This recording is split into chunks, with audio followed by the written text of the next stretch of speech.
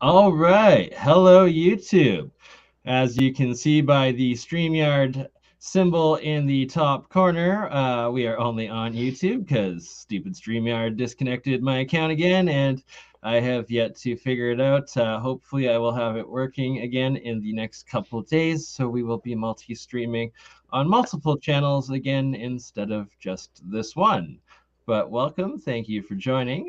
We have the wonderful Mike of Faraday Research with us tonight. When I do have this hooked up, the next one of these streams, we should be both live on both myself and Mike's YouTube, as well as on Twitter and Facebook all at once. So it is good. It is coming back and it's growing community. But for now, to all of you that find this, Yeah. welcome. So, Mike, good to see you again. It's been a little while. We Yeah. kind of were sick there and out of it for a bit, and both have been struggling, unemployed there. You got laid off due to COVID, and my COVID checks have ended now, so I have been also a broke ass. So I've been picking up shift work where I can, day Yeah. jobs, and still waiting. Supposed to be getting part time at U-Haul. My ass working part time at U-Haul. That's what it's coming down to. Fuck my life. But anywho, Yeah. welcome back. You beat COVID. You're Yeah. here. Yeah, I'm What's alive. I'm here. Can you see me? very Oh, good. yeah. Yeah, Thank you. it's been a rough few weeks. The whole family got sick. I got sick first, and then a week later, my wife and daughter got it, and they were pretty sick too. But we persevered. We got through it. You know, the COVID thing is, I've had flus worse than this. You know what I mean? Like, I had the body aches. I felt like crap for about 3 days, 4 days, but I got over it, right? I just heated myself up a lot.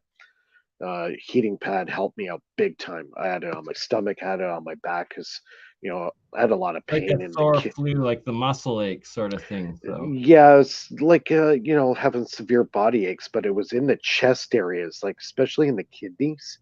I huh. was really, really sore in the kidneys. So the heating pad was the best thing ever. It kept me warm, kept my No. body temperature warm. I only had, I think, a fever. I think like the first 2 days, and then after that, the fever disappeared. And and then my wife and daughter, they have completely different symptoms. It was like a head cold, they had the sore throat, fever, on and off, but they didn't have body pains like I did. So it was complete different, set of circumstances and how we felt, right? So I actually got sick Easter Day, Easter Sunday. And then by the Monday, it was like, oh yeah, something not right. you Right, know, and I also got sick right on the Easter weekend there. yeah. See, I On got it two different too. sides of the continent of the country of Canada simultaneously. We both caught sick on Easter. I had Yeah, strep that's right. throat though and beat it with antibiotics. It was actually a pretty bad case of the strep throat.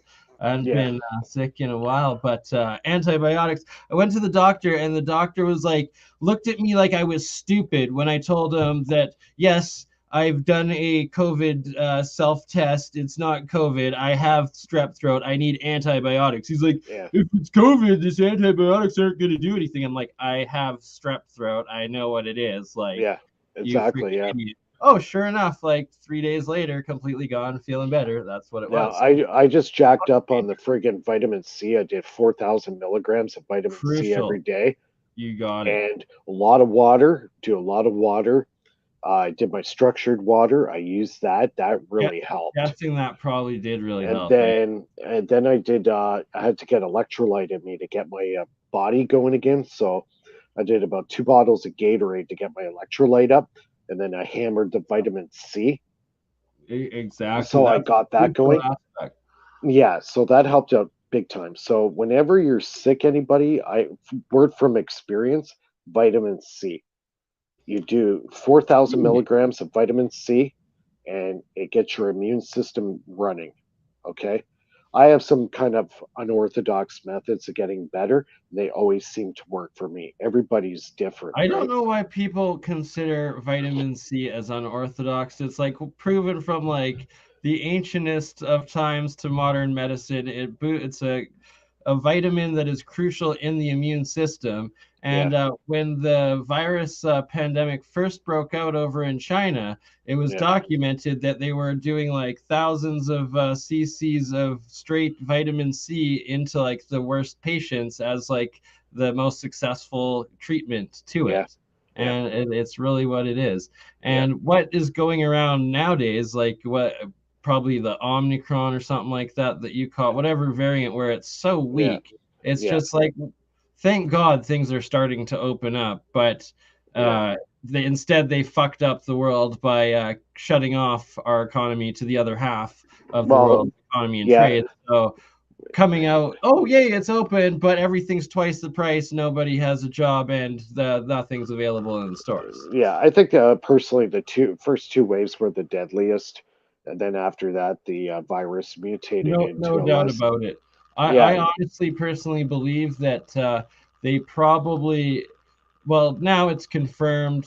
It is most likely escaped from a lab, human genetic modified, yeah, and it's I all believe gain of that they function. probably released intentionally, not the first. That was most likely accidental, but the weaker version that's going around now, I bet they probably somehow influenced it and tried to put out this just flu-like symptoms version so that the herd immunity would get, no less people would catch that original weapons grade Yeah, that would yeah, kill you and would yeah. do that permanent But damage. you have to think about it too. Look at the billions of dollars the pharma made off this.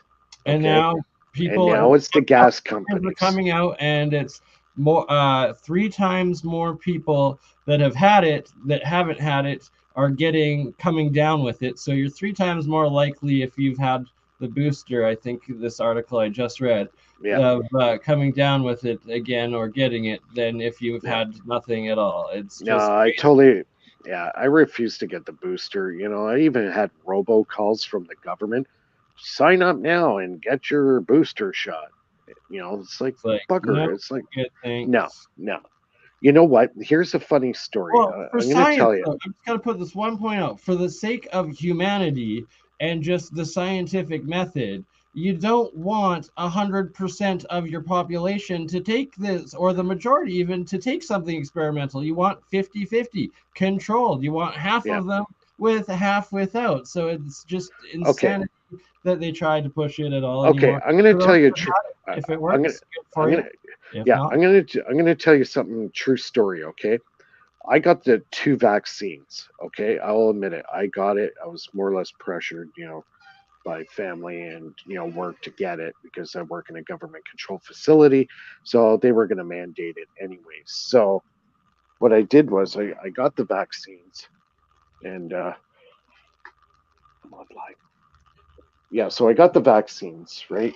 And try not to I use that word. You got the cure. I got yeah You I got got the experiment. the experiment, yeah. So yeah, Just kidding. as soon as I got it, all right, I noticed a difference right away. I had this cough that came over me after I got this vaccine, and it wouldn't go away. I thought it was, because, I do smoke, and yeah, that's my own stupidity for smoking. But But it's that, did it interfect with it? Did it uh, it you it, this it gave me this cough. It side gave me effect? the it gave me this cough and it Amplified. like this phlegm in the back of my throat. I couldn't get rid of it. And the second I took those vaccine is when this happened. Okay, so prior to this All right. vaccine, I never Let's I not never say had that this word too many cough. times. You're gonna get the freaking AI bot to get us.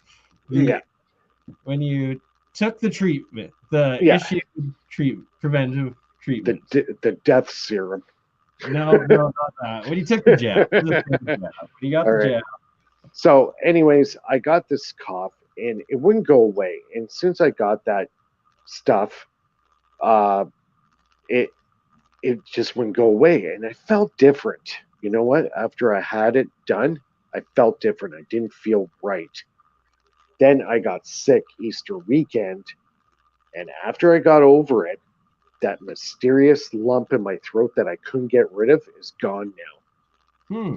I don't have the congestion in my chest anymore. It So was like it's like maybe it was like they since that was shoved. put into you, it was like there like dormant or like just growing, and then all of a sudden it like They bloomed. put it in you. They put Now it it's in you. gone. Well, They yeah, put that's what it has always been. Like the if you look into the science and actually know what a VAC is a dead cell, a dead copy of that specific yeah.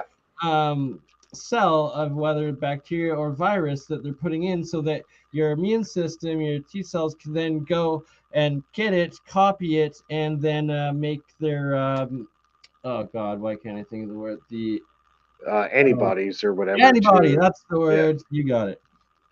yeah Of it and block it. And yeah it's that viruses are one of the most like mysterious and crazy.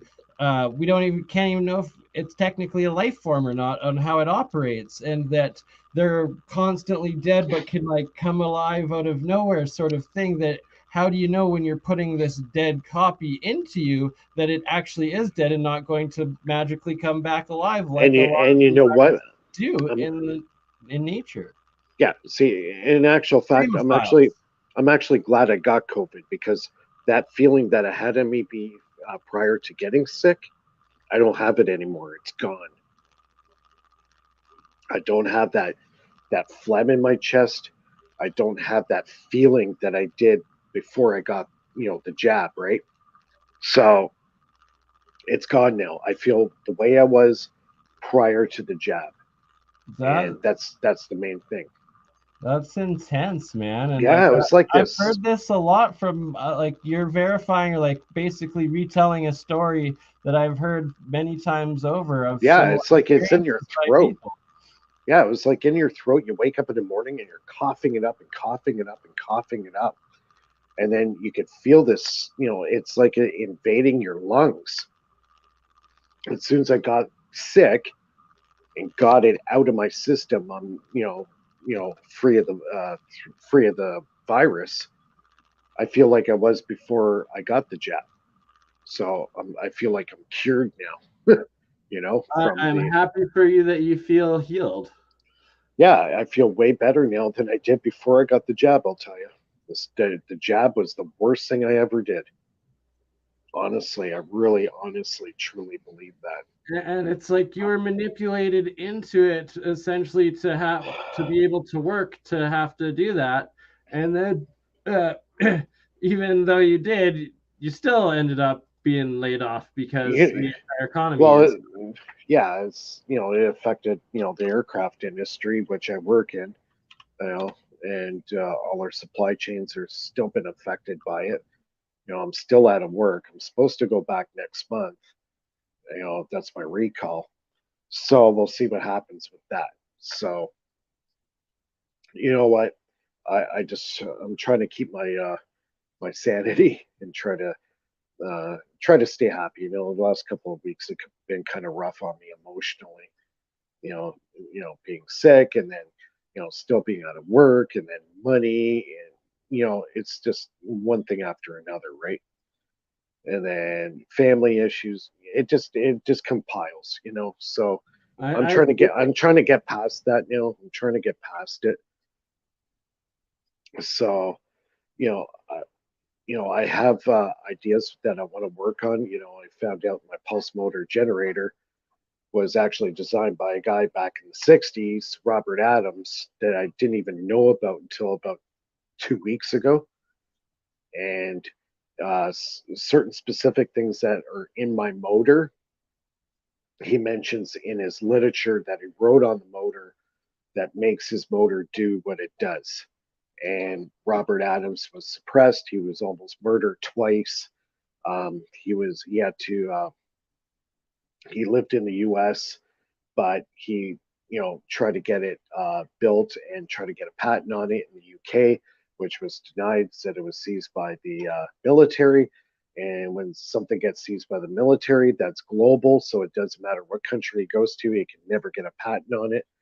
And I read over his patent, how the motor works, and the switching device that he uses in order to get the battery charging effect on it, and realized, holy crap, I made a Robert Adams motor and I didn't even know it. So I that was love when that happens. I've experienced those sort of things before where you're like making it's something like you're envisioning and but you don't quite understand, and then yeah, because I've been working on this motor for the last 4 years, and 2 weeks ago I found out that this guy Robert Adams built this motor over 40 years ago, 50 years ago, almost, actually over 50 years. I'll be 50 next year. So yeah, crazy. he tried to get this thing patented in Yeah, 1975. but that's like the key thing to all the inventors out there, the do-it-yourselfers. You cannot and do not try to apply for a patent. That's literally how you get yourself either killed or suppressed, but your development, your Yeah, goal, your dream ends right there because it gets classified and suppressed as yeah, national security and yeah, never heard of again, or if anything, developed into these evil weapons to destroy and kill more yeah. humans. So the way finally we learn from the mistakes of our forefathers in this That's why we're industry, here right and now. that's why you have to go open source with it. And Robert Adams knew this. He went quiet from 1975 to 1993. He went silent because he was threatened. He went into hiding. The Prime Minister of New Zealand was after his ass, and yeah, he went through a lot of flack. So 1993 comes around. He's 72 years old at the time, actually 77. Yeah, I think he was 77. And he said, you know what? Screw it. I'm going to give all the plans free. I'm just going to give it out there to open source. And this is 1992, 1993 time frame. So So, that's what you've been digging into lately. so I've been reading a lot of old stuff on him.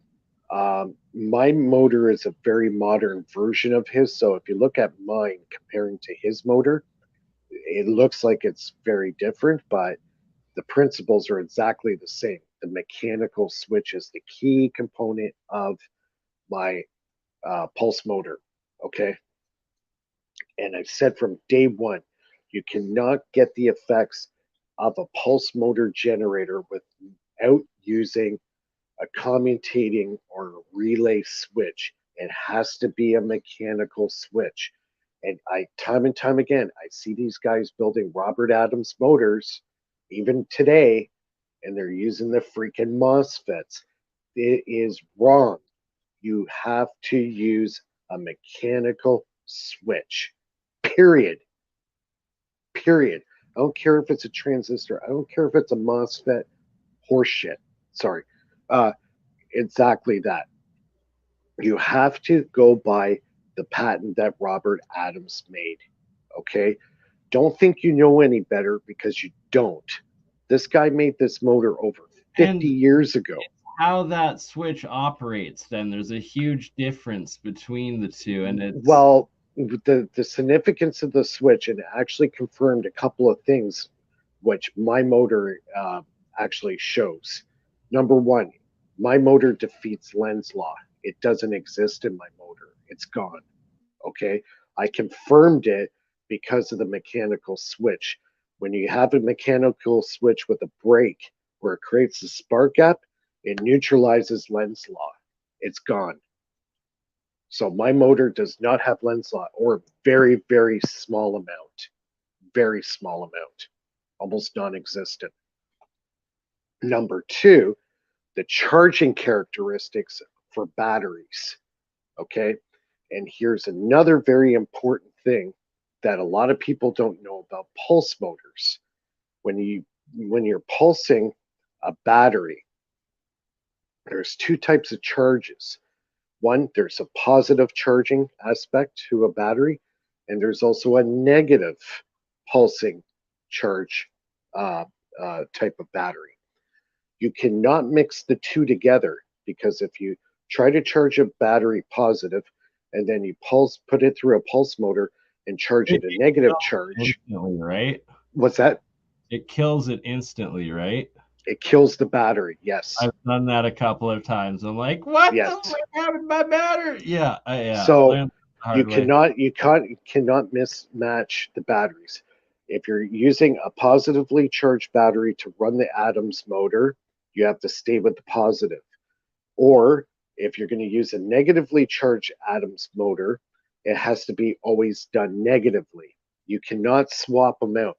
So if you take a positive and then you try to charge it negative over and over and over again, say goodbye to your battery. You'll destroy it. And I've done it. So it proves exactly what he was saying in his patents. I were getting exactly the same results of my motor over 4 years ago. So when I'm reading this of his patent and he's describing all this, I'm going, holy crap. This guy knew exactly what was going on with this motor. And that would explain why, when I was mismatching the positive charge battery and the negative charge battery, I was killing him.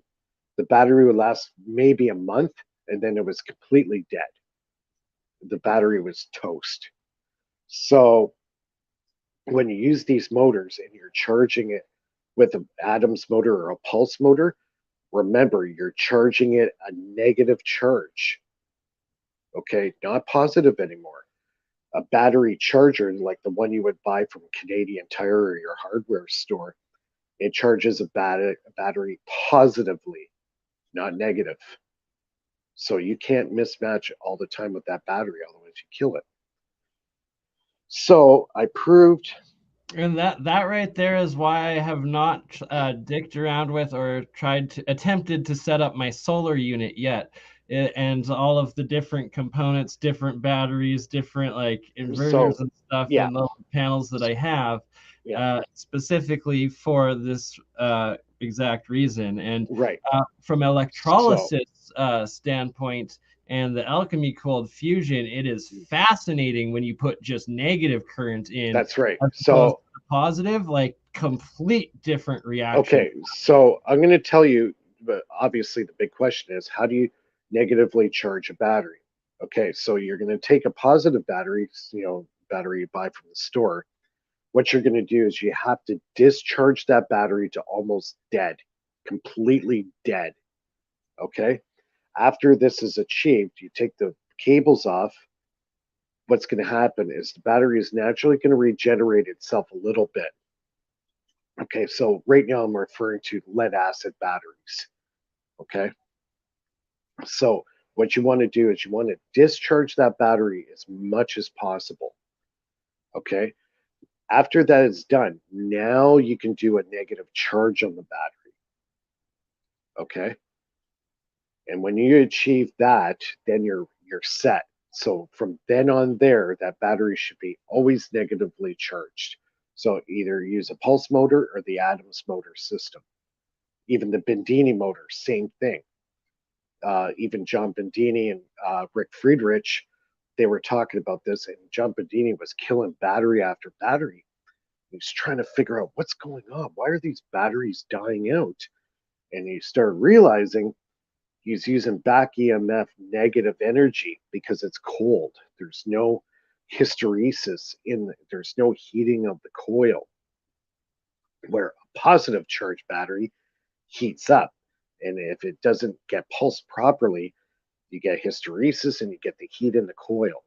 That's why my motors run cold.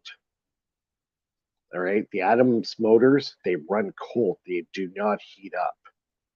So that is an indication that you're getting a negative charge. Okay. There's no hysteresis involved in this anymore, it's gone. That's why it's such a superior charging method. Like if you take a regular battery charger that you get from, say, Canadian Tire, and you hook it up to a battery, it's pumping 10 amps worth of power into that battery for several hours. Well, if you touch the battery, you're going to notice that battery's getting pretty warm. And actually, my mechanic told me he was charging a battery and didn't realize that the plates were sulfated so badly that the battery blew up inside the shop. He went upstairs. He had to get some tires from the stock room. Heard a huge explosion. Came downstairs, went over to the battery charger, and that car battery was in about 800 pieces. It totally vaporized the battery. So what was left of it, he looked at the plates and he noticed that the plates were heavily sulfated.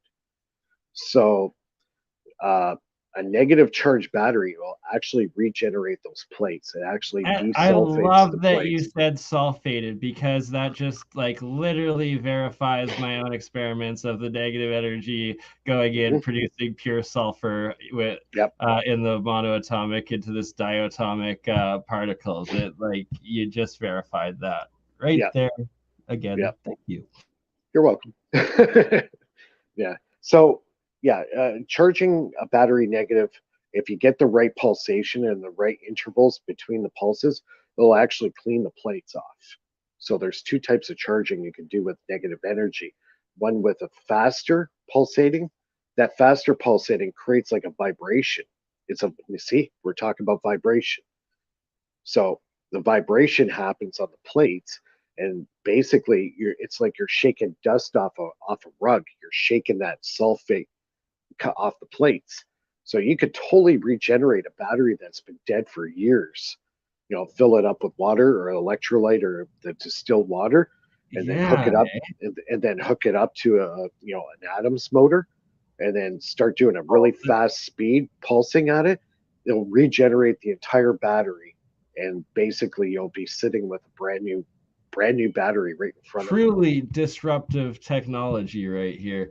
And it's like of I was walking through just a grocery store yesterday, a super center, and there was this in the aisle, like just this giant setup of like batteries for sale. And out of like 12 shelves on like four sides, and then also at the end of the hall there was another end aisle as well of these batteries. Not a single rechargeable one, not a single yeah. rechargeable one. I'm not going to say the brands, but you guys will see it, and it's just ridiculous. And it's like Yeah, they it's want a to. racket. It's all just a racket. We should be having hydrogen going into our, at least our like gas or diesel combustion, to like make it 50-50 even, like it doesn't have to be 100%, even 50-50 mix cut down the price and the also the pollution.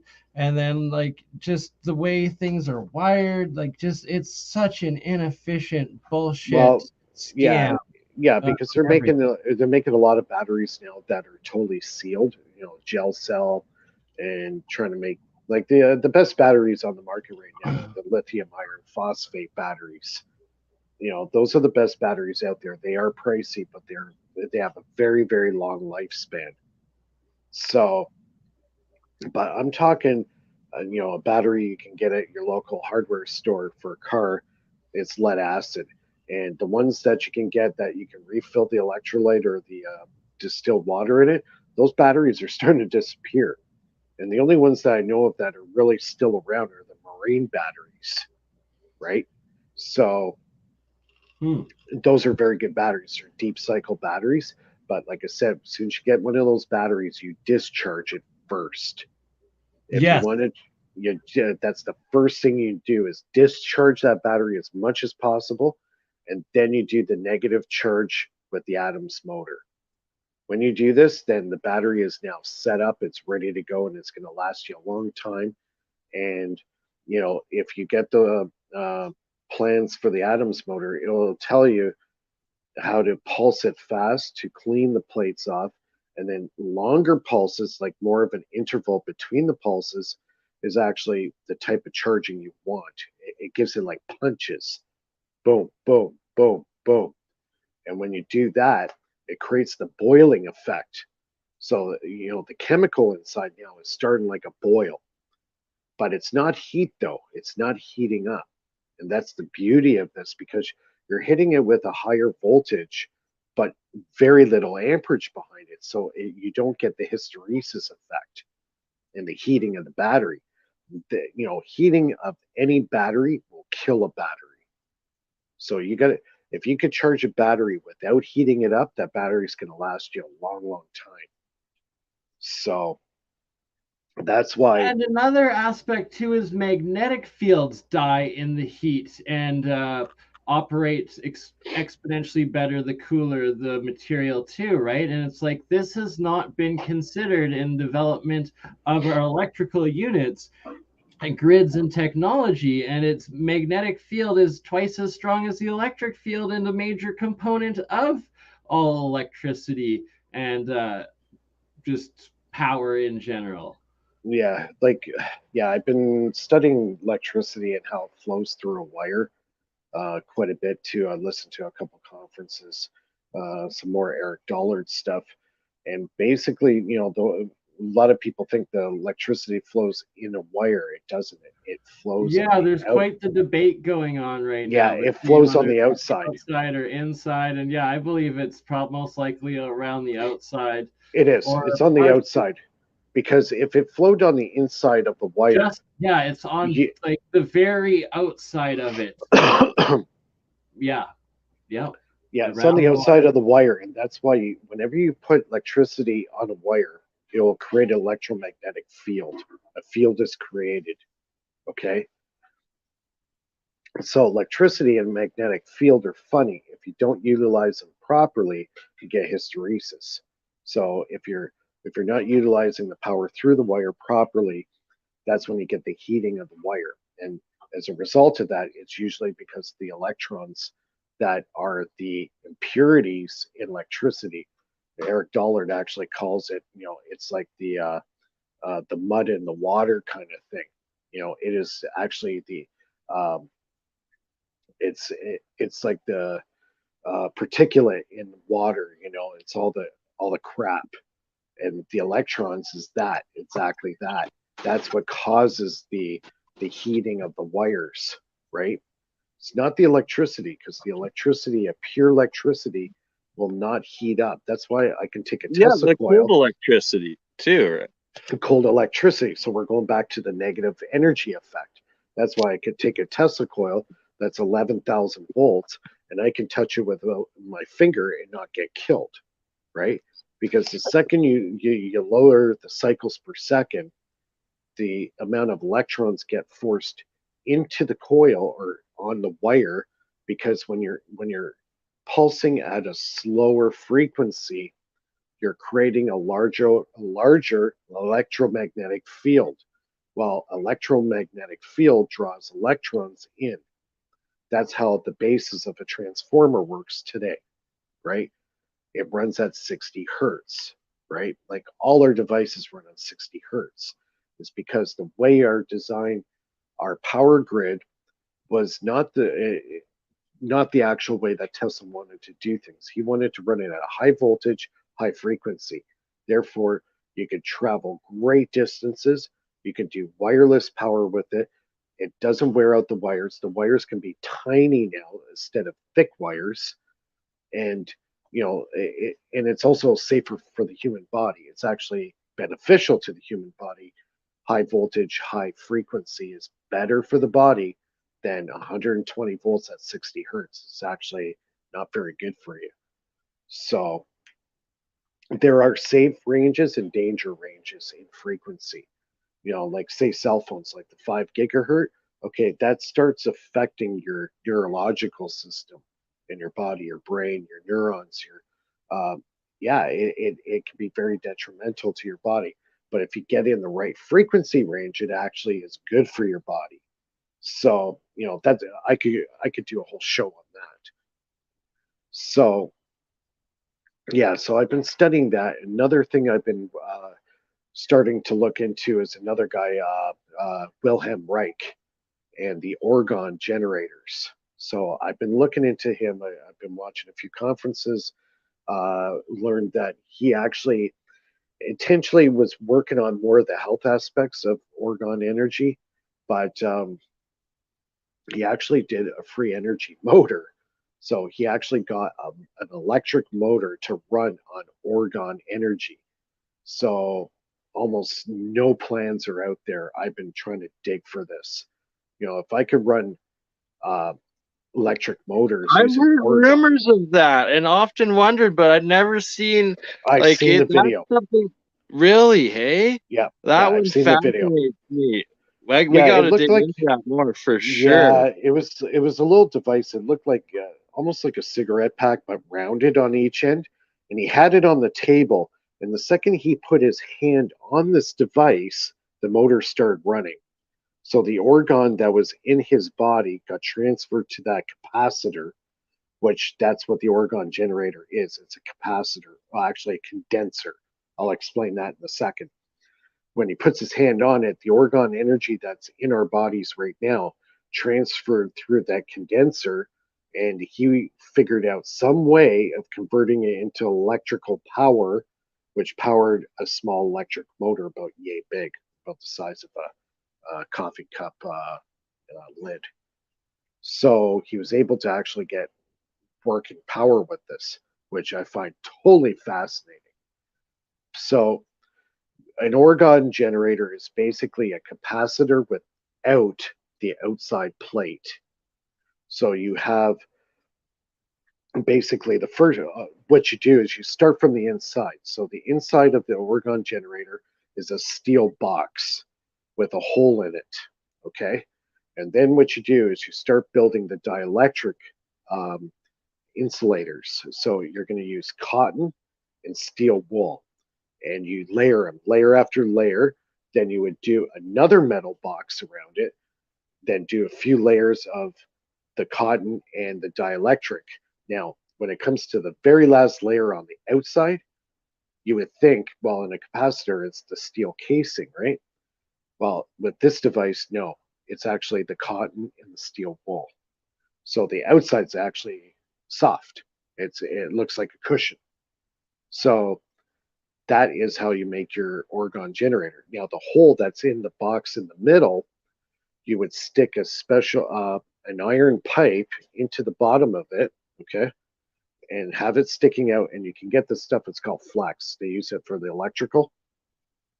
Now, most of it's built with, I think, aluminum now, but I think in some places you can still get the ones that are made of steel. So you get that, stick it in that iron pipe that goes to the center of the condenser, and you can curve it out in the direction you want to point the energy. And you would have like a funnel that's attached to the edge of that flex tube to kind of like spread out the organ energy coming out of it. So Eric Dollard actually built one of these. Okay. I believe Eric Dollard because he seems to be the most credible guy when it comes to electrical stuff. Now, if he was dabbling with this stuff that Reich was doing, I take notice to that. So he was explaining how he made his device. He put it on the ground in the garden where he had a bunch of pots of plants. Okay. Within about 25 minutes of him putting the device in front of those plants, the plants that were facing the sun turned away and started facing towards the organ generator. That was fascinating.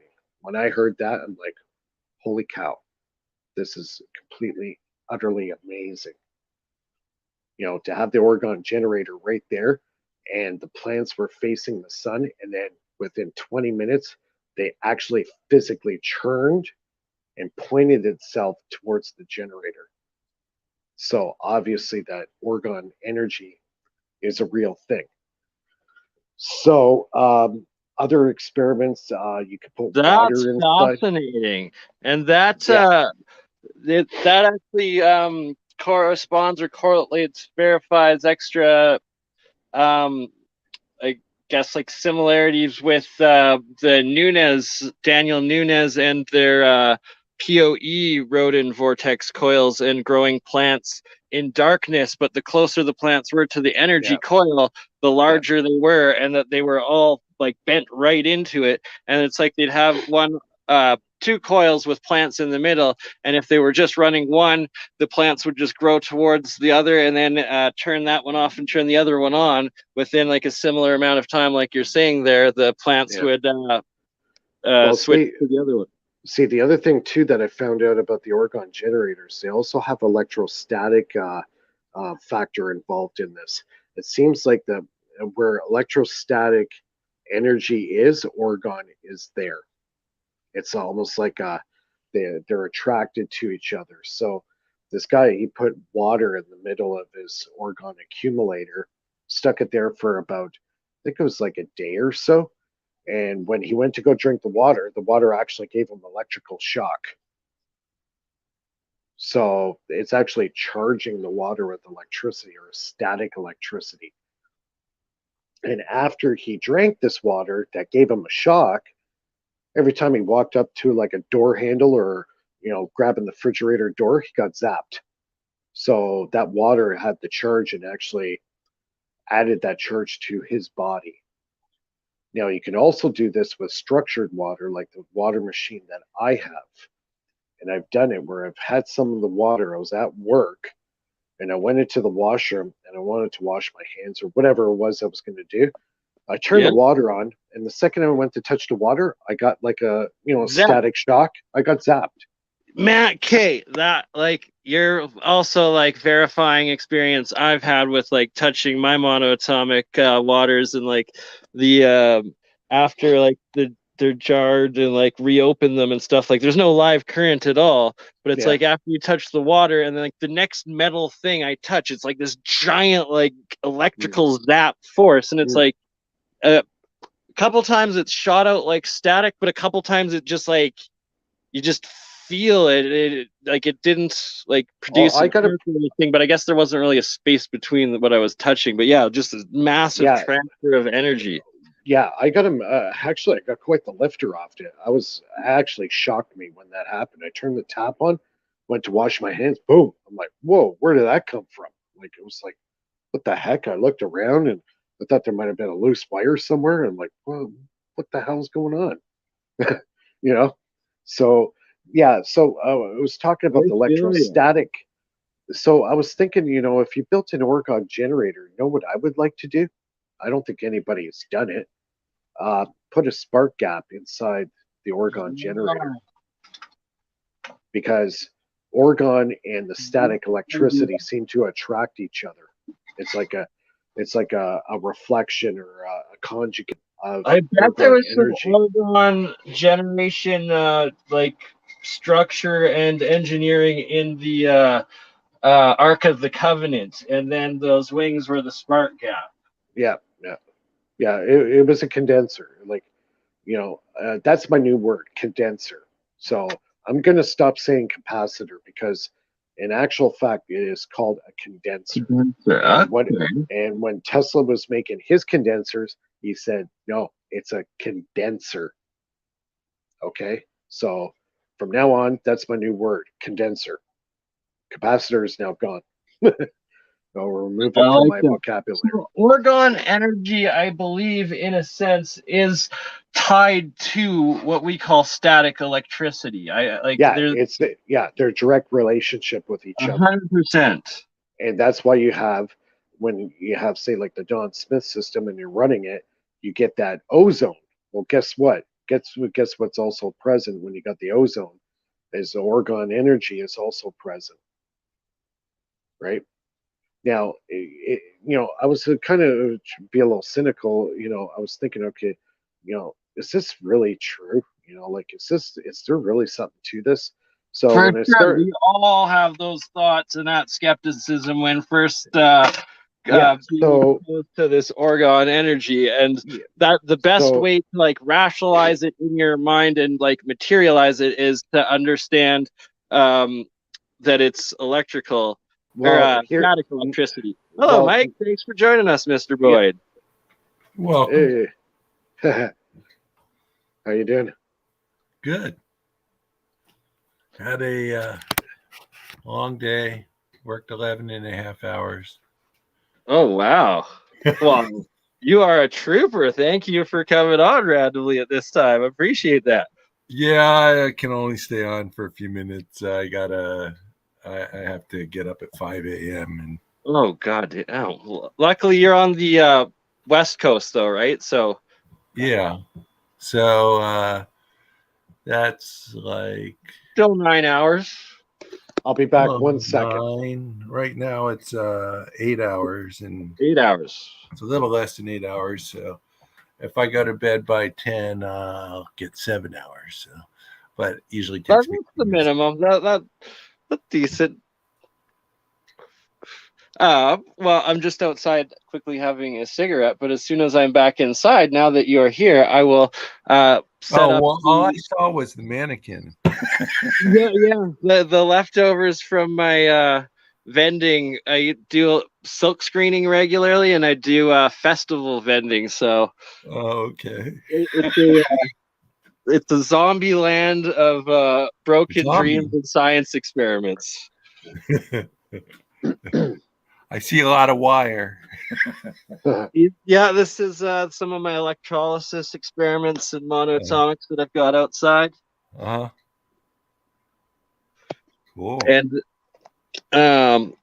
yeah, but give me a couple minutes and I will hook up on my second camera the acoustic levitator that you so generously donated to me so that we can get that going and I can start some experiments with that going forward. So yeah, I have some ideas for you if you're open to that.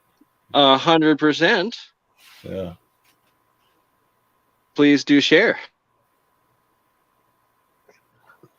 So let's see. What do you want? Would you like me to wait, or what do you want me to do? Oh yeah, no.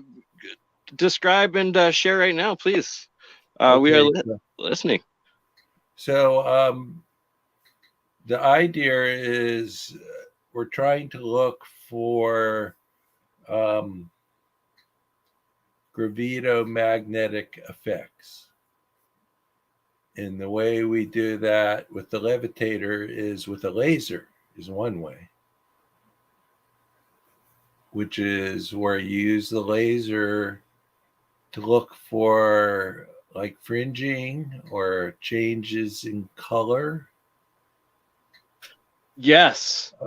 We've got a demonstration of specifically this that ties into the Orgone energy as well. I have an Orgone pyramid, and I had it next to one of my electrolysis experiments that went into this red mercury.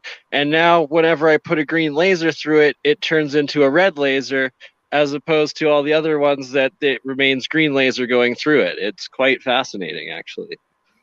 What is it going? What's the medium it's going into? I guess it's a type of resin that they make these organ fluids out of.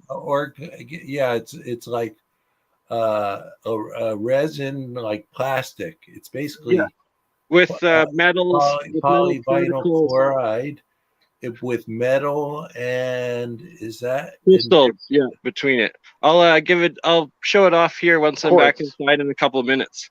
Yeah, a lot of people use. A lot of people have been known to use quartz crystals in these accumulators. Exactly, mine have that.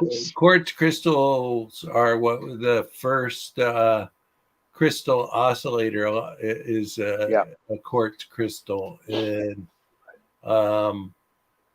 the first radios had a crystal in it. That's right. Yeah. Right? And some of the best working. It's also what's called a piezoelectric crystal. That's right. That's what I've been dabbling with. A lot of the piezoelectric effects. Actually, it made my Adams motor put out a lot more power. So supposedly, if you can get good contacts on all the corners of a piece of it, you can create a resonance. You can supposedly make an anti-gravitational device. See, that's what I'm doing with my Adams motor coil. I put the 3 piezoelectric transducers in series right on the output, and it seems like it's putting the coil into harmonic resonance. My voltage goes through the roof. So like before, the most I could get out of it was, say, maybe 160 high voltage spikes.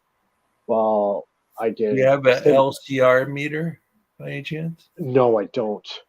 So what I would do is go Google LCR meters, and I bought one, and I think it was like $15, and it came from China, and it was, but it's just the parts and a diagram in the PC board, and basically you have to solder it together. Oh, okay. but it works great, and plus it has a built-in phase lock loop. You know what a phase lock loop is?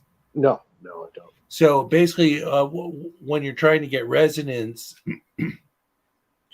you're trying to find what's called a harmonic. Yeah. And the way you do that is you lock onto you get the phase locked in. Right.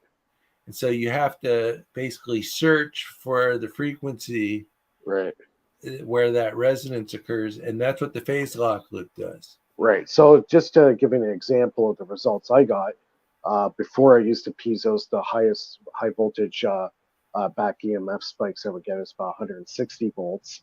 And when I introduced the piezo's to the equation, I'm getting 320 volts. So I'm getting like double. Mr. Boyd, I'm gonna have to, if you either have the Alibaba link or the Amazon link for that, if you could share that, I would be greatly appreciated. Or I'll get my dad to try to order a couple of those in, because that sounds like I'm feeling confused. What instruments that we've been missing? I'm feeling confused. What are you for what you just described, the measure, the LCR meter? Yes, that. It measures inductance, capacitance, and resistance. Yes. So, and that's huge. I used to have ones that cost like a couple grand. They were real expensive.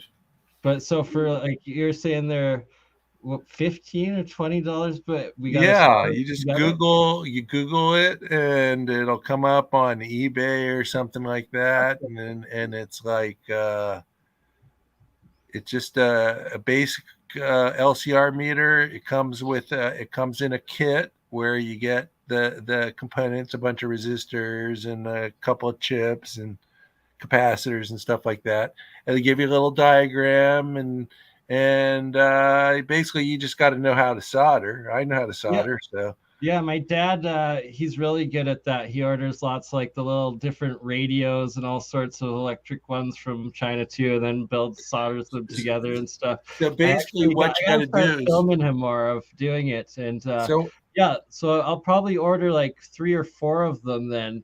So what you do with it though is we're talking about the quartz crystal, is you have the 4 contacts on it. You measure the capacitance and the inductance. You do measure it and the resistance. You just use it to measure it from each of the and so what the goal is the big problem in doing this is getting what's called an ohmic contact. Okay, and what it means is that there's not any like little voids or anything in the contact, because wherever there's a void, that builds up charge. And so this thing is real sensitive to that kind of stuff. So how do you contact the crystal is the biggest challenge. So basically everything's got to be in balance, and to do that, all the contacts have to be the same, and the lengths of the little wires have to be the same. You follow? Because the wire has capacitance and inductance. I'm taking notes right now. So you called it the ohmic what? That ohmic contact. Contact, an ohmic contact. So the contact has a resistance to it. That these are the actual instruments to get and do the scientific readings and collect the evidence and actually develop this technology that so many people are fascinated into, but half of them are like, oh, it's woo woo, it's not that. But it's like, no, there is a bridge between the two, that like there's higher. Oh, it's reality. It is reality coming out of it, right? And it is reality. It is. So the other thing that's important is when you're making the contact on the crystal, the metal use is important too. Actually, you know what I've done is I've taken a piezo transducer. It's about the size of a loonie, and I would take a quartz crystal they would have like facets on the ends of the quartz crystal. It's about yay big, about 1 inch long. And I would stick it right in the middle of the transducer, and I would put it on my finger. I get my signal generator, and I would start tuning the frequency of the transducer with the quartz crystal on top of it. And I would get it to about, I forget what it was about it was about 320 kilocycles. Mm-hmm. And I noticed I start feeling this vibration going all the way up my elbow. Cool. It started resonating, going right up my elbow. I'm like, oh, that feels good. You know what I mean? Yeah. So I can get a massage kit and put it in your car seat. Yeah, really. Yeah. So that is actually a good idea, though. Can we get one of those massage, like that's because it's electric shock pulses it's putting out, but then put the you need the piezo's arpeggio frequencies, pulse those through it. No, what you do is it's a exercise thing. You strap it on your I've had it your beer belly, okay, and it makes your muscle tight, right? But you don't have to exercise. You can like totally relax, but it still tightens your muscle. Shock treatment. It's exactly that. But I'm wondering if adding the weight loss technique of the solfeggio, like sound energy waves into it, being able now then from that this LCR meter being able to measure the energies going in and then test whether there's actual healing properties to these because the solfeggio frequencies. On Jeremy the Alien Scientist stream at the last hour of it yesterday, we started talking about the chakras, but that each chakra is a specific color, and it also has a specific Hertzian wave to it, frequency to it, and each one is actually one of the 7 solfeggio frequencies. And then I asked, I wonder if those specific frequencies are also the same wavelength of light for that solfeggio, and apparently the guy said yes they are. So if this is the case, that there's a lot more higher dimensional energy and information and just technology and whatnot in I guess connecting the meta sciences, but just the solfeggio frequencies in general, and the rumors of them that they are exactly what Royal Rife used to heal, and that others have used to heal, and that there's also a couple that were negative, and that one of them is this legendary brown note in the music industry, but that what was disclosed to me from a retired military serviceman, that when they played it, it made them shit themselves within the vicinity of the garage, just this one frequency going through the coil. And that's what's called the brown note in music. That would be good if you're constipated, I guess. Hit the tone, everyone will shit themselves. But supposedly it is one of the negative. There's a market for that.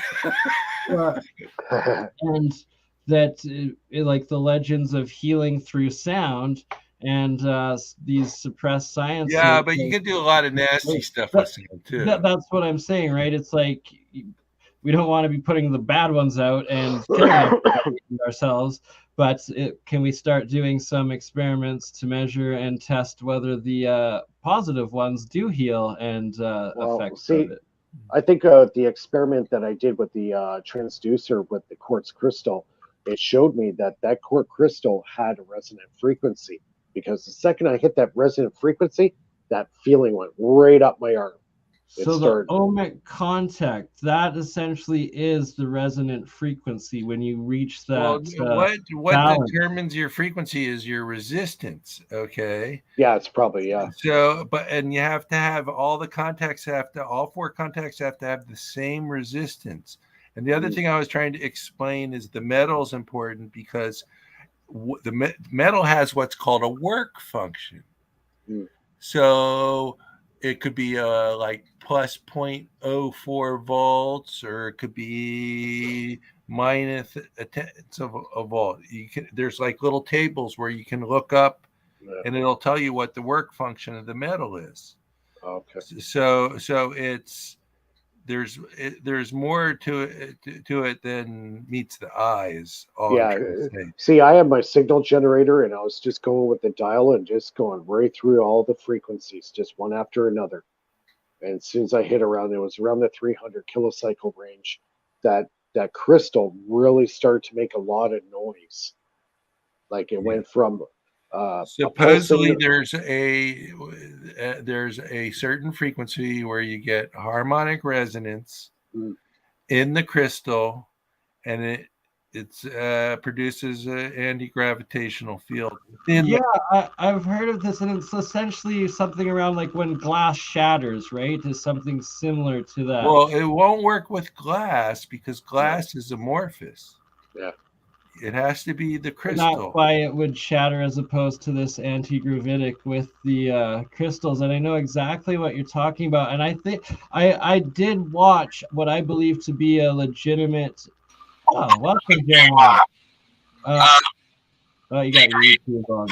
Maybe mute Jeremiah there for a second. I'm just going to scoot away for a few minutes. I'll be right back. Soviet videos where they were compressing and condensing, as well as I believe heat on a giant quartz crystal, and then like it started floating and stuff. And I'd seen it once, like I don't know, when I was in high school or something, but never since. And yeah.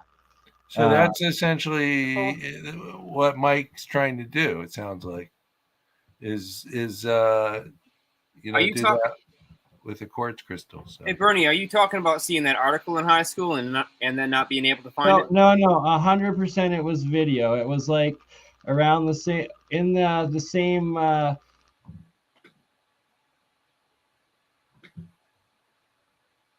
Sorry, I had myself muted. It was definitely a video. It was a Soviet like mashup of all this anti-gravity. Was some of them spinning mercury and getting like lift in this like container, and it being like attached to weights and showing it, as well as a bunch of those red mercury plasma clips, and then also it finished with this giant quartz crystal in like a compression room, kind of like in all of the like superhero movies where there's like the one chamber that like gets all like crazy with energy, or energy mutates someone or something like that. Essentially like one of those from like Soviet times, probably 60s or 70s.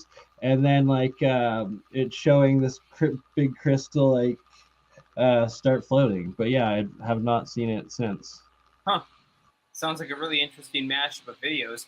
There is a video floating around out there, pun intended, of a guy mentioning scalar wave transmitter in the other room, and then he just kind of stumbles through the house, camera flailing everywhere, and goes into his bedroom where, in the dark, blurry, is a quartz crystal suspended in midair, apparently, kind of slowly rotating, hanging there, and he says, well, it's hanging there from the transmitter in the other room. I mean, the thing looks like it's on a thread. It's clearly not, what it's claimed to be. But there is that video floating around out there. The original case of where this whole thing came from was a very old release from the apparent authors Kowski and Frost. And what they did was take a high-frequency radio transmitter, tube-powered, had about 1,400 volts between the electrodes that were diamond-shaped. And by diamond-shaped, I don't mean like gemstone ring diamond shaped. I mean like they were sort of diamond on a card shape, a little bit taller, square than they were wide. And anyways, between these two electrodes was placed a quartz crystal specifically aligned along its lattice to be in alignment with the two field electrodes, with these transmitter antennas, effectively. And so this was a slightly different type of transmitter than what a lot of people will be familiar with in common radio, because this did not generate a quarter wave signal at the tip of the antenna compared to the base. In this case, it was a voltage output signal a lot closer to the Alexanderson system, where one electrode was a very high voltage DC, at the same time the other one was a very low voltage or a negative DC. So there was a bias back and forth between these antennas at a high voltage, and basically the antenna was tremendously shorter physically than the wavelength being transmitted from it. That's pretty important because what that does is change the local scalar potential around the antenna terminals. Something that we don't see with modern day Hertzian style transmission, where it's all magnetic. Sorry, just as you're describing this, I'm envisioning like the crazy cathedrals and like megalithic structures and how they are built and the materials, and it's a beautiful thing. Anyways, getting back, getting right down to the point with the Kautsky and Frost thing, because these antennas were high voltage, quartz crystals, when they respond piezoelectrically by expanding along one lattice, and of course the story here is that the crystal expanded 20 times its original volume. Quite a claim. So a 1 centimeter crystal would have become 20 centimeters is basically what they were claiming. Anyways, the whole point is that quartz crystals respond to electric potential differentials across their two sides and also electric waves going through them, but they don't really respond much magnetically because it only puts a torsion on the crystal, which can change its response. That can change its permittivity and its permeability. It can change the way that it charges, and it can change the way that it mechanically responds, but it will not cause it to expand along the same axis like an electrical field. The quartz crystals. Did you say it's electrical, but it's electrical, but it's not magnetic.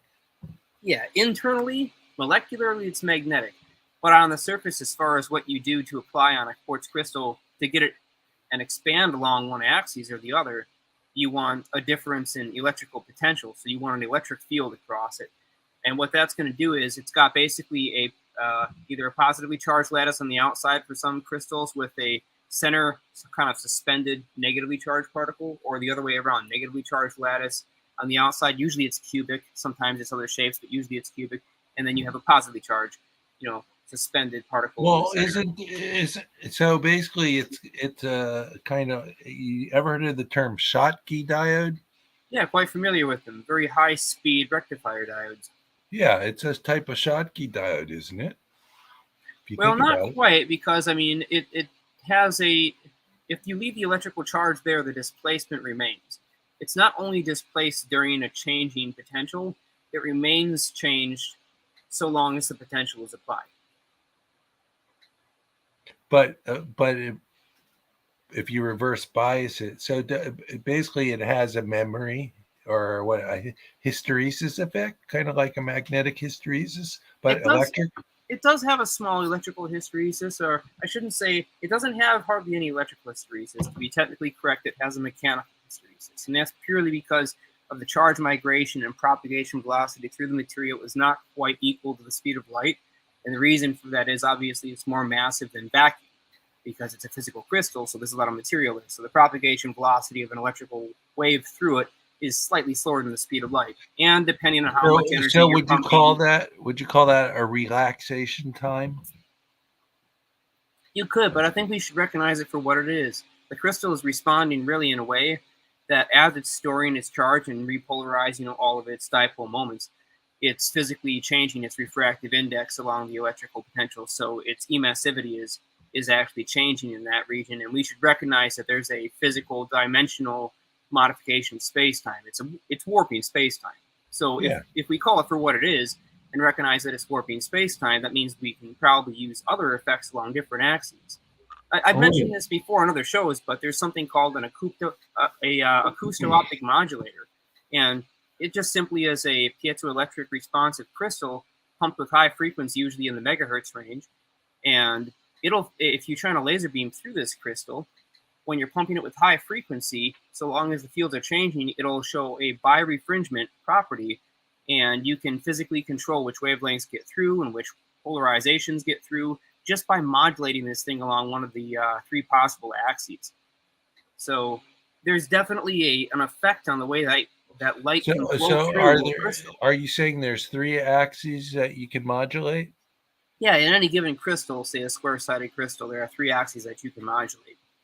So if you could get the 3 axes modulating in a harmonic.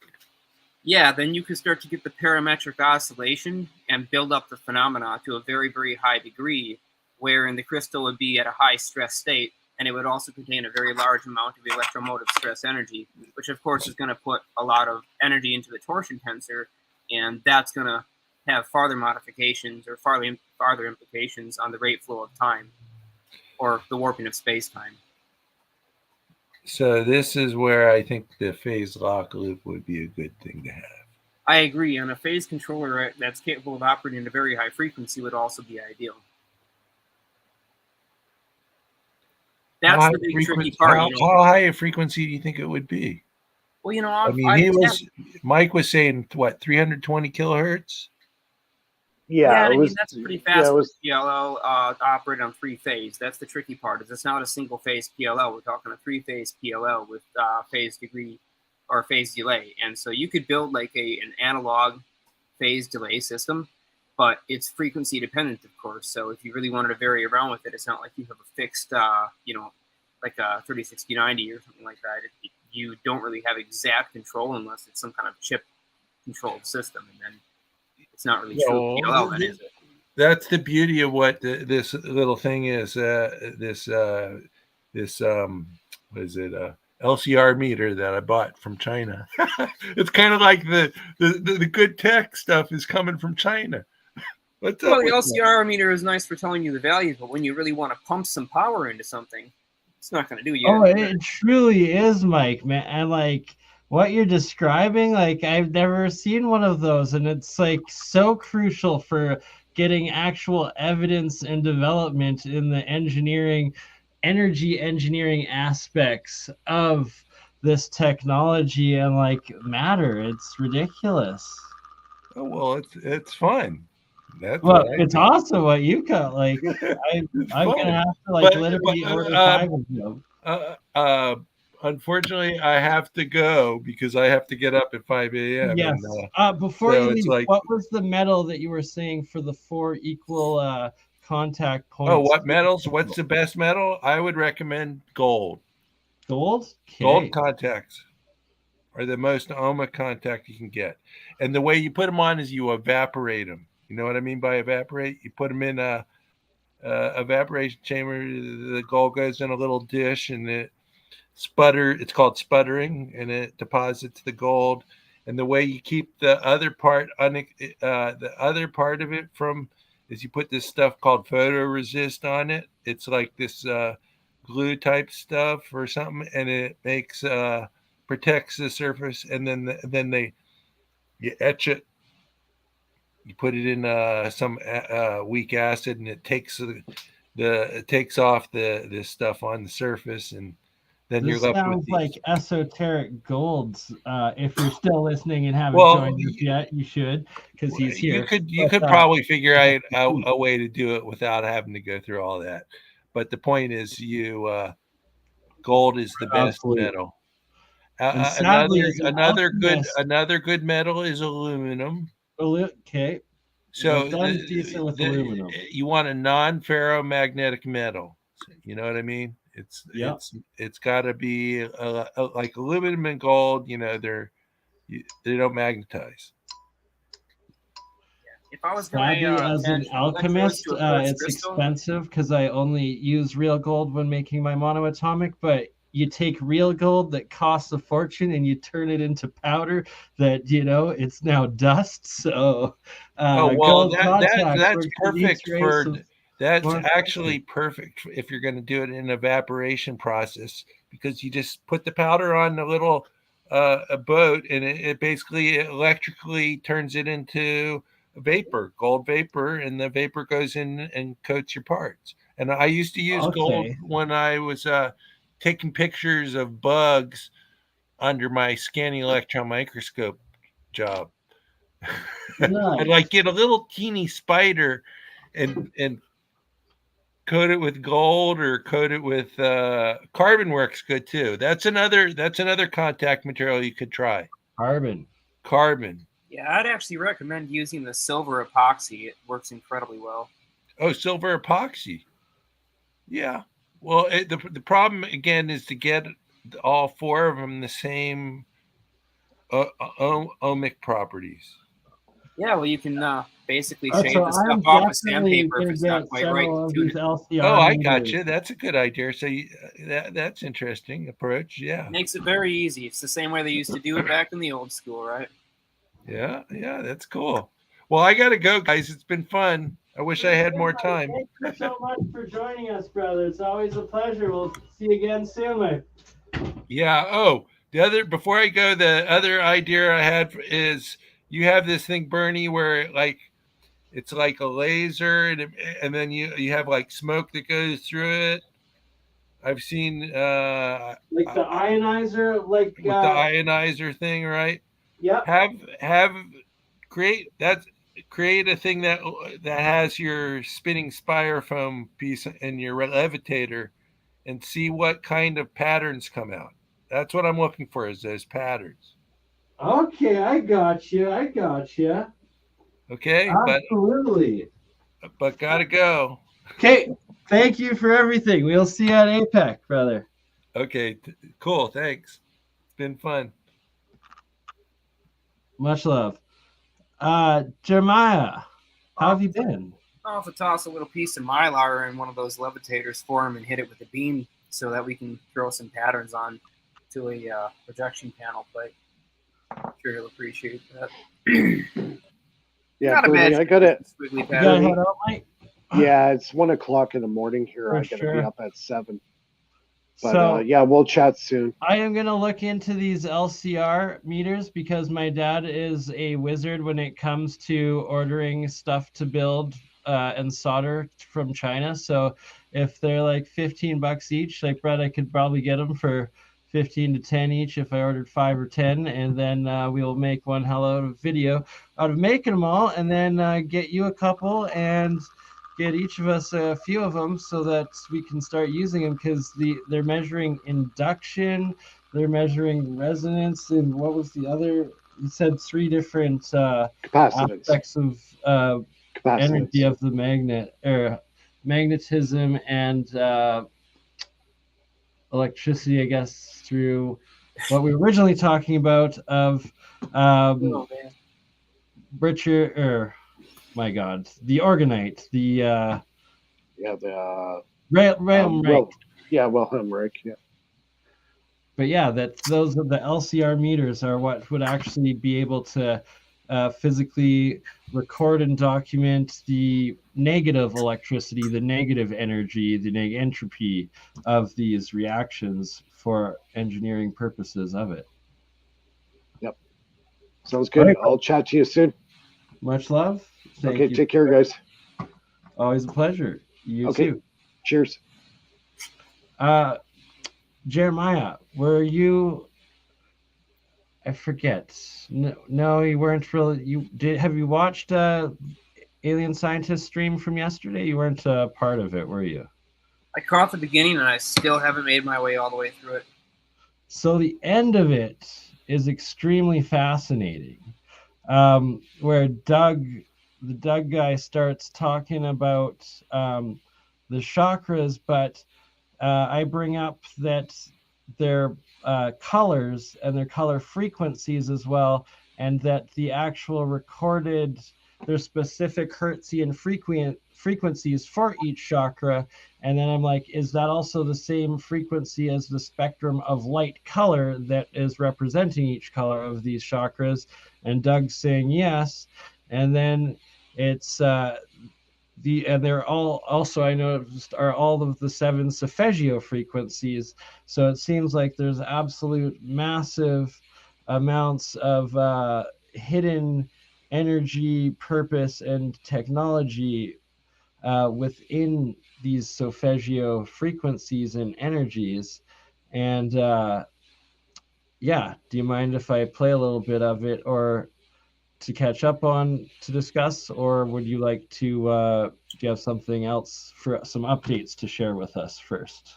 Well, yeah, man, I'm definitely not going to have time to stick around the light and watch it. I'm actually in the middle of a build here.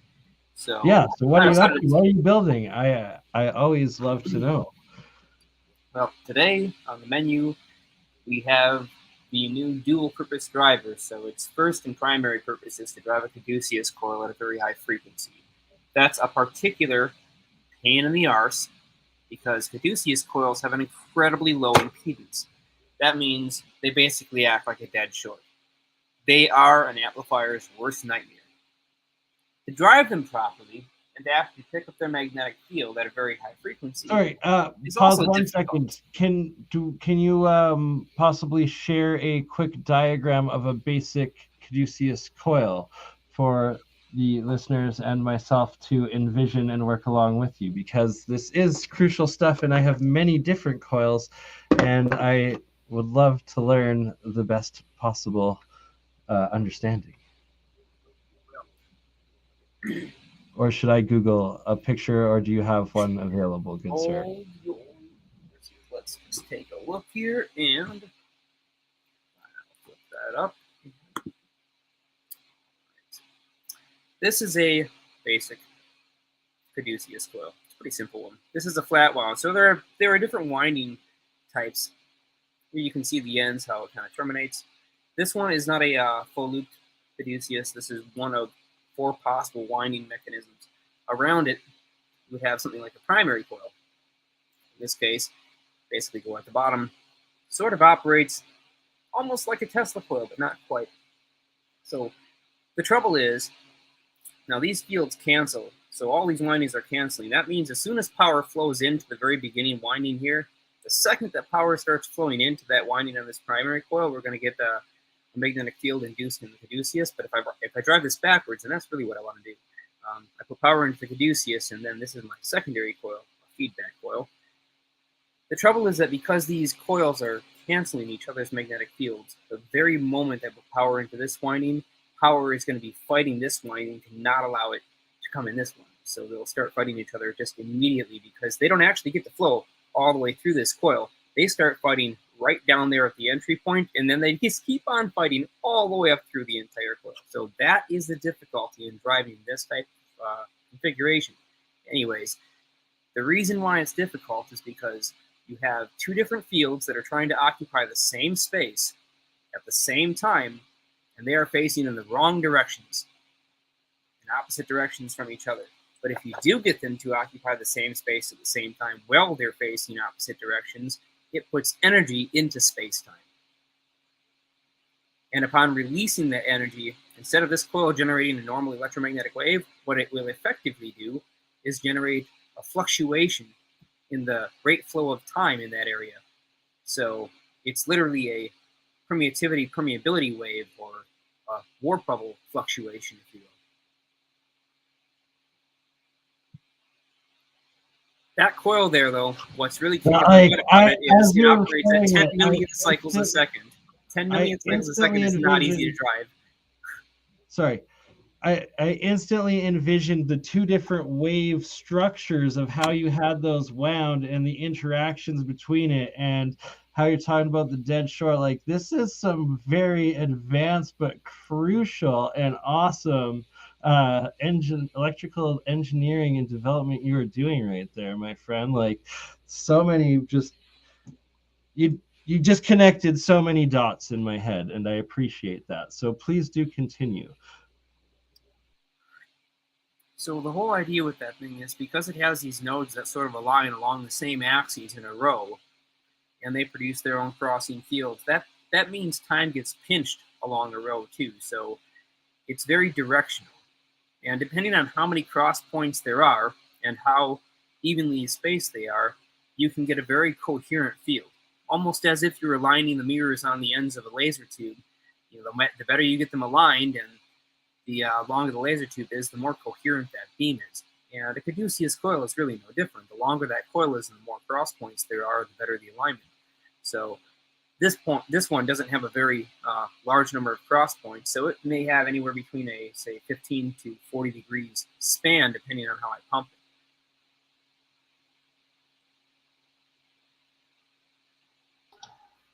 it. Sorry.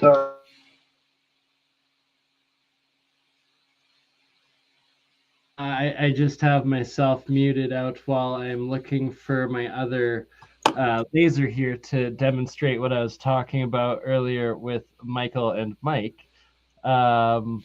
Please do continue, though, with what you're working on, brother, because that is some next level shit, truly.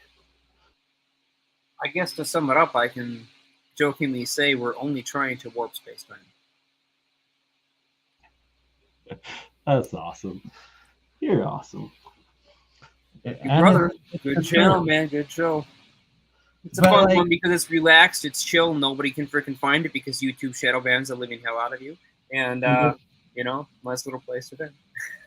Yeah, there's 16 lovely souls joining us right now officially. It's probably a lot more, but you'll never know because that number's not going to be right.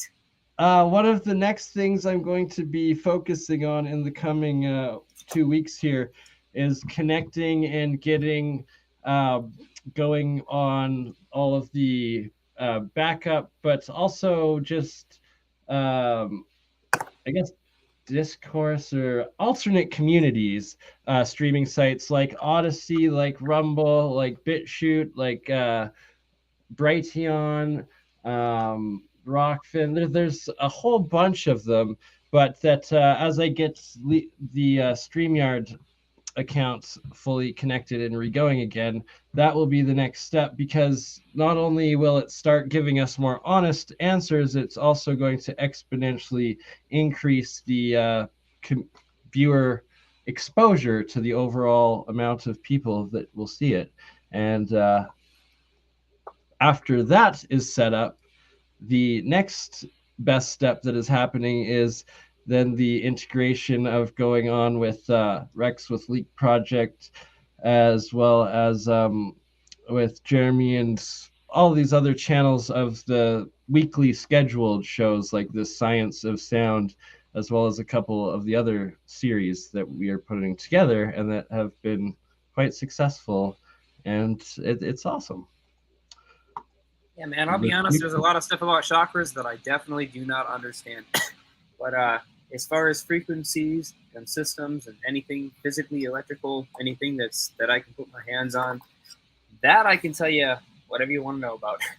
Yeah, right? And so this LCR meter that Mr. Boyd was talking about and recommending, it's absolutely huge in being able to determine whether there's actual physical energy involved with whatever these specific woo-woo or metaphysical or legendary devices or technologies or whatever it is, just matter and energy transformations in general. But to be if I may, about Boyd. Sorry? I said, if I may, about Boyd. So what he's really looking for is a particular phenomena. Like I mentioned earlier, where we were talking about how when you add some energy to a crystal, it changes the properties internal to that crystal, and it changes the way light flows through it, and changes the physical size that it has along one dimension or another. Like, you can kind of look at it like the electricity. You can squeeze it together, pull it apart. And it really is a physical force applied to the crystal. It's a lot of force. In fact, force is so strong that if you put that crystal between two absolutely fixed solid metal blocks that cannot move, so that the crystal can't change shape, and you apply electricity to its terminals, it'll exert so much force that at about 3,000 pounds it'll explode. So there is a lot of force there, because it's pretty much incompressible once you electrically displace it. And that's just because the amount of voltage there can apply hundreds of pounds. So think about it this way. If we really wanted to fly around and we consider the kind of forces we get internal to a crystal, and we look at the atmosphere, like, say, a dynamic fluid that we can compress, utilize, and if we could create a very large amount of charge, a very big ion cloud. Most people don't realize this, but if you walk into a school gymnasium, the amount of air inside that gymnasium weighs as much as an elephant. One cubic and what you're describing, it's also that you just gave an explanation to how the possibility, there's legends that maybe there's a giant crystal in the center or the core of the Earth, and that could be what is actually there that powers it, or that is the energy structure. Who knows? Or even in the sun. In my opinion, the sun powers the Earth. I mean, it's pretty unequivocal how much energy we have flowing continuously in the form of charged particles from the sun straight onto the Earth, and why it generates the Earth's the electromagnetic fields, energy, and transfer. It's absolutely insane when you watch the satellite feeds of all the different devices and waves. It's fascinating. It's huge. Absolutely. And then we have all kinds of other geomagnetic phenomena and electric phenomena in the atmosphere caused by other planetary bodies. It's quite the influence depending on what's going on that particular day with our sun and with the other planets and their alignment, what part of the galaxy we're in. As we kind of roll through our spiral arm section of the galaxy, we go through different areas of space-time that have different properties physically.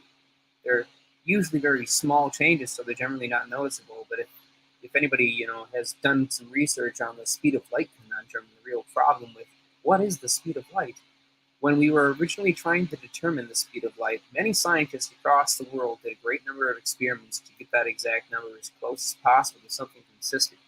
There was a problem. All across the world, continuously, different numbers kept on getting reported, and it seemed like everybody's changes in those numbers came all at once for a change in the speed of light. It was fluctuating all over the place, and it seemed to be a large-scale phenomenon. If it changed in New York, it might have changed in Spain.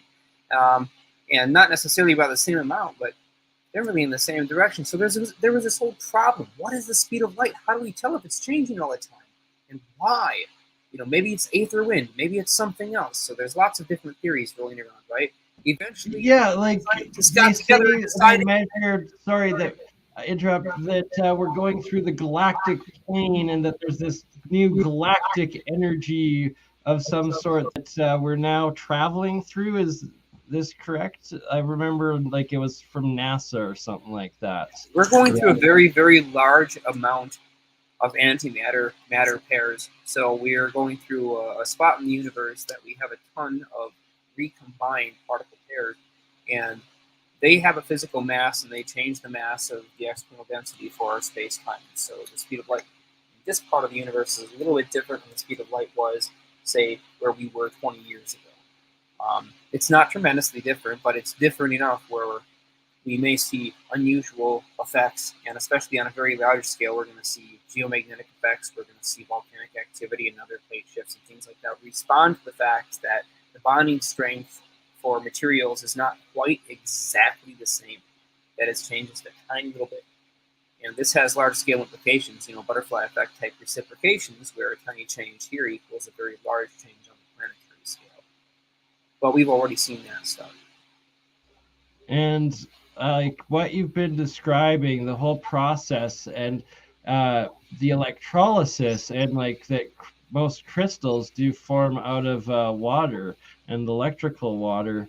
And some of the things that I've grown myself with these monoatomics and the crystals and the different crazy reactions, and just strictly from metals, and and I guess the salt too, but in it. But it's just fascinating, and it is how it's a major part of the energy and materialistic process of coming in and out of space-time, I guess, materializing physically and then into the in and out of the higher dimensions. I'm glad Dan was able to view this. I wasn't sure how well he was able to access YouTube right now. That poor guy. Anybody got an iPhone for Dan? Hey, anybody got an old iPhone they don't need no more? Right? Dan, if you're able, if you do, please do join, I guess. Or as Jeremiah saying, he broke his phone and needs a new one. No, Dan didn't break his phone, man. Or just never had a phone. No, he had one. Somebody ripped it off, man. Oh no! God. And he needs another one, so we're gonna see if we can get him another one way or the other.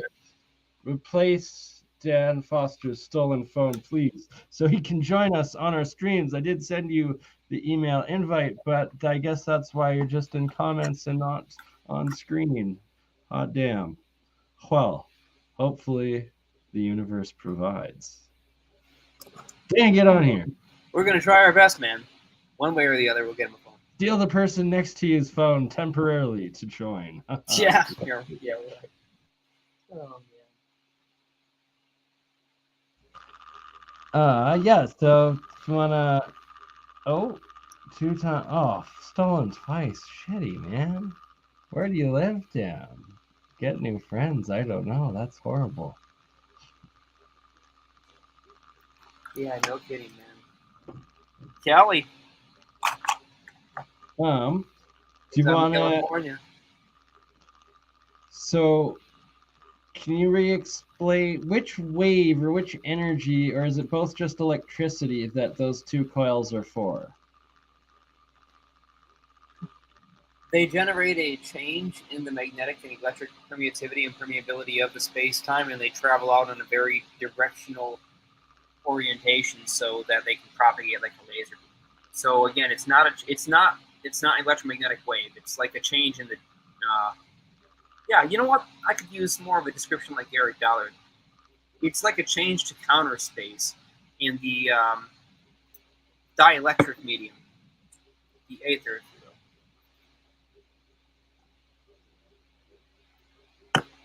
will. Magnetodielectric wave, I think, is what you would call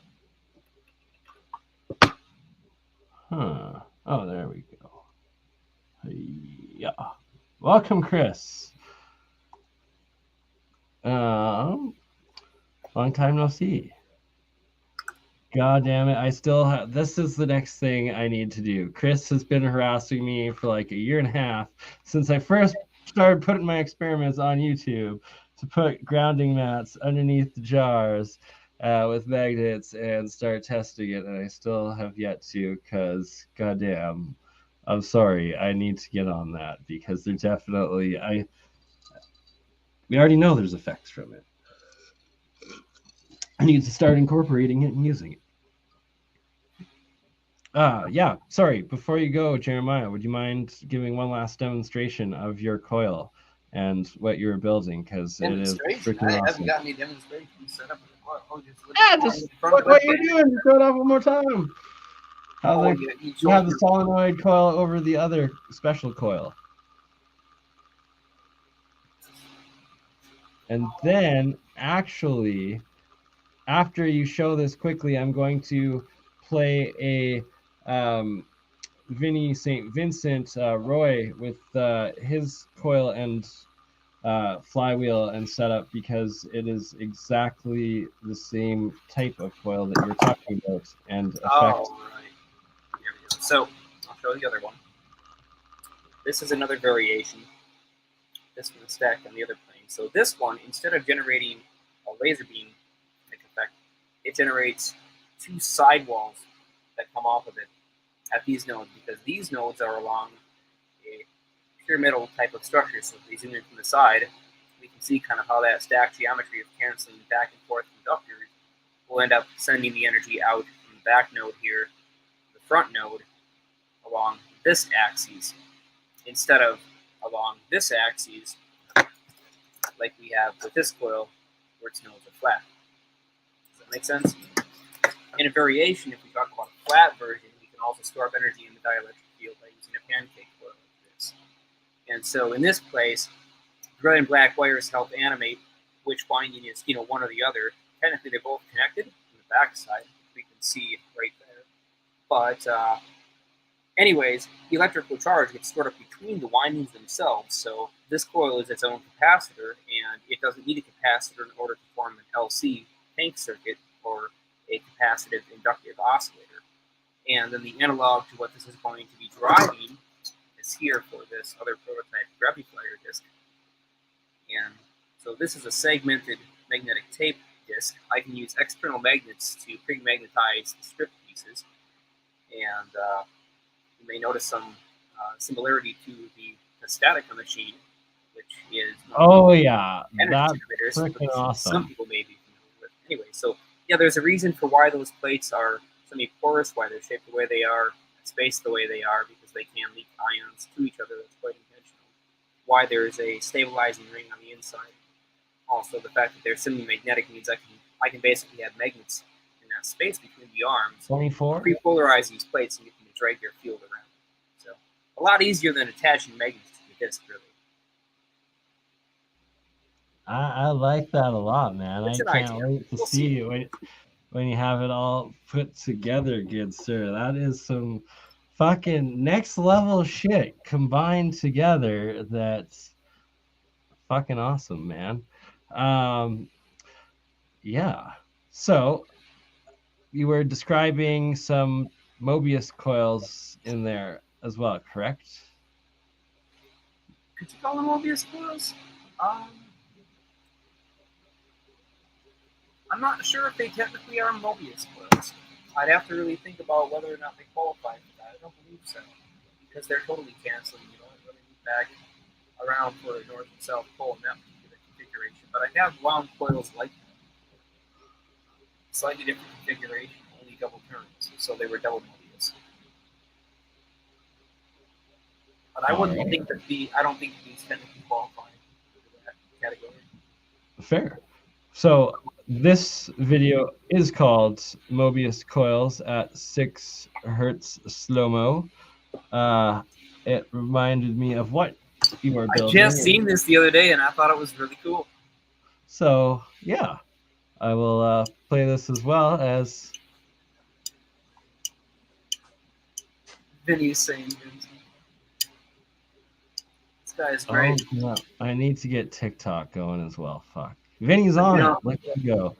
But yeah, so he's making the magnet spin by putting certain energy through the Mobius coils, he calls his. Yeah, the magnet's slightly off center, so as the coils change poles, it's basically just pulling the north pole back and forth in the bottom there.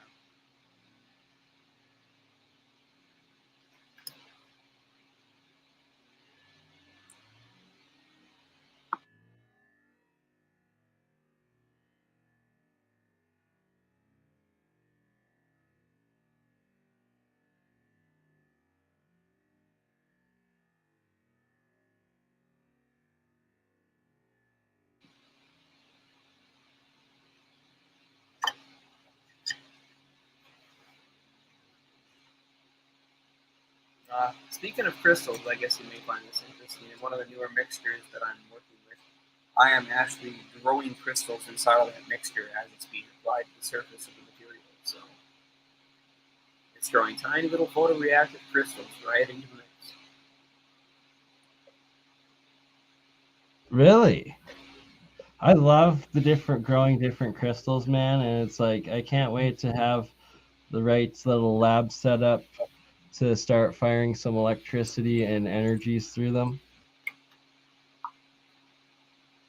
I would suggest some things. I don't want you to go off and hurt yourself with it accidentally. I guess that's what you go through it together with somebody for.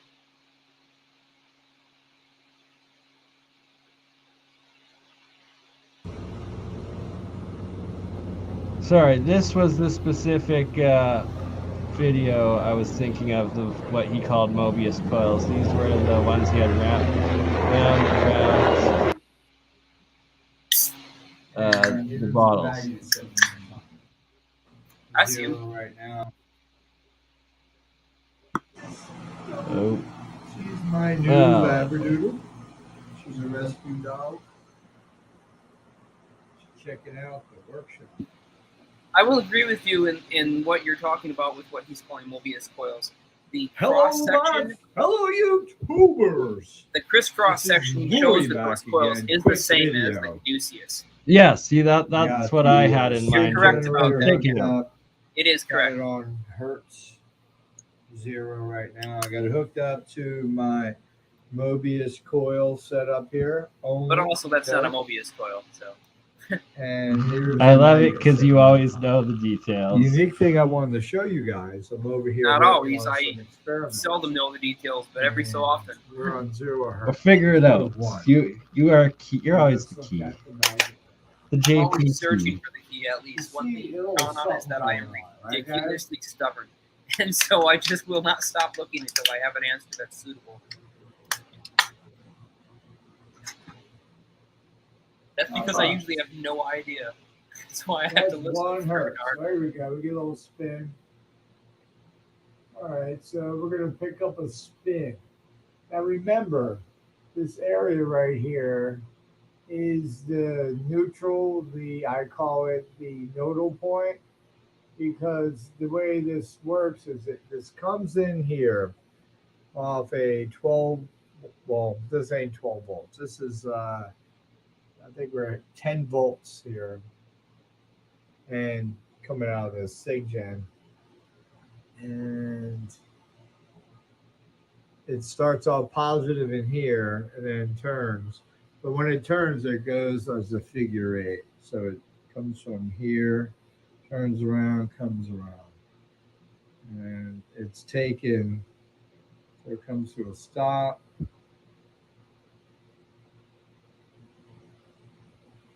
So let's get it to stop. I'm going to show you something. It's pretty cool.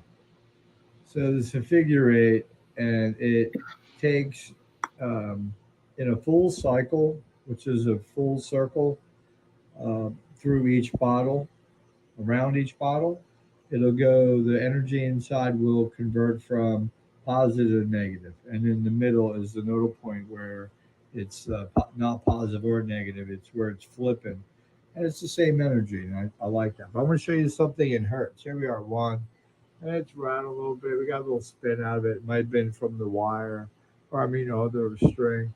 But we're going to go right now to 2, 3, 4, 5. And then at 5, you're going to see a little shaking. But all of a sudden, you get to 6 hertz. Watch this. Yeah, buddy. Now, if I put it to 7, no, don't do it. Now, 6 hertz.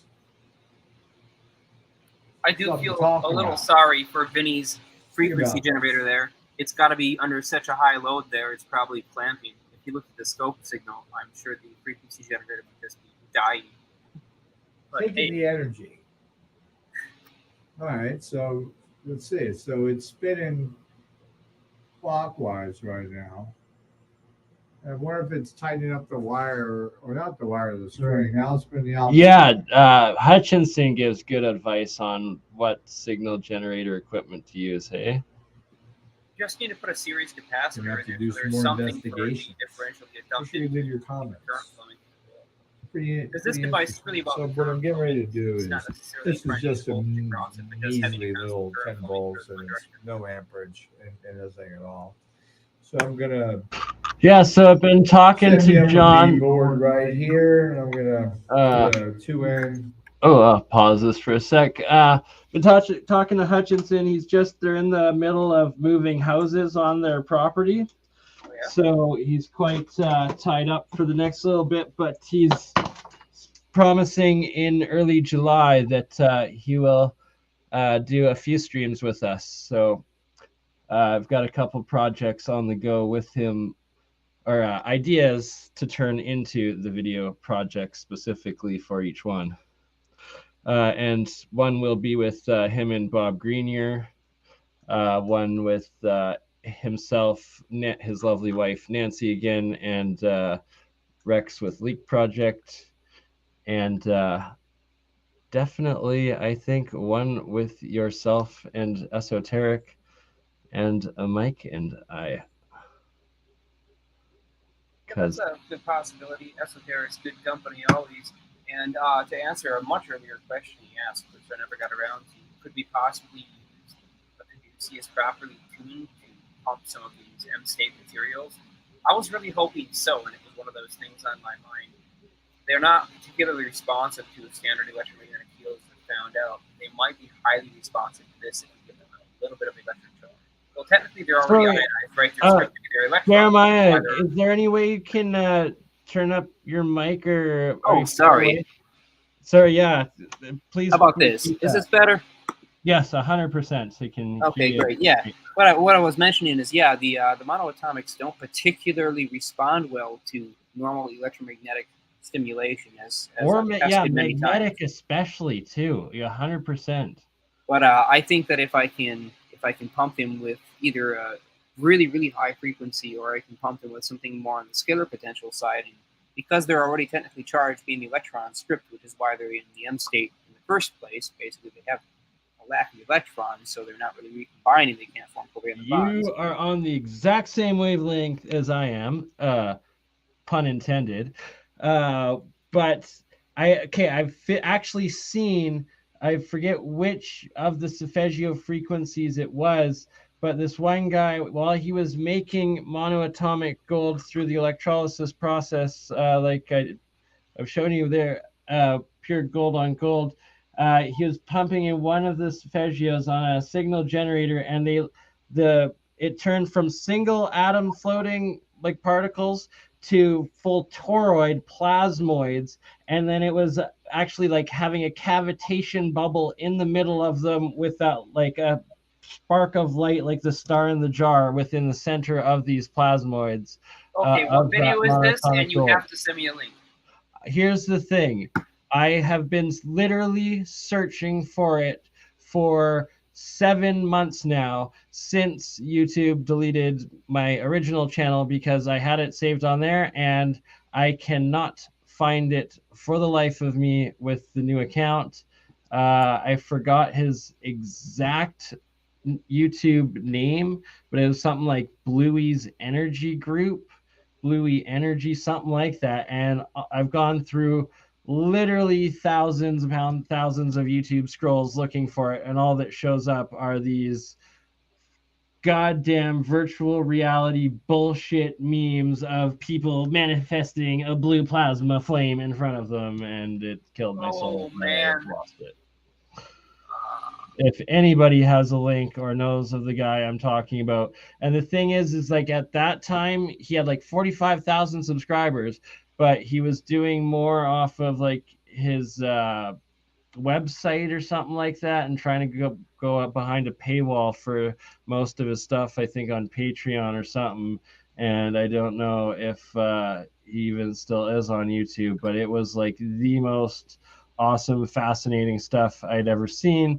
And he had also was the first one that I ever saw that made the straight both purple and also maroon colored diatomic and triatomic gold in the process to monoatomic.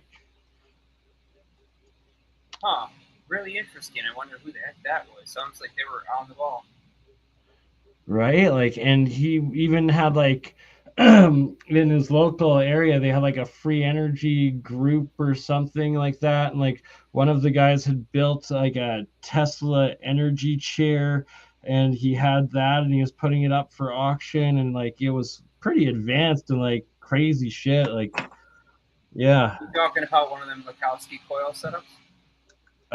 Quite possible. I didn't fully look into it. Or did it have two kind of concentric ring-like discs on the sides? Yes, and then some coils. And then that would be the Borderland Sciences through Aaron's version of the Mikowski coils. And a lot of people have built them as hobbyists too, and sometimes sell them. So that's what you're talking about. That was one of the alternatives to Royal Maven Rife's hydrogen and helium beam systems, which effectively used something that was shaped like an X-ray tube, but didn't operate at low enough vacuum pressures to generate X-rays. So they would produce instead just changes in local potential and various wavelengths of light as it would excite them with radio energy. And they play a series of radio frequency harmonics that would have slight differences in between them in the audio range. And through that, he was able to couple with individual contaminants in the body, other invaders in the body, and resonate with just those by using what's called a pumped wave, where you have a carrier wave that is generally made of a very high frequency, and in this case, you have a low frequency encoded asymmetric signal on top of that that's right. It's just like a radio, basically. It's just designed specifically for the frequencies of. He had a whole broken list of various things he looked at under the microscope to figure out which one sort of died under with stimulation, electrodynamically. He would tune those specific frequencies with his radio, much like Hutchinson did. Exactly. like there's it keeps coming up over and over and over and over again. And one aspect that I am really fascinated with, but I see potential of starting to understand, but also have useful aspects in design and production going forward, are the solfeggio frequencies, because they everywhere throughout like history and uh, metaphysics, but they keep coming up again and again, but also seem to be coming up in real science technology and suppressed science technology.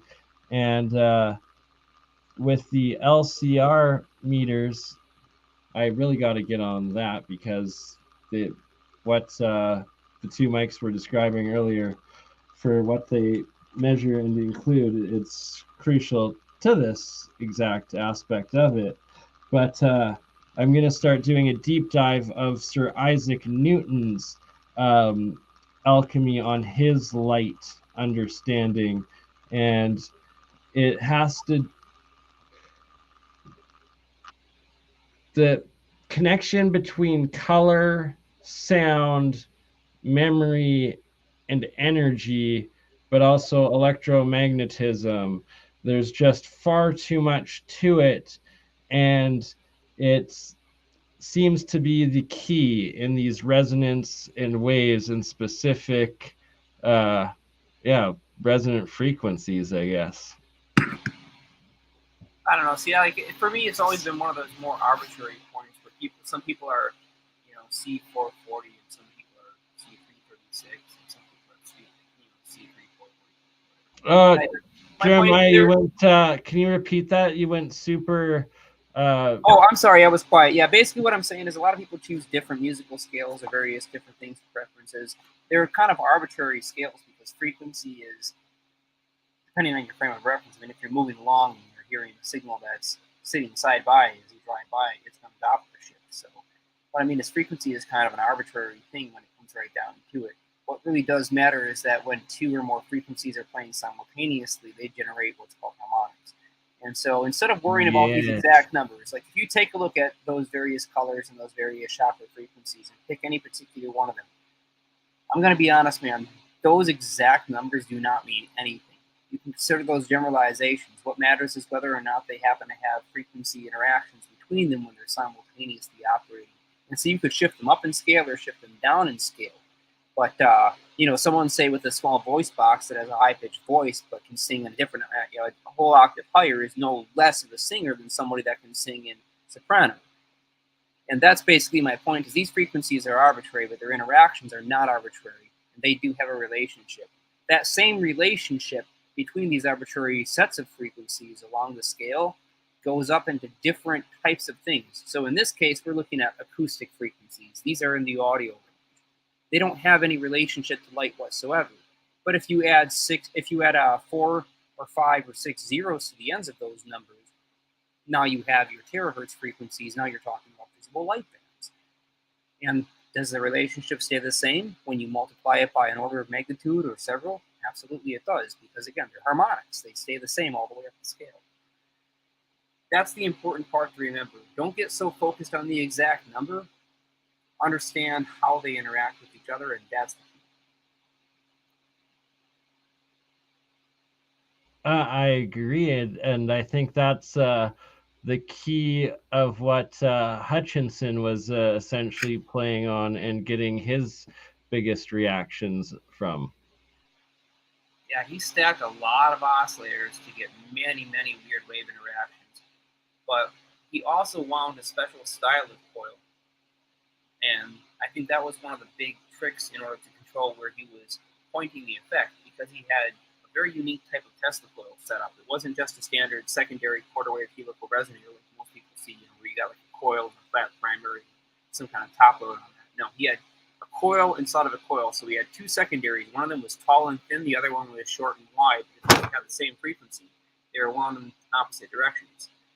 The tall, thin one had a small spherical terminal on the top that was adjustable on far. You could tilt around in relationship to the fat, wide one, one in the opposite direction, they had a toroidal wound coil on the top.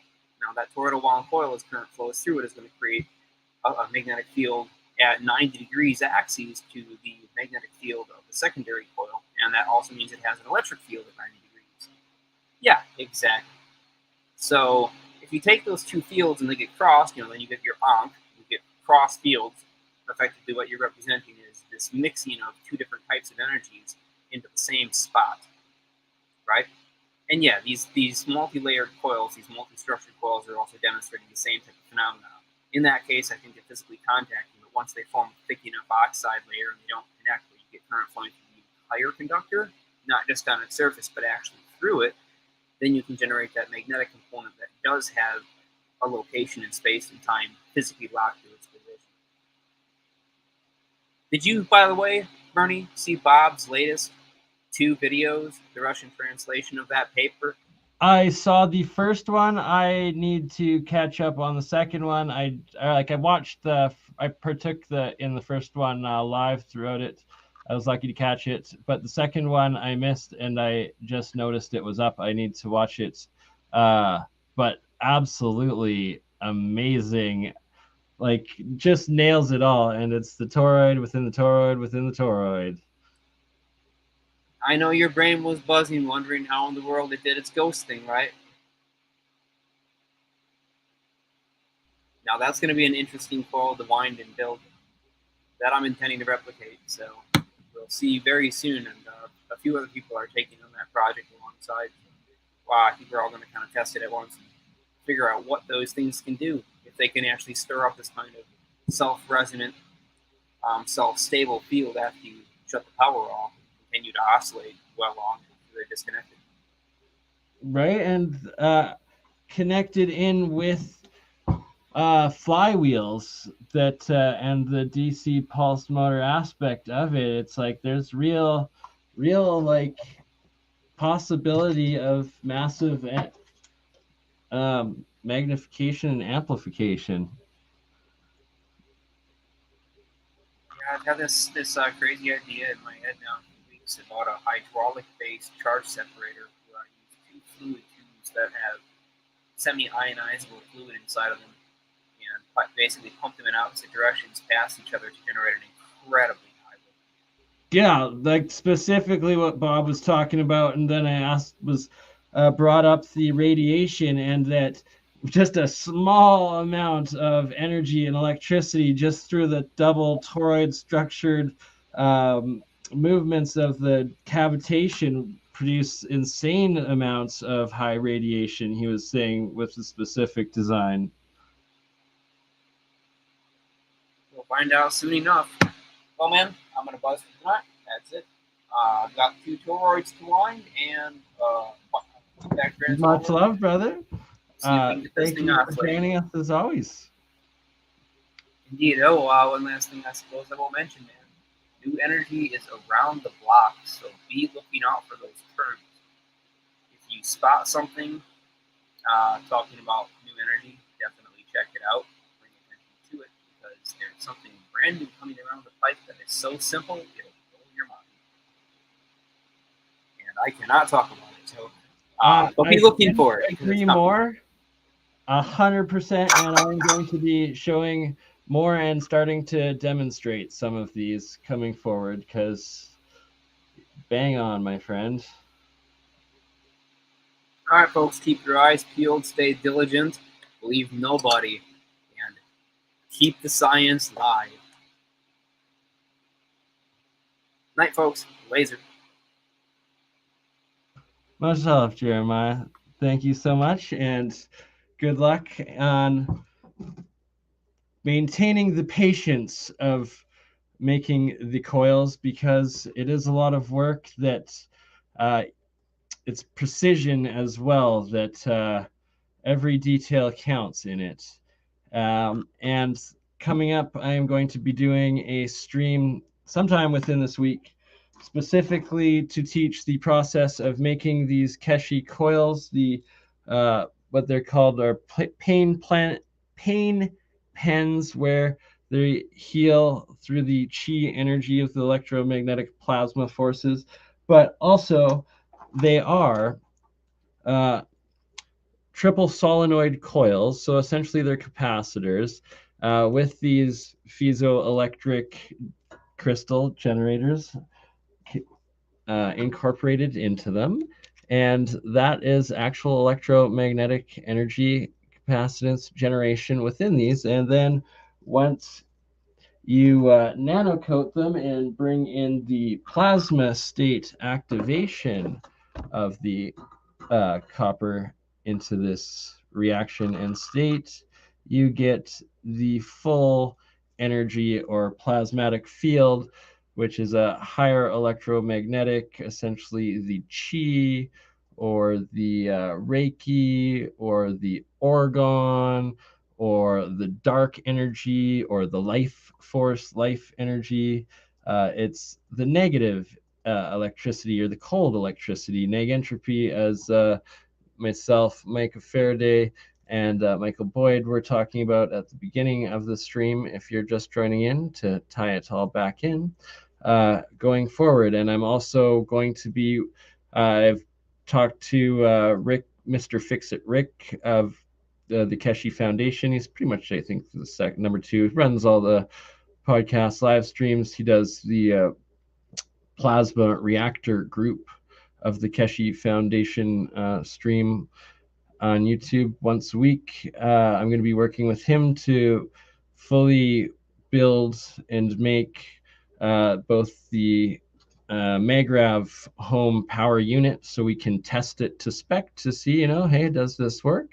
There's real science behind it. Hopefully it does as it claims and is not only a free electrical energy home unit, but also a plasmatic energetic healing device as well, and reactor. So we will first do the scientific tests and see how much energy or electricity we can pull out of them, if any at all. I believe that there will be something that is sufficient, and that I have the capability and understanding of it. That's in my mind. I see the blueprint, the dynamics, the physics, electrical engineering behind it, and it works in my mind. So I've seen others build it that they claim that it works. So let's see, and hopefully it does, and we can teach everybody how to do.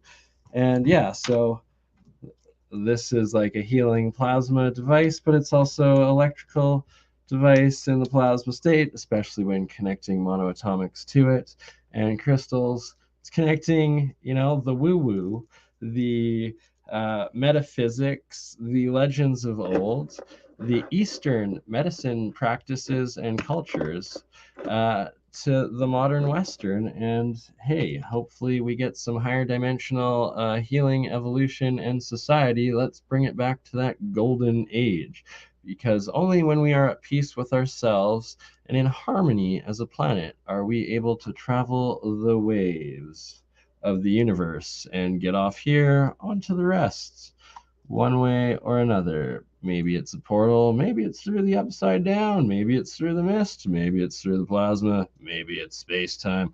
Who knows? But let's get there. All right. I will play the last hour that I did with AlienScientist on his channel last night right now. It's some very fascinating, awesome stuff. If you haven't caught it, even if you have caught it, even though I was a part of it, I want to rewatch it probably now for the 3rd time, because there's so much awesome information in it, and we will discuss it as we go.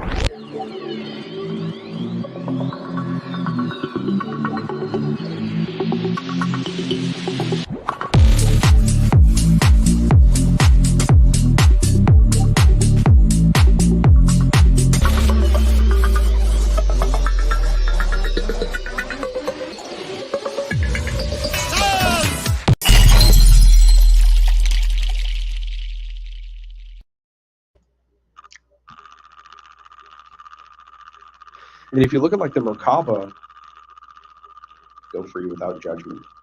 And I'm 36. Try to go out to there's what's called Canada's Stonehenge. It's about 7. He keeps saying that. and then we're only able to see one point. But since the spheres are constantly in motion in cyclical patterns, we see spirals when you add the dimension of time to spheres. I love what you are describing, and would it be applicable to take it into a toroid shape almost, that for the universe, and that it's both expanding and disintegrating at once? Well, the toroidal shape, I feel like that's our central nervous system, because we've got an input field and an output field. So I believe in the toroidal shape being applicable, but only as far as like I can perceive consciousness. They didn't show any toroids. It's like every shape is applicable. You know what I'm saying? Because within those spheres, they're able to create vacuums, Riemannian manifolds. They think there might be wormholes existing. You can like look up Riemannian manifold real quick in a Google image search so you know what I'm talking about. It's like this Riemannian, Riemannian, Riemannian geometry is the name of it, and it's Riemann geometry. Yeah, these guys. Poincare, Riemann, and who's the other guy? Sophus Lee were like the founders of like a lot of that math, and that stuff is amazing work. Well, every measurable point outside of the space that three-dimensional shape takes up is outside of it. Doug, dude, yeah, I got a $2 super chat for you, man. He said, dude, get this guy's contact info and bring him on more. So I definitely gotta have you post some. I'm gonna have you send me an email in the private. I'll share that with you. I will admit, I know Doug in real life, and he's one of the smartest people I've ever met. I've known him for years. He keeps saying that. Oh, dude. If there's one thing I got down, it's imposter syndrome. Thank you for joining, and everyone, as if you want to reach out and get in touch and get involved with the Manhattan Project 2.0, I'm in touch with some of the scientists that are probably going to be involved with this, and we want to build a dream team. So get in touch, and we're going to be here talking about it as much as we can until we're shut down for it.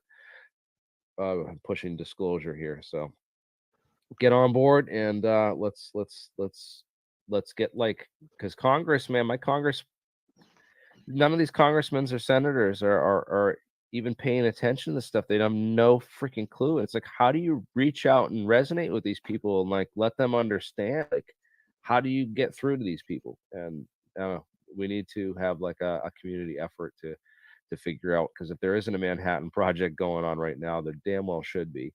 And there's no one better qualified to run it and start it and operate it than this community right here. So get in touch and let's do this. And yeah, Doug, one thing, Crypto Alchemist just joined Bernard, and there's an eclipse coming up on May 15th, which is that 3-body planetary alignment. And I know that I wanted to know if you'll be running any experiments. Yeah, absolutely. And through like my research now in the ancient alchemist science and the astrology aspect of it, I'm going to try to go out to there's what's called Canada's Stonehenge. It's about 75 kilometers from me, so about 50 miles from where I live, Omak, Alberta, and it is a 5,000-year-old stone alignment that, well, we'll see.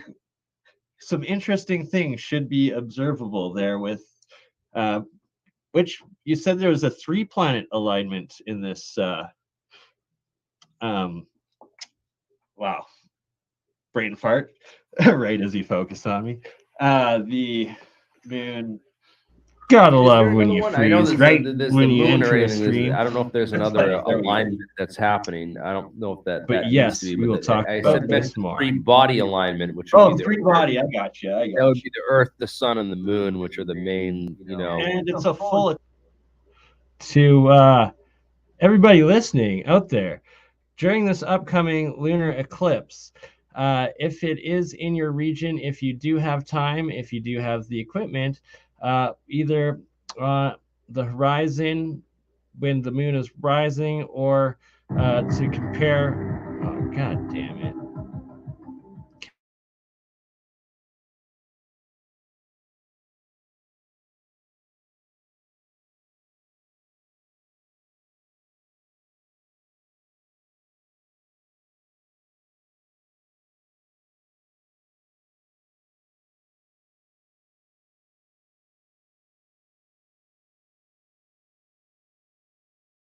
All at once, the video of what is his name? Archaics that you shared there, Chris. I guess I don't know. I loaded too many of them, and they all started working at once. Anywho, we'll give that a check in a moment. Back to what the fuck I was talking about. During the next eclipse, there's a massive, what's called Canada Stonehenge. It's a giant henge or a megalithic solar aligned calendar of stones. It's only 75 kilometers for where I am in Calgary, Alberta, and I'm planning to go down for the eclipse and get some shots. I have a telescope. I'm going to do a live stream down there, hopefully, if there is service. There should be. And I encourage anybody else that is around any ancient megalithic sites, look for alignments during these eclipses. And also I'm interested in starting and hoping to document where the different planets are on the horizon or in the sky in accordance with these structures and these calendars, and start to take pictures documenting it, and also hopefully recording some unidentified strange phenomenon of supernatural or otherwise, as I suspect at some of these sites, because they are these sacred sites and these ancient megalithic calendar structures are on major energy ley line nodal points. There's all sorts of rumors of these different phenomena happening in these areas, legends, whatnot, and apparently also quite the occult elitist practice, as well as the most purest indigenous and ritualistic esoteric sides to these sites, energies, and heavenly alignments. Enough about that. I'll start playing the video again. Oh yeah. Oop. No, wrong one. No. Oh, there we go. Eclipse, right? So it should be pretty good. And it's like all of the occult and the esoteric, they extremely value these astrological alignments. So there's got to be something more to it. And do you guys want to hear something? When you're done, like let me have the floor. I don't want to interrupt for sure. Yeah, so basically I'm just going to go out there, try to live stream if there's coverage, take my telescope, monitor on the horizon XRP and if they have any planets that align to it, and film the moon as it goes through the eclipse. Ada. Love my Luna and my Solana and my Velas. Yeah. What do you have to say about this and this whole idea? Anything? Or I don't necessarily want to say anything about this idea. I want to share an epiphany I had recently, so that you can all like entertain the idea and take from it what you will, and not necessarily. Just keep in mind, I'm as open to ideas as I know you all are, but hopefully this will change your minds and the way you view things in the future, to where you can change some of your experiments, knowing how the mind affects reality. The mind has a profound reaction to the environment, and through my 20s, I lost my faith, right? And then I wanted to try to prove that God didn't exist for myself. It was the idea of trying to find truth in myself, and I could not find truth in myself when I realized that consciousness bridged the gap beyond the mind, right? And then there's like the layers of microbiology or biology. Is like the first law of biology is that a cell cannot exist without having a cell been created before it. Like no cells can exist without a cell coming before it, and that includes the Big Bang. So it had to have been encoded in it. Yes, right. That's something that is so key that people don't. That's a flaw with the modern Big Bang is energy can't be created or destroyed. So it had to come from some sort of parallel or alter dimension or universe from that Big Bang to have been created in the first place, right? All right, you guys. So like I've lived alone almost my entire life. That's where all these thoughts come from. I didn't have anybody telling me I was an idiot when I was growing up, because I didn't have anybody to bounce my ideas off of. So like I was just in the woods, just letting my mind go free without judgment.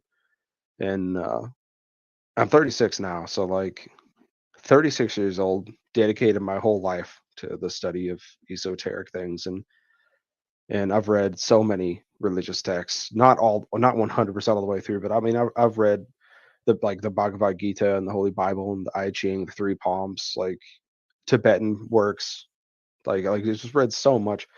I definitely most recently, just I mean like a week ago, everyone like had this crazy epiphany where I was thinking about the way um, that these spiritual leaders worked, right? And they all had like an area of the earth that they kind of gravitated around.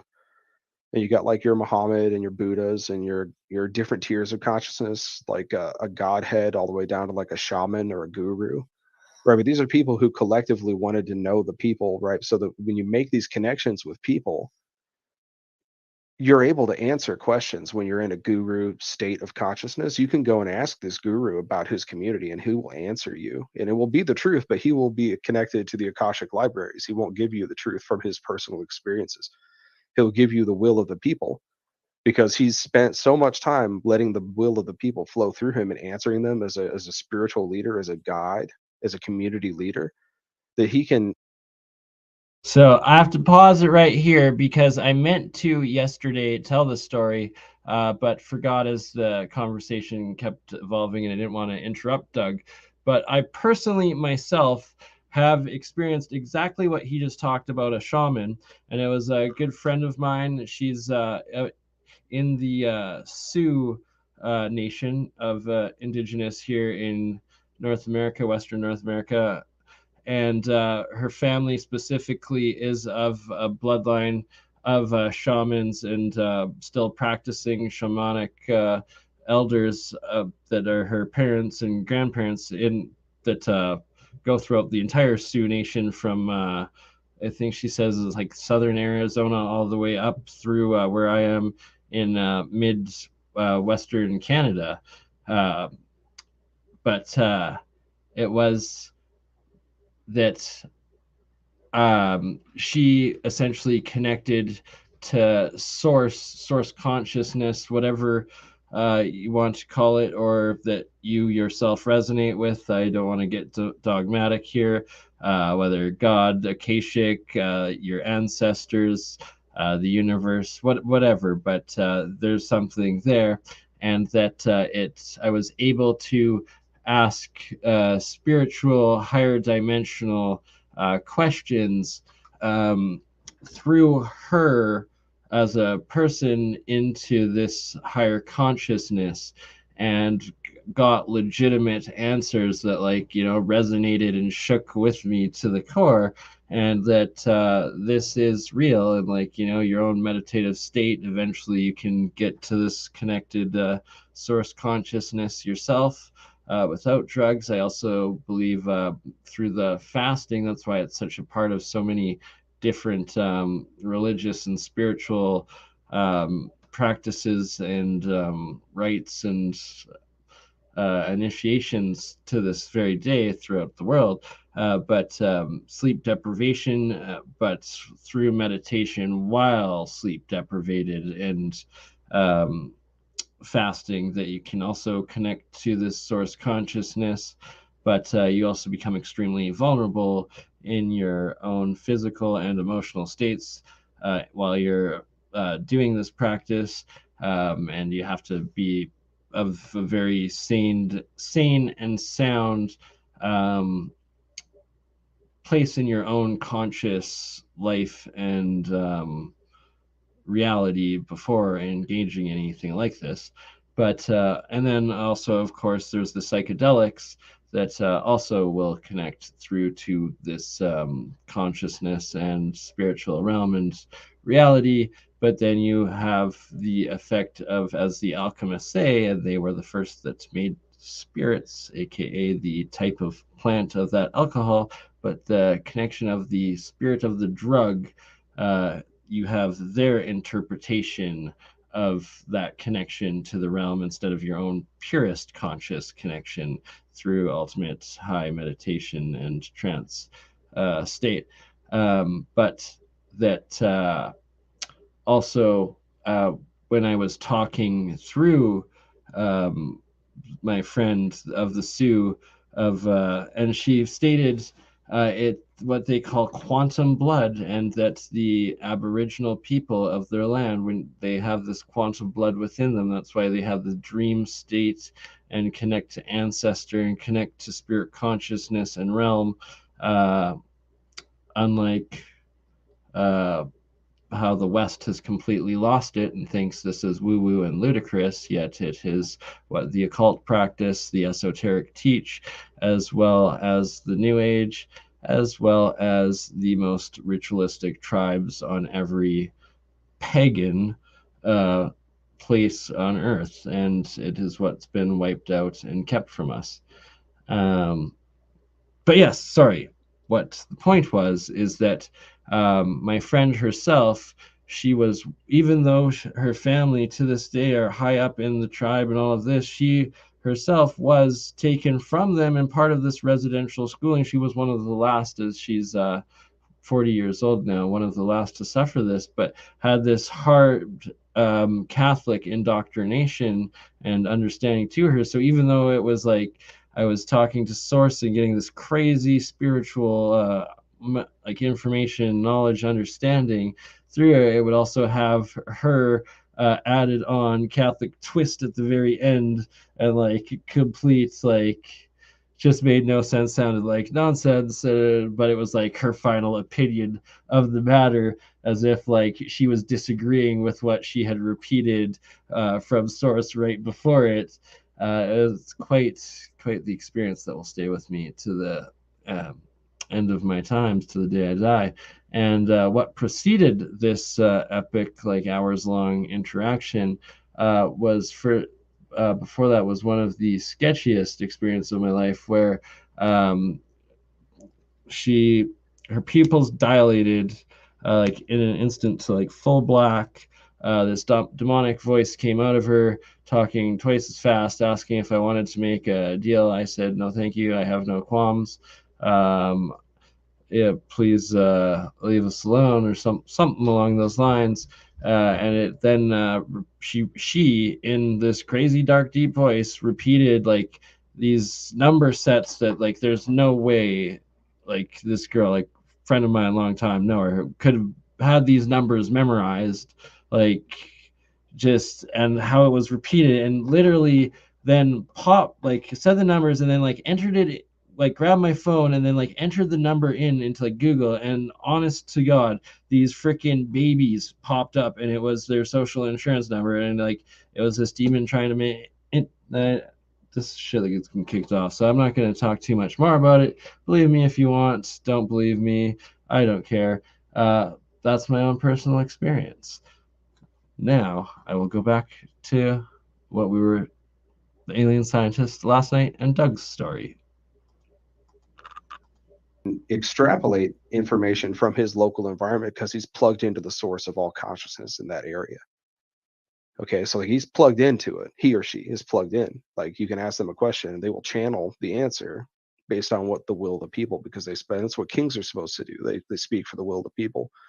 But these are different echelons. These are different tiers of thought. These are like the individual in like a root chakra form. And then you have the word chakra itself is also triggering to people, because it's actually just a in the science words, it would just be a bundle of nerve endings that all provide one function. So you're actually, in Western science, we don't have any different words for the central nervous system other than the central nervous system.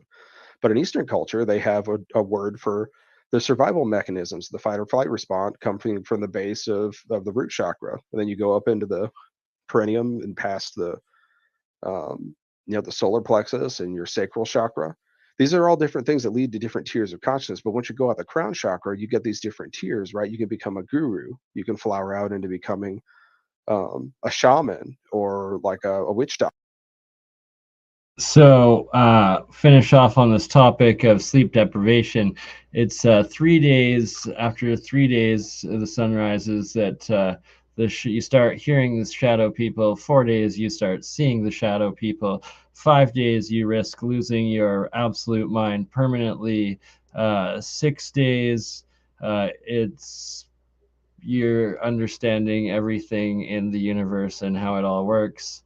But just as likely to burn down your entire life and meltdown at the freak of like a raindrop. You're just that fragile of a mental egotistical state, and close to. That's why they call it psychosis. It's psychological, but it's also dementia because it's dimension jumping, and it's that your consciousness is dimension jumping, and you don't want to let your consciousness get trapped in another dimension and lose its connection and its grounding to your physical base reality and existence in your physical body right here, right now. But that is also why I believe, for instance, my lovely partner Amber is Métis, so she is of half or quarter, maybe 1/8 quarter indigenous blood, and from what I was told about this quantum DNA of Aboriginal people, as well as her own insane lucid dreaming, like on a dimension that like I've done like plenty of it throughout my life, but not on a regular consistent basis, where for her it is the majority of every night sort of thing that physically like physically consciously existing within another universe, like living each day. And she even describes it as that. And it's Dan Winters goes in quite in depth into this, and scientifically, and studying it, and group research and whatnot. And well, I've done some played some of it in the past. We'll do more of it, but yeah, a lot going on there. Make of it what you will. If it resonates with you, we're on the same wavelength. If it doesn't, don't worry. It's not part of your experience at this point, or it might be complete bullshit. It's what I've lived, though. Back to the alien scientist and Doug. Doctor, or a Buddhist or a Tibetan monk, like a player in part of the collective consciousness. You kind of give your consciousness up to you can provide to that consciousness by allowing Jeremy, it to live in your free will.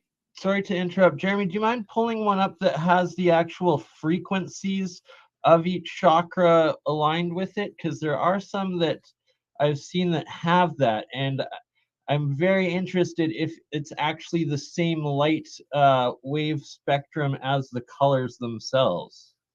They are. The colors themselves are what allow you to bridge. So like when you think about the third eye, what they don't teach you is whatever you're doing these meditations, you're supposed to imagine the toroid shape, right? Like you were talking about. Well, the body mimics the planet's ionosphere. And that's where you get the toroidal shape at, okay? Because it's the ionosphere. It's anything that can interact with like the 4 large forces of nature. You're going to be part of this ionic network. And when you think about the connection through your palms, like Buddhist palm healing, It's through the green, the heart chakra. It's your connectedness to everyone else. So you can make this big network, and that heart chakra even is the symbol of the Star of David, or like the overlapping tetrahedron in a three-dimensional shape. And if you look at like the Merkaba, or like the chariot of ascension that's mentioned in the Kabbalah, the mystical interpretation of the Old Testament, it's actually a 3D fractal landscape generator. And whenever you imagine like the tetrahedron shape, the pyramid on top of an inverse pyramid taking up three-dimensional space, whenever the triangles in those pyramids are dissected into multiple triangular pyramid patterns, you can vivisect and cross section those pyramids into more and more pyramids until it becomes so complex it forms like a sphere, like a fractal landscape generator. And if you imagine it, you can and this is not me saying it's true, this is me entertaining the idea of these philosophers and what they've documented, what they actually wrote down in the 10 Sephiroths, in the study of the 10 Sephiroths as in relation to attaining the chariot of ascension, is that if you can pass enough purity tests and you can love enough to expand your mind enough, the 10 Sephiroths of the tree of life would bring that up. So those, you were saying that those are the spectrum of colors, and then that those were also all of the Solfeggio scale frequencies too. So is each color of light actually one of the Solfeggio frequencies? Actually, if you want to get down to it, I'm gonna have to like send this to you from my phone. But yeah, I could try to. Any of you have a way I could send you something through social media? We can post it in the private chat, and then we can open it up. Okay. And well, it's also fascinating and a coincidence there, as you see Tesla's 3, 6, and 9 as the base, the medium, and the crown chakras too. Yeah. 3, 9, 6, 6, 3, 9, and 9, 6, 3 there. That's so very those fascinating. 369 is something I should even like. I would say you should even use it in trading. So like look for three tokens that are three tickers that align with the monthly, and then align with the daily, and then align with the hourly. And you can have like 9 total, and then pick 6 of those that are the best out of the 9, and then you pick 3 of those that are best out of the 6, and then you just watch those with 369 and just stochastically reduce the amount of probability until you're projecting from that set. So like everything can be divided into that 369 mentality if you want to like increase your chances of success with something. Just make it less and less finite in your approach, and you can reap greater rewards on the output by reducing the amount of collision on the input. But yeah, what I was saying was that if you look at the toroid shape, okay, so like if you bring up the chakras of the body, they look like a donut shape, but imagine a donut shape that's twisting inwards on itself. In the center, imagine it like a black hole would be, right? So it would just be spinning inwards on itself. And then imagine a second donut existing on top of the exact same spot, and make it move outwards from itself, for sort of like center rotating forwards, center rotating backwards behind you. And that's what chakras do. They rotate forward and they rotate backward in both polarities simultaneously. And when you imagine that chakra being in the base of the pineal gland, which is literally the shape of a toroid in a crystal shape, it's the most advanced crystalline structure in mammals. The base of the pineal gland, the calcite microcrystals, the base of the cerebral cortex. That extra dimensionally connects you to quantum perceptions. And when you look into the world through your quantum eye, that's what bridges the gap. It's that toroid shape. And for the third eye, microtubules. Yeah. And those microtubules are physically connected with your surroundings because your central nervous system gets it nauseous on the environment. Everyone, like I'm saying, like you're literally feeding off of it because these fields are trapped in the food. These fields are trapped in the water. These fields are being ripped apart by your body. You're literally churning through the environment, becoming one with the universe through these microtubules.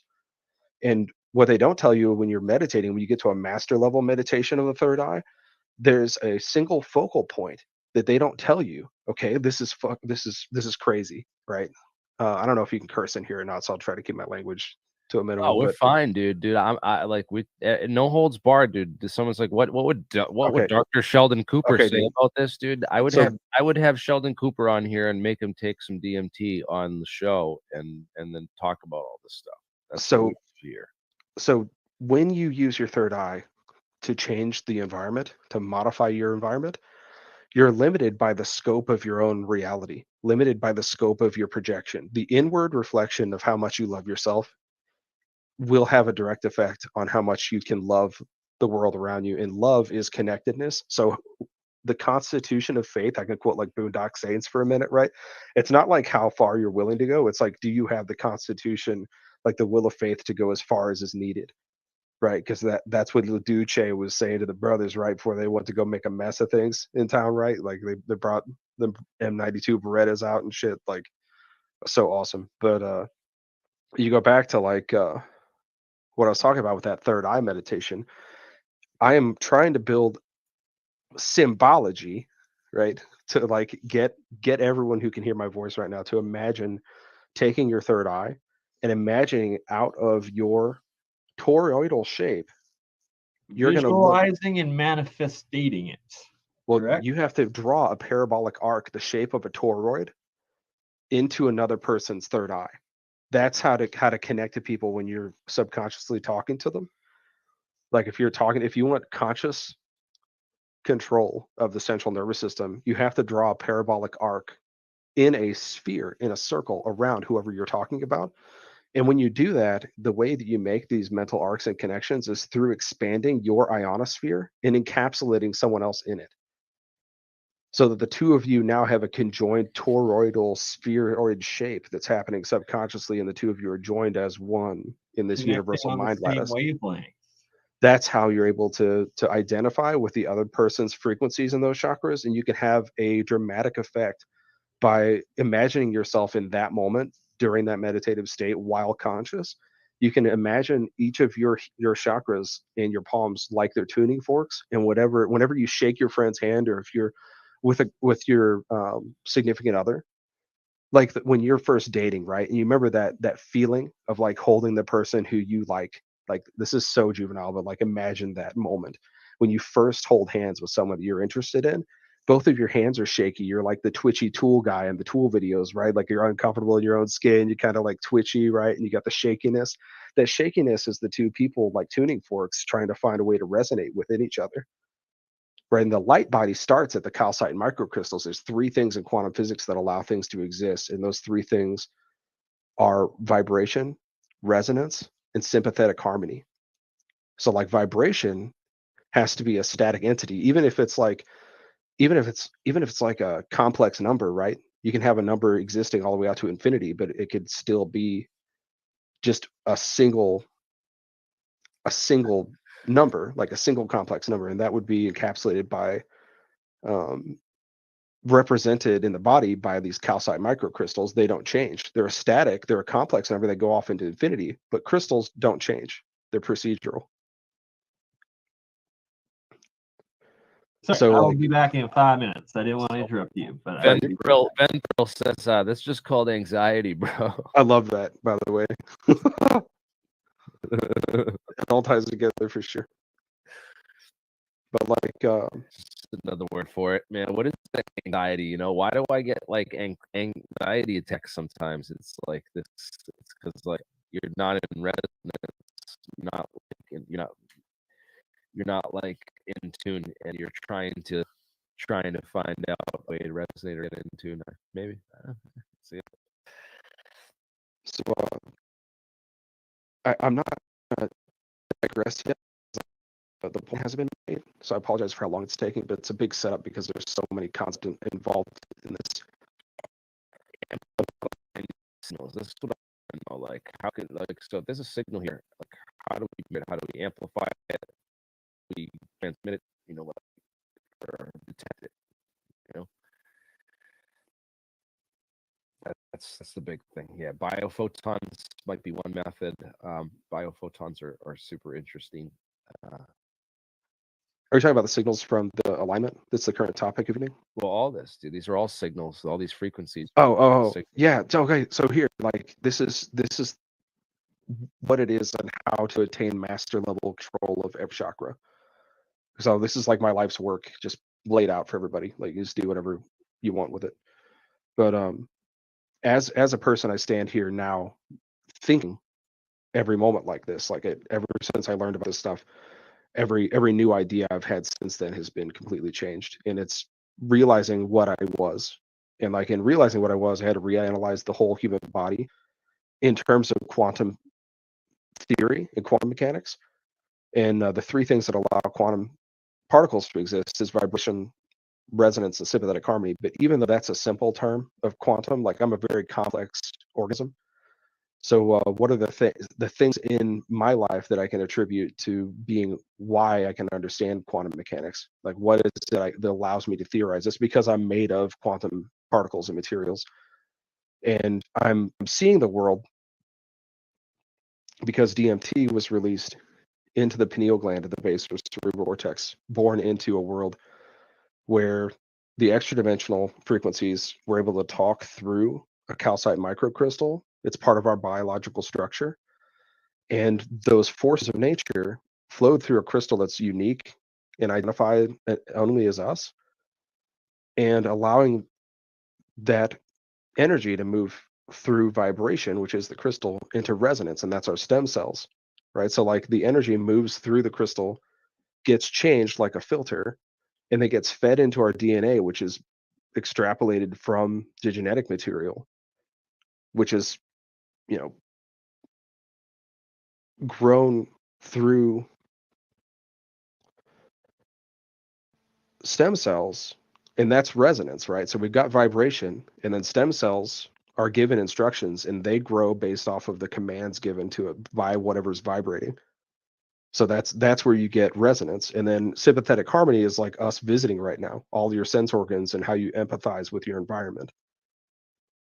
So that's your vibration, your resonance, or your sympathetic harmony. So like, vibration in a human body is the calcite microcrystals, and then the resonance is the body itself, and then sympathetic harmony is the wisdom we get by sharing that with other people. Even if you look at your fingerprints, right? Your fingerprints are just sound waves, and that's the outward projection from a vibrational constant that's being made inside the only thing that actually vibrates in the whole body is those calcite microcrystals. Everything else is stem cell resonance based off of DNA instruction sets of mitosis and cell reduction and genetic mutations. So you know what? I admit honestly that I have not looked into there's like a whole section of those 38 papers and stuff that went into this whole limbless control and limbless control of like drones and stuff, multiple control of, you know, they did all this tests on cognitive ability of humans to like how many different drone aircraft or remote control aircraft can they pilot and control at the same time without losing focus, and all these ways of using consciousness to, you know, trigger real world things, or basically like create this hive mind where you can be a controller for a whole hive of, you know, insectoid robots or drones or whatever have you. So I haven't looked deeply into that, but I wonder if they where did you hear about this information on this crystal structure in the pineal gland and this stuff, you know? Literally my whole life, man. Like, when I was a little kid, I got these books on different martial arts, and one of the ones I ended up getting was a high level book on Tai Chi, which led me to learn about Dim Mak, like DAMMAK. And then I found out that the books that I've been searching about Tai Chi were derived from Qi Gong, which is like, you know, like there's like Kung Fu and there's like Kung Chi, right? And it's the way of is Kung, but then there's like the way of Qi. Qi is life energy. And then in China, they even use the word Qi to describe petroleum. That's like condensed life energy. And it was a driving force in my childhood. So like, other people had different hobbies and stuff. Mine was like computers, video games, and these books. And I would like study my mind, especially when I had all this free time. and grew up in like Mark Twain National Forest. So like I was in the middle of nowhere and didn't have anybody to really run these ideas off of. And I felt really distant to everyone in my life until the people I'm with now. But I really can't express that enough, that a lot of these things were involuntary. You know, I had a near-death experience in my 20s where I almost internally decapitated myself in the university cafeteria, slipped and fell, and the back of my neck hit on a metal folding chair. And I looked down at the floor, and I could see like my body there. At first, I was like in my eye walking around, and then I could see all my friends. I was standing above my friends, and they ended up trying to help me up from falling. I was having seizures from hitting my neck and shit, and like they were trying to help me up. And I remember the moment when I was like, "Oh shit, that's me!" Right, and then that moment, I like fell back into a hole.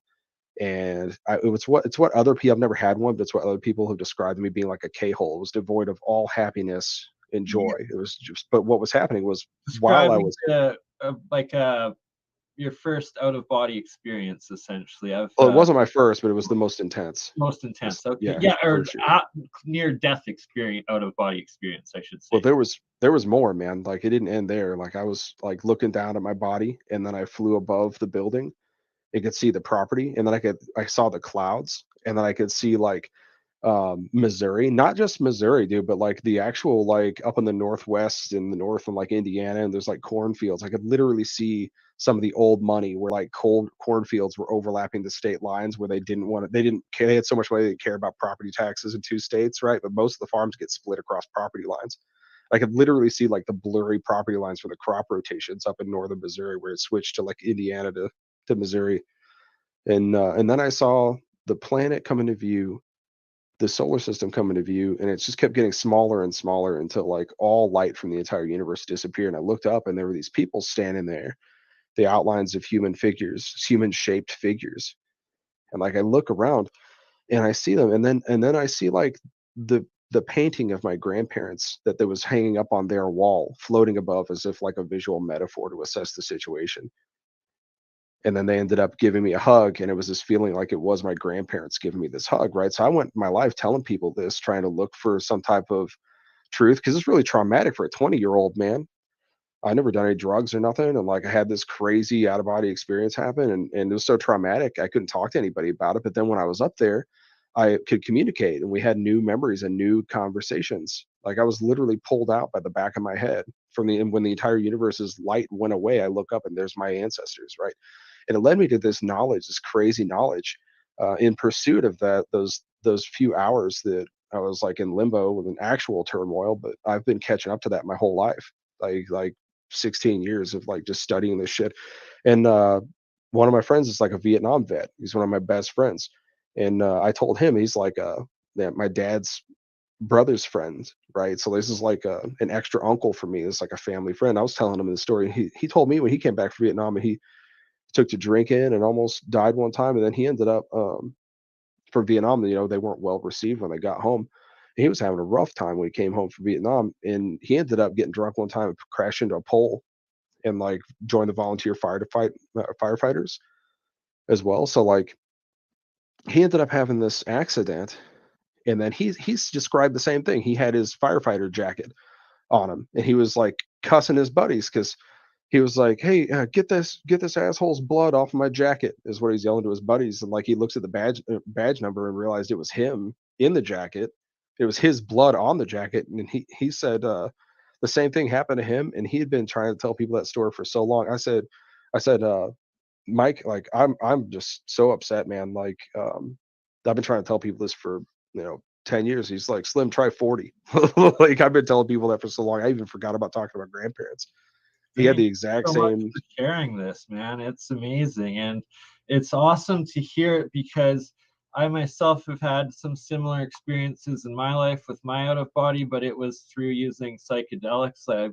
I guess luckily I have not had life near death experiences so far, but I've also since been on YouTube and whatnot. I've had some other so-called PSD, but war vets share similar epiphanies and revelations that they've had in their lives since coming back from these war situations, and that exactly what you've described. They struggle, they isolate, they start using alcohol or substance abuses, get into the depression, and then would have these close near-death experiences, and then it's the epiphany, crossing over to the spiritual Akashic conscious side of things, and realizing that seeing your soul or your spirits or your higher self, and it being like, what the hell are you doing? And it's just like a restart. And I encourage more people and everybody to that has gone through these things to share them and discuss them, because we're the society that we have been taught and raised under has pressured us to think that this is crazy, this is insanity, there is no such truths, it's all YOLO, you only live once. But in fact, it's just a trick to try to enslave us, and sacrifice or give up our own free will, because you do not know your own truth, because you have yet to experience it, because you're afraid of it or think that you're crazy, when in fact it seems to be the majority of people that have gone through these sort of experiences all have the same sort of exact experiences that are but just, and that you connect to that higher consciousness, and that for momentarily you understand the inner workings of the universe and can see it. But it's that the danger lies in getting connected or fully connected to it and losing yourself to it, and never being able to pull your consciousness back down into your mind and body and back into this reality. Or people that use drugs to get over it, and substances, instead of meditating and self awareness and development, they can end up getting addicted to the feeling of that realm, and then they get addicted to the drug and lose complete consciousness or self-awareness of what they are doing here, and that's how they start robbing and harming their own families and lives, and self-destructive and whatnot. But it's there is this bridge to this alternate spiritual consciousness that yourself, your ancestors, and everyone else all exists in. But you just have to be comfortable with your own self and not living in your own cognitive dissonance. And once you're honest and accepting of who you are able to conquer out into the broader universe, it seems. I did, and completely agree. I think a good book for people to read would be David Kaiser's "How the Hippies Saved Physics." For anyone that wants to see how all this relates to what we're talking about here, back to the core, what I started with, the Manhattan Project and Manhattan Project 2.0. The guy who's actually running it is written about in this book and talked about in this book, apparently. So one of the quintessential quantum physicists and theoretical physicists who've Jack Sarfati. So check it out, and we'll talk about all these cool theories and all these cool scientists who came up with this stuff. It's quite a fun ride. It's been quite a fun ride, and I'm sure it's going to get even better, man. I didn't believe this stuff you guys are talking about, and I'm looking this up, and there's, sure enough, electromechanical transducers and these pineal gland crystals, and fascinating stuff, guys. Yeah, it's absolutely incredible. I actually, to make more clear the point I was making earlier, that picture, when you are wanting to associate the senses with the chakras, if you think about where the frequencies are closest to, they're all vibrations, right? Has nothing to do. It's all the same shit. That's what I keep telling people I try to teach about this stuff. These are not different things. Your sciences in electrical engineering, your sciences in psychology, the periodic table, everything is made of consciousness moving at a slow vibration. Every single particle in existence is literally consciousness moving at different vibrations. It's like the old Bill Hicks quote, like, I don't get it, man. What is consciousness? I love Bill Hicks. Oh, dude, Death is a real, life is a dream of the imagination of ourselves. Here's Tom with the weather. What is consciousness? Because that one's between each individual themselves and the universe. And oh no, man, I think I got it figured out. If I could take a crack at that question, we were all born into this soup. What is and this soup gave us consciousness, and consciousness is the highest vibration of all perceivable energy. And even when we were born, right? This will blow your minds. Even at the moment of our conception, when we're born. To answer your question, Chris, it is Doug who is currently speaking. He was there, did the full presentation. I'm just playing the last 40 minutes. There's about 10 minutes left in it of AlienScientist stream last night. Doug, don't believe he might be on YouTube, but I'm in email contact with him about doing a future stream. Him, Simon, and fuck, I forget who. Glenn. There was Glenn. One more person. About doing a stream. All the guys that are talking in this presentation, but specifically Doug, who you are referring to right now.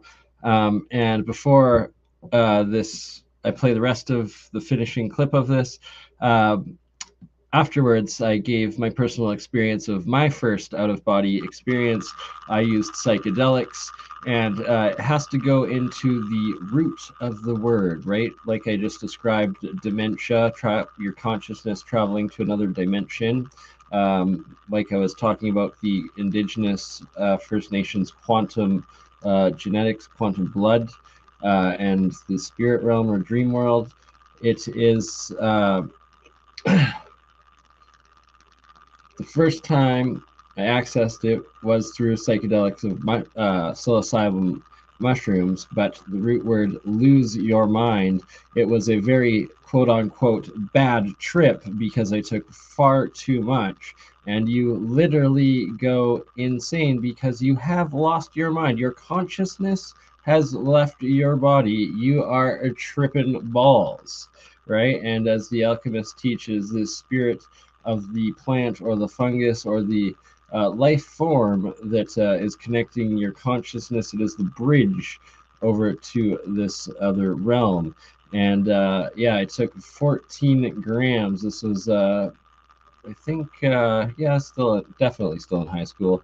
Maybe it was like Team America, or it might have been, I think it was before the new Star Wars started coming out. It was some series. Anyways, took far too many. Went back home, was in my bedroom. It was like 2 a.m, scared shitless that my father was going to come in, and of course not. He was sleeping. I was quiet as heck. But, you know, a little 17, 16-year-old ruffian out of his mind, tripping balls, started floating above myself in bed. The Bob Marley poster on the wall that's made up of like the thousands of small pictures into the bigger picture started floating and talking to me, started tripping with Bob. That is a series of podcasts all on its own. Me and Bob Greenyer. Me and Bob Greenyer while listening to Bob Marley. How great would that be? Anyways, yeah, so there's the near-death experience, there's the meditative, there is the sleep deprivation, there's the psychedelic, and many others in this way of your higher consciousness, as I like to use the term the upside down, only it's not dark and evil as unless you focus on that and make that your reality, because the universe is you know, it's polarized. There's the yin and yang, good and bad. Do you want to be destructive, or do you want to be creative and contributive and building and constructive? Yes, constructive, that's the word. Positive, constructive, not negative, destructive. Don't be that rock. Don't be the useless eater.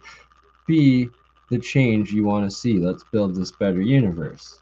And yeah, esoteric, occult, these are huge rabbit holes.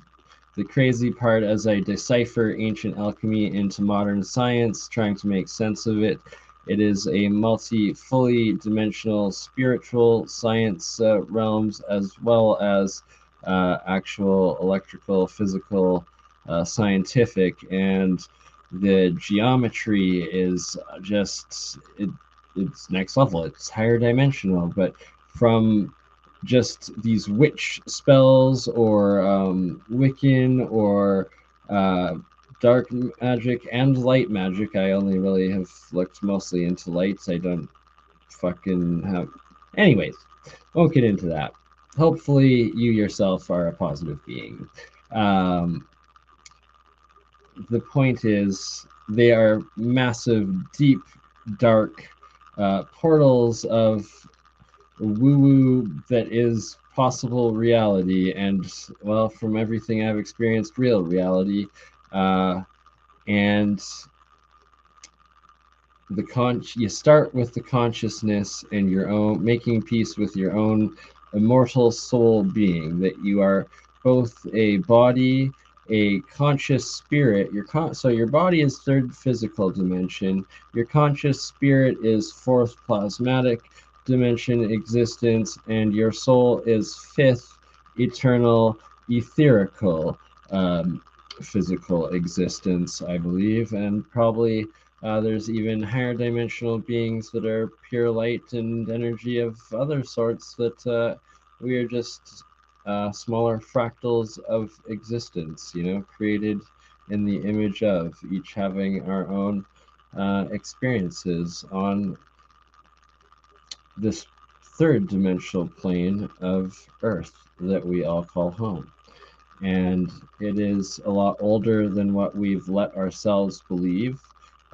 We've for far too long been our own worst enemy in bias and debunking and having this social condemnation of putting down the free thinkers and your own actual experiences, and trying to make yourself believe that you are crazy, that you are insane, that you sacrifice and give up willingly your own free will and actions of existence. That is what the parasites have structured, and we have for far too long willingly enforced in our, from basics in school of, being the school bullies or the school nerds, whatever. But that we've let ourselves believe that we've only lived once, when most of us experience all of these alternate dimensional existences, memories, dreams, and connections to that. It is a fully multi-dimensional universe, existence, and time plane. And pretty much anything you think is possible, if you set your mind to it, it's going to exist somewhere in the multiverse. Way off topic, but hey, connecting it all back to UFOs, to the law of one, or power projection law of attraction, mind over matter, manifesting your consciousness into physical reality. The one thing that I have experienced myself that I will respect Stephen Greer for bringing forward is E5 contact, where you astral project. And that is the one term that I forgot and have yet to use, that is key to what we're talking about, of this out-of-body conscious existing and self-training. And now we are back to the beginning, the conclusion. You must be in self-harmony with yourself, with your own existence, not hiding and lying to yourself. Like the worst example of people that are this, or are your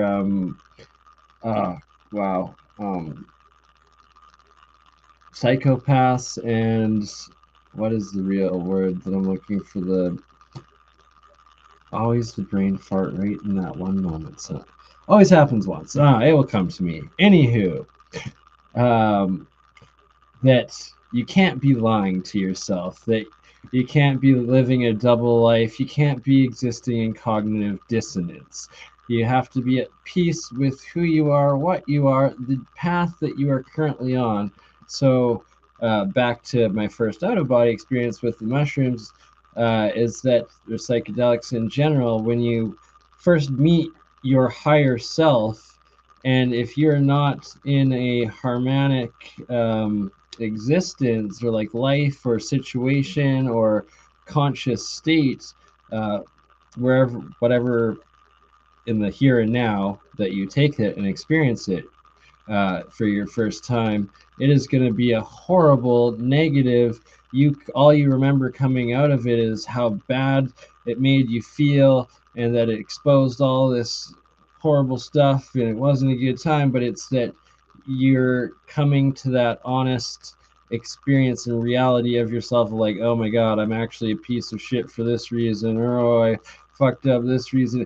And that you don't remember that you also have, by the end of the experience, worked through what you have to do to, you know, change your past, and like never give up, because, well, it's eternal and it's easy to fix, and you can do it if you want to. And, you know, before you know it, everything, you will be extremely happy with your life and then connect with your spiritual journey and existence. Anywho, getting a little bit deep there. Out of body, you want to be in a good harmonic state. That is the goal, to be able to reach that peaceful stillness within your conscious mind. You don't have to be tricking yourself constantly with distractions of other stuff. You know what you're doing is good. You know, there's no weight bearing down on you, no regrets. Yeah. I hope you all are there or get there.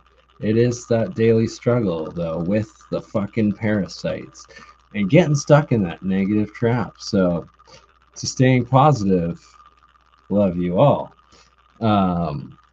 Let's finish this alien scientist stream.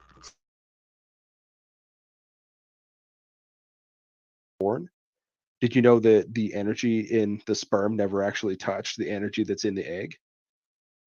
That in this very moment in the future, past your conception, in this moment, you are realizing that the only thing holding you together right now is the love that brought you together. In your body, as you hear me speak right now, as you live and breathe, you are literally the love of your parents, and the particles never separated from your parents. They exist extra dimensionally and omnipresent. In those particles, you are literally your ancestors. Every ancestor, you are literally every ancestor you've ever had in this present moment, all split from the creator. Like whatever made. Epigenetics is the actual science terminology of that now, too. And the study of the conscious imprint into your DNA.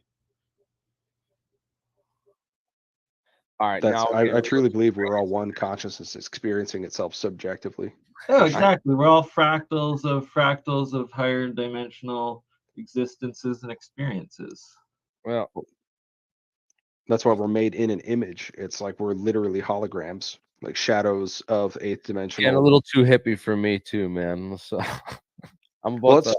Let's wrap. We can draw back. One interesting aspect of that with the Science of Sound series, Jeremy, that I'm doing, that I'd like you to keep being a part of the next episode, or as we develop it, is looking into these specific solfeggio frequencies that seem to also be the same frequencies of colors that are the chakras, and that we can now put into sound and music, is that connecting the electrical science aspect engineers of it, and then how I'm bringing in also like vocalists, musicians, sound producer engineers on the music side, is that can do experiments on each episode and topics, trying these different frequencies, and then create a similar theme to it, and then include it into the music, and then play it, put it out, and start running actual tests with these sacred and also what have been severely classified and secretive for so long. And yeah, it's deeper. It's just crazy rabbit hole the deeper it goes, but it's starting to come out, and why not put the real science to it by testing it and playing them and incorporating them. All right. Well, anything final closing statements anyone wants to make? I want to thank was it Doug and what's the other guy's name, your friend here, Quantum? Ryan and Doug, man, and Simon and Bernard. Thank Mark. Mark was here earlier too. I don't know where he dipped out at one point, and but yeah, guys, thank you all for coming on the show. Thank you, Nate Dogg, for the super chats, and everyone else who donated the super chats. I gotta go back and read them all off. What was your contact information again? The email. My contact info is thealienscientist@gmail.com. Yeah, make sure you guys get a hold of me there. I'll post that again right now.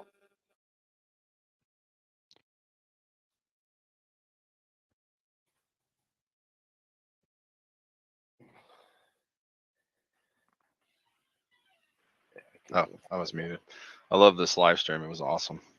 Yeah, this was a good discussion, man. I learned some really interesting new stuff that I'll have to dig into. Sure, hours of always hours of education. Yeah, I love it, my friend. Just pasted my YouTube channel in the private chat. Would you mind just sharing it in the live chat for me, Jeremy? Yeah. Where is that? This is your YouTube channel. Oh yeah. Let's Yes, sir. I thank you. There's also ridiculous. Crypto, you're gonna do this experiment too. You should set up something and have it like just live streaming constantly before, during, and after the eclipse, and see if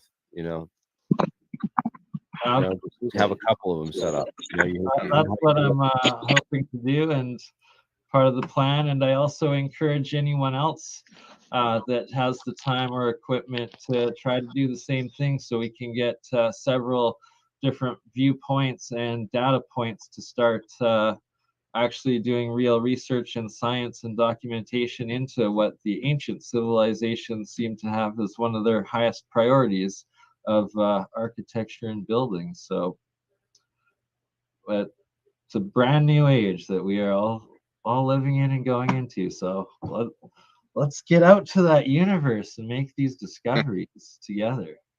Yes, let's promote the new atomic like atomic technology. Let's talk about the benefits of it, like what it can be used for good. The military obviously wants to build weapons with it, and next generation aircraft and stealth fighters and all kinds of stuff. But I think if we'd rather build this stuff to save humanity and to help humanity and benefit all of humanity, rather than just have military superiority over our other nations on this tiny little blue planet of crap that we're fighting over. We can go out and mine asteroids that are worth trillions of dollars, and we can build boundaries and manufacturing plants in space that we can get the largest diamonds in the world, and who knows what else. So all the things that we take as riches and luxuries and pleasures on this planet are nothing compared to what we'll have humanity will have in the future if we can all cooperate and work together.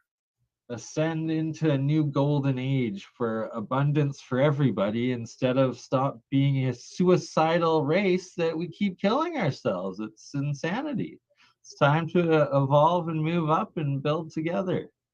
Yes. Prove you're better than bacteria. Thank you. Have a good night.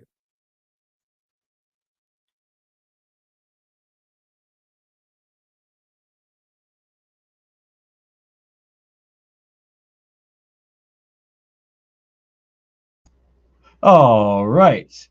Now the next clip I am going to play is the one Chris had shared here, stressing we need to watch it because it has relevance. So let's see what we got.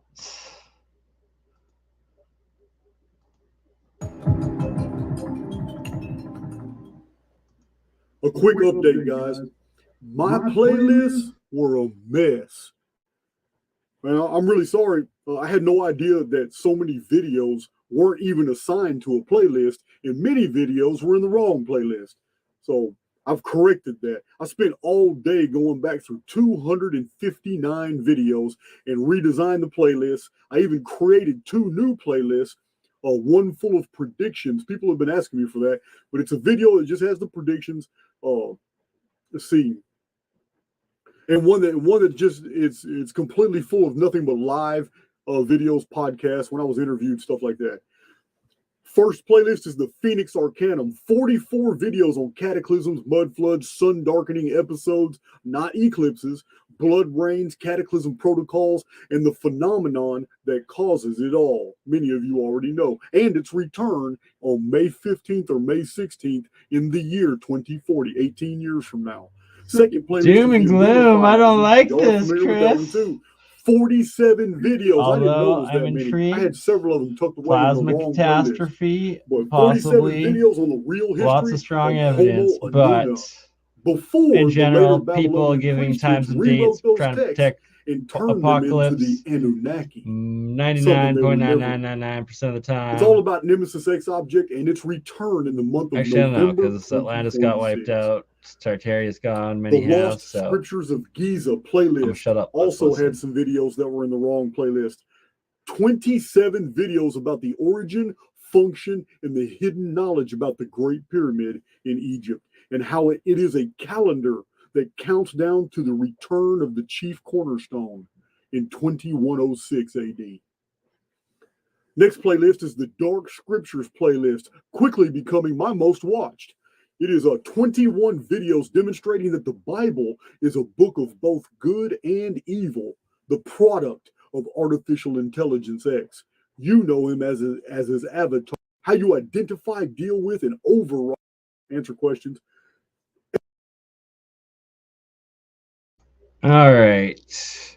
Heard enough of it for now. I will check it out. I will go through the playlists and see, because, like suspicious observers, a lot of respect to them, the work, and the science behind it. And, between Leak Project, Rex, and everything he's discovered throughout Colorado, Utah, Moab, area, as well as John Levi, and just even Einstein believed it, but believe in it.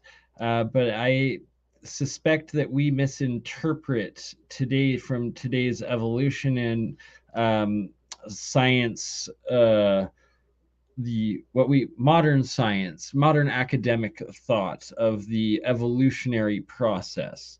That belief or mindset doesn't fully comprehend what the previous theory, belief, and mindset of catastrophism, existence, or time frame, history, essentially, or how tectonics, or the world, I guess the world theory of geology is where it comes, catastrophism. But it's that essentially, no, both catastrophism and evolution work in tandem, together, hand in hand. But we're now under the false belief, education, and missing information of the previous, that it was also taught of the history of Atlantis before World War II, in all universities up to this point. Before that, for pretty much the last several thousand years, if not 10,000 years, it was taught our history as Atlantis being real, and from the time before the catastrophes. And even Noah's flood in the Bible now is considered false or legend or just biblical scripture, when in fact these are all real events, and catastrophe has wiped out human civilization or past more advanced, grander civilizations many times before, and that there is some sort of grand cycle, but or we just nuke ourselves. Hopefully we don't do that again. Peace be to Ukraine. NATO, stop arming the fucking war. And let's get a peaceful resolution and stop killing ourselves, because let's get space and abundance, humanity, abundance. I am interested, and Chris, if you're still there, is this guy's theory like a Nibiru or Planet X style, or is it more around the suspicious observer style of sun outbursts, as Robert Schoch also believes, or more of what is his name, the Russian, it will come to me, Electric Universe, essentially also go by this theory. But I have future podcasts coming up with Ben Balderson of Odin's Alchemy, and why I'm talking about this and the relevance of it all, to tie it up, is the what Ben goes into, and the lore of, I guess they go into Slavic, Norse mythology and alchemy specifically. Talks about the heavens and just violent and constant changing systems between the planets, and that it isn't actually a permanently set positions and harmonics of the solar system, and that there's all of these catastrophic wipeouts and everything else. I don't necessarily have this doomsday apocalyptic feeling or suspicion, or that it's that situation for humanity or ourselves in this moment. I am on the opposite side, that I've an old soul. I've probably experienced those before, and this time we're going to succeed with getting back to that golden age and elevated up and be these higher fourth and fifth dimensional humanity again.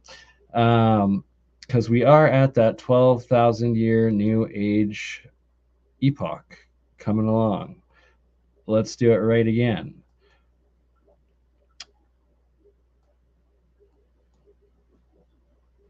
Sorry, mine froze. What I'm going to play now is a little bit from the Science of Sound episode 3. Science of Sound episode 4 is coming up soon. It will also have Ominous the Beatboxer live performance. Amazing stuff as always. And also a couple of other special guests, artists, being a sound engineer, DJ, producer, as well as a vocalist, singer, guitar, and yes, acoustic band player and vocals, which we will be covering more of the solfeggio mystery and sciences, as well as diving into Isaac Newton's alchemy and octaves of the same. To the point. I will promise I will look into more of this guy after stream, Chris.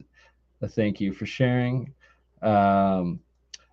Look forward coming up for me and Odin's Alchemy to do some more. Me and Ben have talked probably 4 or 5 hours on stream in a couple of my past live streams. The long ones, it's usually for the 6 or 7 hours. It's me and Ben closing it off, but there's a lot of good electrical engineering, chemistry, alchemy, science, but also diving in and deciphering some of the lore. And that is where the truer, higher dimensional, spiritual, universal science comes together with it all. But let's get back to some cold fusion. This is part of Leak Project Rex interview with Ken Schwartz earlier today. Ken talking about some bunch of electrolysis cold fusion, which is bang on to my own work, Bob Greenier's work, and esoteric gold, and many more of us and the cold fusion. Ken is a master scientist in this field for a long time, and he gives a lot of good knowledge in today's. So let's take a listen.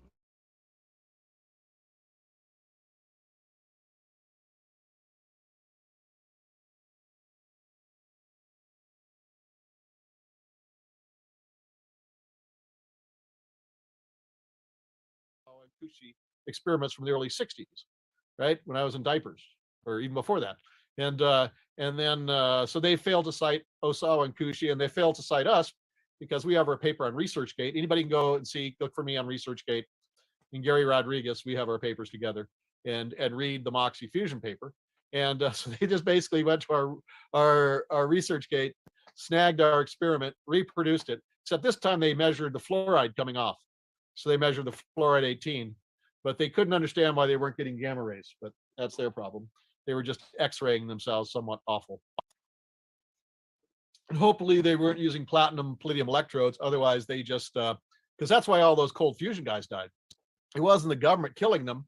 When they're running cold fusion, when you take, cold fusion is basically what Moxie is what's happening. So when you have palladium and a deuterium fuses to or oxygen fuses to the palladium, it makes a radioactive xenon that releases an alpha particle. And if you got platinum, the oxygen fuses with the platinum produces a radioactive radon. You know about radon in the radon basement. And because these are electrolytic cells, they're dumping gas into the laboratory air rather than being in a hood and being pushed out.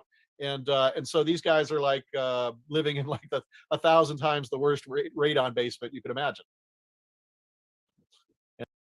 And so that's why, that's why Fleischmann's dead and Pons is still around, because Pons went back to France, didn't do any more experiments.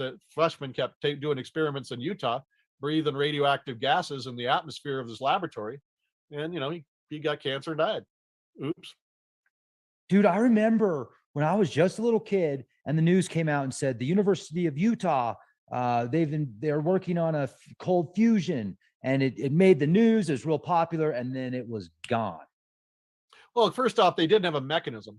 They didn't understand what they were doing. They were thinking they were fusing deuterium, which is a heavy, which is a type of isotope of a hydrogen, to deuterium, and then because they were seeing a little bit of helium-4, right? Well, what was happening is that the palladium or the platinum they were using would fuse with an oxygen, produce the radioactive radon. And when radon breaks down, it releases an alpha particle. An alpha particle is just a helium nucleus. And eventually it'll bounce around and cool down and grab a couple of electrons, and then it'll become a helium atom. And that's what they were detecting. So, and they didn't understand what they were doing. And of course, they didn't know how to do it. We can do it 1,000 times better than they can with the Moxie fusion reactor, because like Osawa and Kushi discovered, when you use argon, which is a noble gas, as a moderator in the process, you can produce consistent and over unity fusion all the time. They were actually using sodium and oxygen to make potassium, and then they would see the spectrum of potassium through the chamber walls. So they had a port there, and that showed that they were actually fusing oxygen and sodium into potassium. And they're basically, it's just nothing but the sodium lamp vapor lights out there. They were using basically that power supply. So yeah, fusion isn't hard to do if you know what you're doing. Metal oxygen fusion, Moxie. The other type of fusion, because inside that soliton, that smoke ring of electrons, It's actually ultra degenerative matter. It's more degenerate than you'd find in the core of like of a star, right? So it can make fusion happen, types of fusion happen that can't happen even in the cores of stars in a Moxie fusion reactor. And that's within the soliton of the electron, or sometimes that electron spiral. So like you remember, there were lightning strikes, they were picking up gamma ray signatures. Well, that's fusion.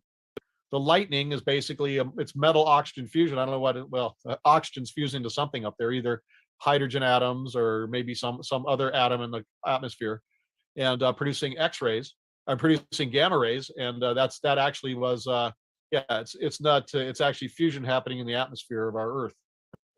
And from you can read that on there. So that's they didn't know how it was happening. How you get gamma ray burst from lightning strikes, from lightning in the atmosphere, and it's just Moxie fusion, another variety of Moxie fusion going on. Now,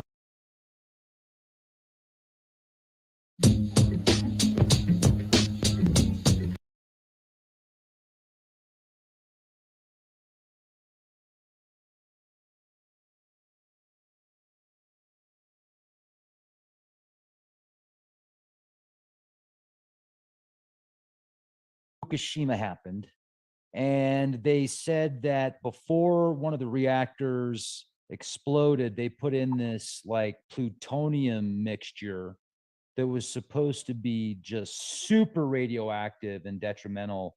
And they just, what it is, it's called like a breeder.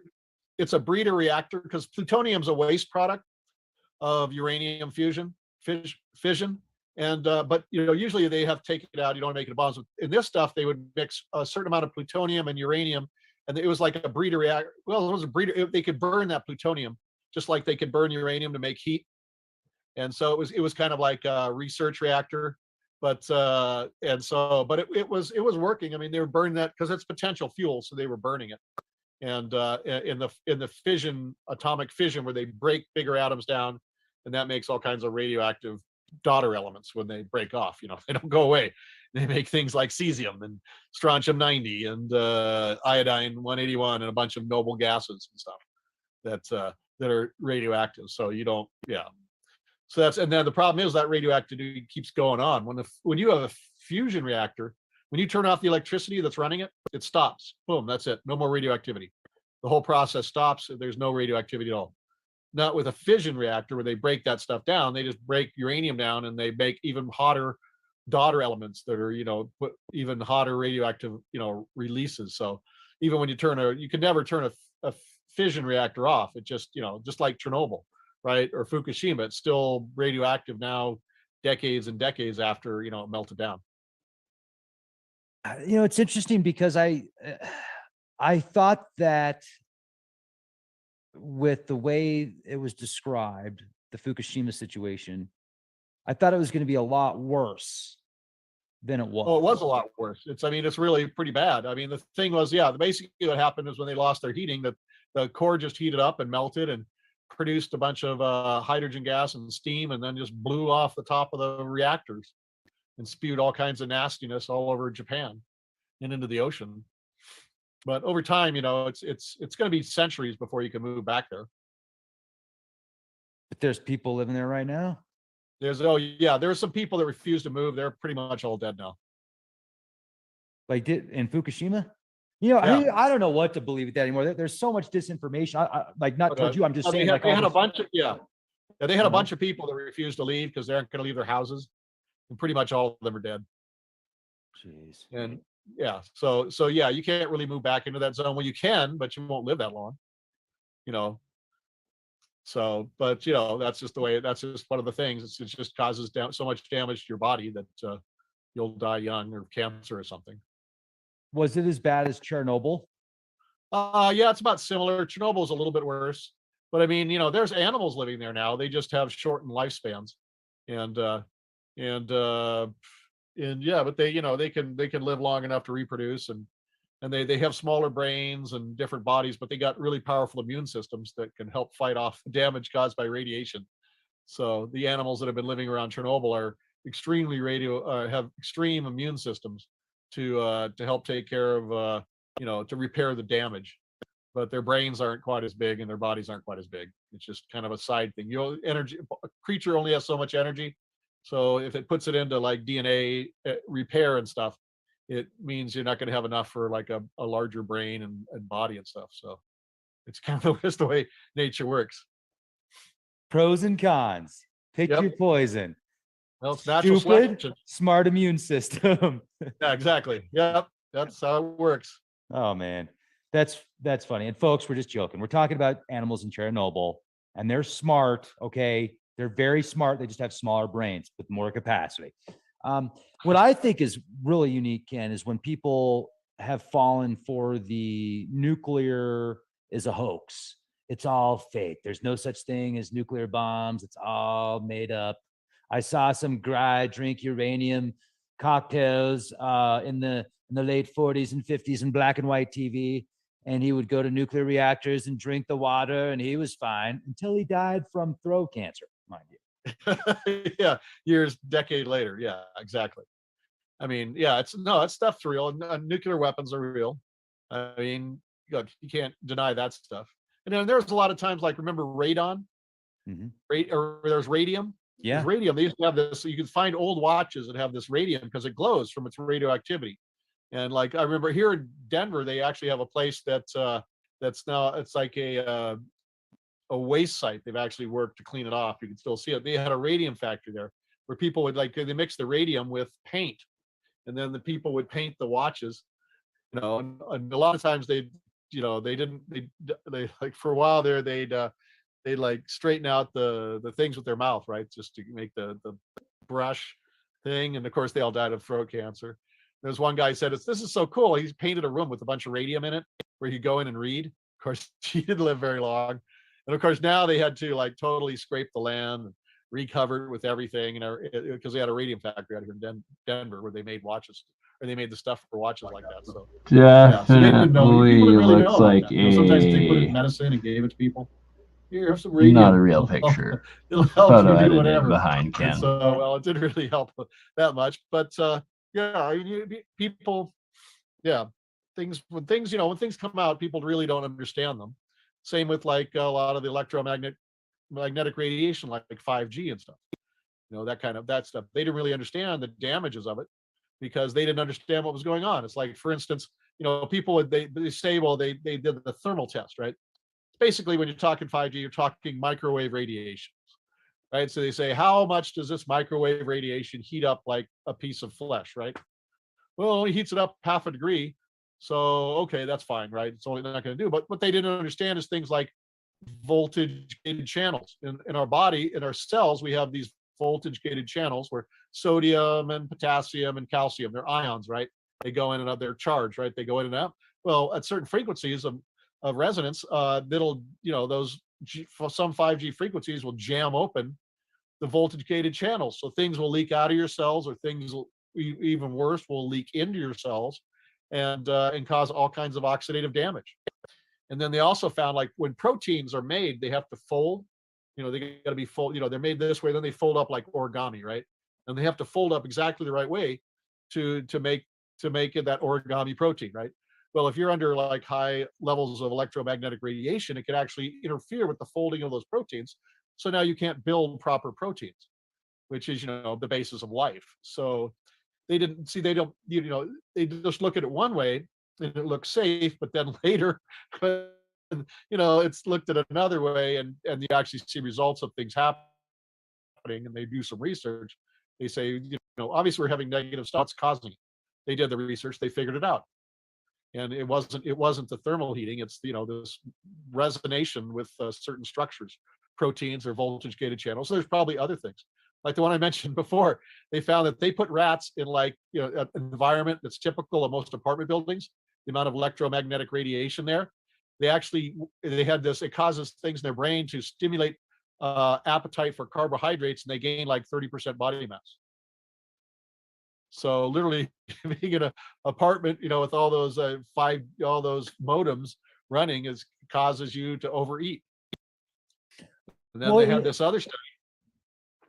Oh, sorry, Ken, go ahead, man. We got a little bit of. They had another study, but that explains another study. They had another study. You can buy these online. They have like these little hats Well, you have your hats that you're wearing that are electromagnetic proof, but they also have like little beanie caps, pullover caps. And they did a study where they gave people these caps and they slept with them at night. And every one of them had significant improvements in like mental cognition issues. That's why they were in there. They had emotional cognition issues or whatever. They all improved. And that's because basically you're just protecting their brains from the electromagnetic radiation they were being exposed to everywhere. And it really helps. So, I mean, if you're living in an apartment complex with a lot of condominium, with a lot of modems, you might want to just get one of those little hats. I think I have one here. I'd have to go look for it, but that you can, I got mine from Lambs, and they also have t-shirts and underwear and other things that you can, and you have your hats too that do that. So actually it's not a bad idea to get one of those and for sleeping. I think they have thinner ones too that are made of like silver silk cloth. And so you could just put them on at night or even wear them when you're walking around your apartment so your brain isn't being cooked by all the electromagnetic radiation. Well, and what's interesting is 5G. I think that 4G and 3G can be just as bad, if not worse. Oftentimes, Oh yeah. So now you just add all of it. You got 5G, 4G, 3G, a modem, cell phone, cell towers, radio towers, all of that. And if you're sensitive, what I have noticed personally is I've done interviews before by cell towers and underneath high power electrical wires, and I get grumpy, I get aggravated. Like I can physically feel it, especially when I was under those electrical wires. That was stupid to do that interview. That was a bad idea. Yeah, that happens with bees. They discovered that with bees because they have beekeepers, and a lot of times there's space, under those electrical wires, the big tall ones. But they found whenever they put the hives underneath those big electrical wires, right, the big power lines, the bees become hyper aggressive. And I remember there's this when I was growing up out in Prescott, we had this down the street, there was this like a transformer. It had a cracked base and stuff, and these ants lived in it. And normally you'd see the normal ants right there, but if you go in there and you kick that transformer, the ants, because the transformer's warm, it's like where they were just like hyper aggressive. You just smack the thing and thousands would come running out just ready to kill anything that's around there. And so you could just, so normally I had those ant colonies around the house, right? They didn't get that. They were not that aggressive, but the ones that lived in the transformer, they were like hyper aggressive ants. We used to go around and kick it, and now thousands of ants would come running out trying to attack you. But so yeah, those electrical frequencies can definitely change human and animal behavior. You talk about behavior and tracking. So if you have a frequency like a 4G or a 3G, it's more of a wave. Whereas if you have a targeted frequency in the higher bands, it's more pinpoint accuracy. And I don't believe that the 5G is strong enough to like physically take somebody out like instantly. I've heard people talk where they say, well, dude, man, they turned on the 5G in Wuhan and people just started plopping and falling over. They just cranked up the wattage. And I haven't found the evidence for that yet. I'm not saying it's not true, but you would have to really crank that frequency up. Now, could there be something inside of the body, or could it actually target a specific organ or a specific set of organs, or the breathing, or I mean, I don't know. I'm just asking questions here. It would be long-term damage. But what they can do is a lot of the 5G, it picks up your phone, right? It'll pick up your phone. Oh, there it is. Look at that, the magical phone. Anyway, and they'll pick up the phone, and the 5G antennas will send bursts of 5G to that phone. Communicating with it. It's not like 4G is just like a radio wave, right? Like your walkie-talkie waves, you go back and forth. Whereas 5G is like this burst, because you can put more information with the shorter frequencies, so they burst you. And like if they really wanted to get you, they could probably, because if you have your phone, that's why you can buy little bags for your phone that you can put them in that make it electromagnetically dark, so you can't be tracked. We've got those. We've actually got those. You do those on one of your people sell them? Oh no, through tinfoilcap.co. I'll actually show it. It's a definitely do a pitch for them. Because if you got friends that do it, so you can put your cell phone in the bag, and they can't track you, and it won't give any electromagnetic radiation. But especially if you're walking around town and you got a 5G phone or 5G adjustable, you're going to be getting pinged every time you walk by a 5G tower. It literally aims at you and goes after your phone. And if you're with your phone, then you're going to get yourself zapped. So if you're walking around and you don't need your phone, you need to put your phone in the bag, put it on airplane mode, put it in the bag, and then you won't get zapped by 5G, because if the 5G antennas will not recognize you being there, and they're not going to be sending hits to your phone if they can't see your phone. So yeah, it's a really good yeah. Oh, here they have all the stuff. Yes, I see some of it sold out, obviously, but yeah, I mean, stuff to help your head. Yeah, there's underwear. There's certain things down there that you might want to protect. There it is. Yeah, you can put those right there in a nice mobile EMF blocking thing. Yeah, that I would encourage anybody to. I have them, and I would encourage anybody to get them.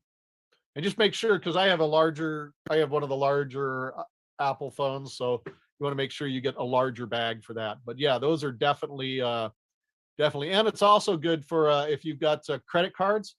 Because I had a friend here, we have a light rail in Denver, and he had this weird guy bumping up against him a couple times, right? And he just thought, with the backpack, and he just thought, they were just a rude person. Well, then he gets a call about an hour later from his credit card provider saying, did you do this transaction and that transaction? And they actually had scanners in the backpack, and if they can get that scanner next to your purse or your wallet, they can scan your card, copy it, and then go out and make like purchases on it. Someone did that with my credit card a while ago. They managed to do that, and after that I ended up putting my cards in the RFID blocker, because it literally, like in Pagosa Springs of all places, Ken. Oh yeah, no, it was really popular in Europe, and they have these little devices. You can hardly notice them. They're very small, and if they get that device near your card and it's not radio protected, they're going to scan it, clone it, and start spending your money. Speaking of clones, no, I'm just kidding. They seem to have somebody in position right now that would be a clone of a clone. He's just stumbling a bit, but let's stay out of that. My mind just goes there sometimes, Ken. I'm like, nope, no, not going there. Okay, so must stay out of polls of ticks, and it's not worth the energy, man. It's really not, because the whole thing is just a big crapshoot. If you want to talk politics, go to BitChute.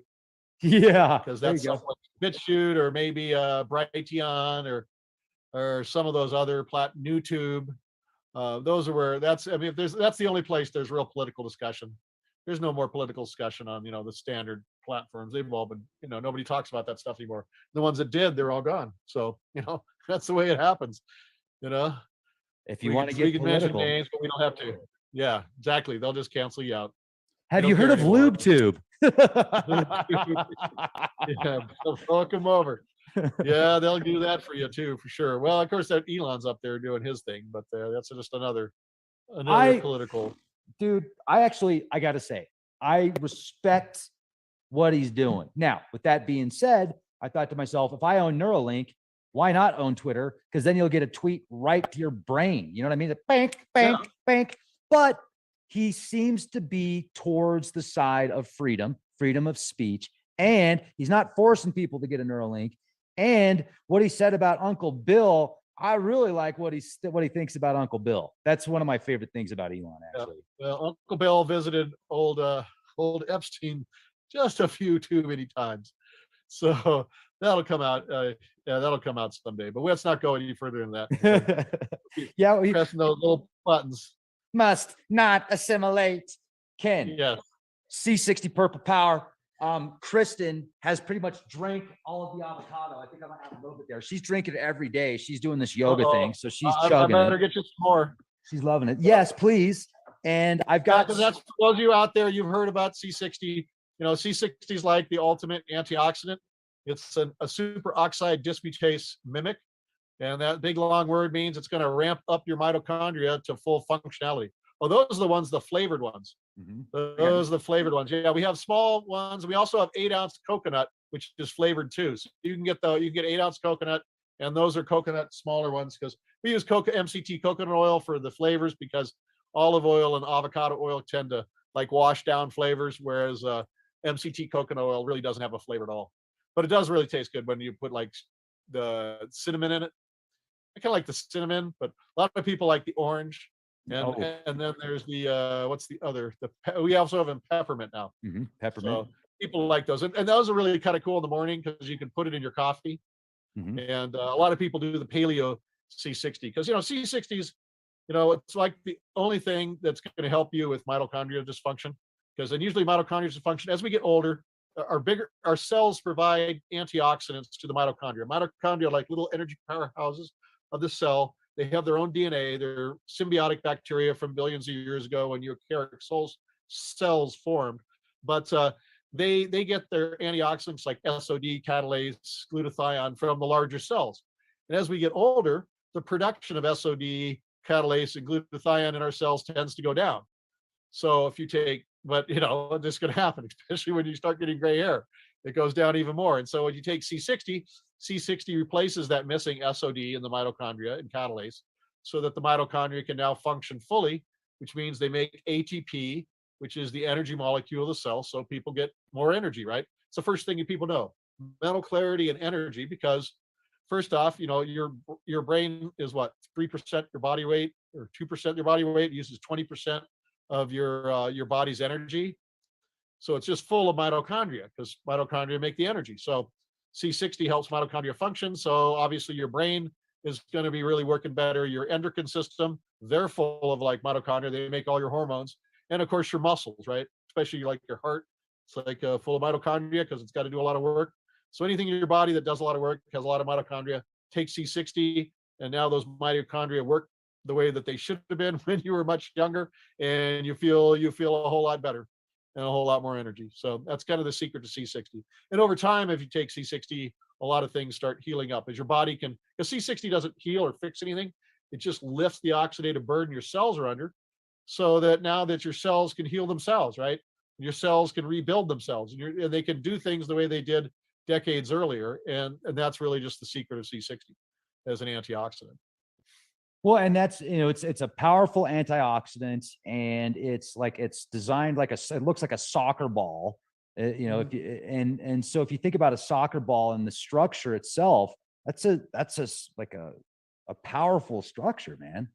Oh yeah. Let me get out of here so I can actually show stuff. Yeah. I've got some of my, because like on our C60, see that we have little QR codes on the side of our box, and you can actually scan your phone and you can go to a certificate of analysis where you can find our oils, right? You could go see that the oils, because we have all organic olive oil, all organic avocado oil, all organic MCT coconut oil. And then we also, after our product is made, we have third-party testings for microbiologics and concentration. So, and also our C60. We use 3 things you're looking for in a C60 product, whether you buy it from C60 Purple Power or from anybody out there. 3 things you need to be looking for. First, you want to look 99.99% purity. The second is, and usually goes with that, is you want to get sublimated C60.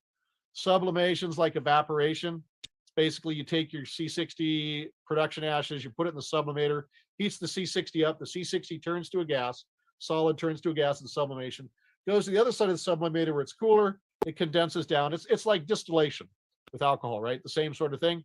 And that gives you like 99.99% pure C60. And usually if you're getting, like, if you see 99.9% or 99.5% pure C60, that comes from the solvent-based method. And that's basically to take methylbenzene, which is toluene, a really nasty toxin. They mix it up with the ashes.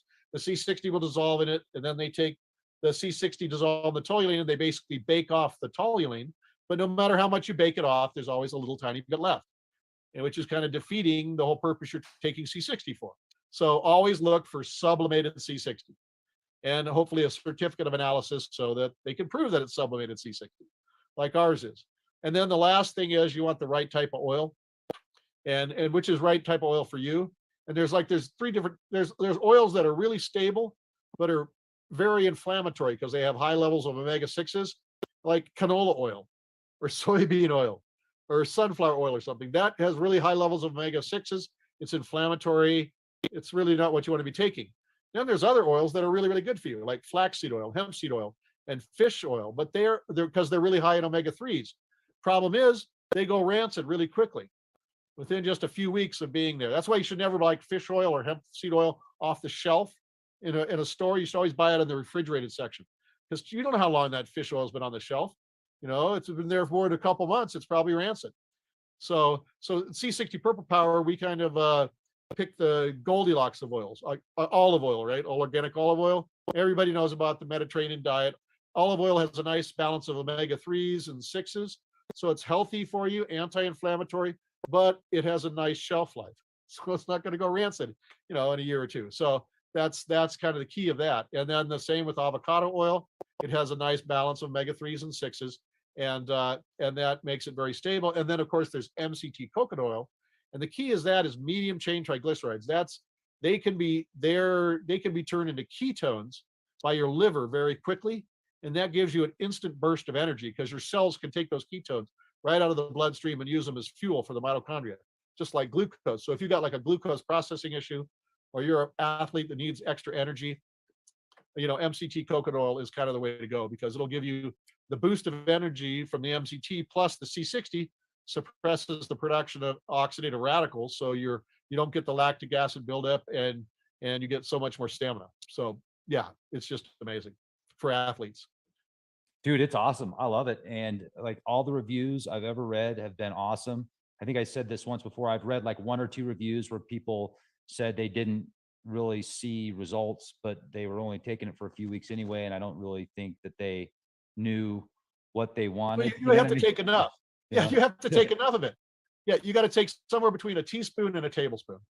Like if I was younger, I would be taking a teaspoon, right? Before I had a lot of gray hair, maybe in my 30s, I'd probably a teaspoon, maybe 2 teaspoons. That would probably be okay for me.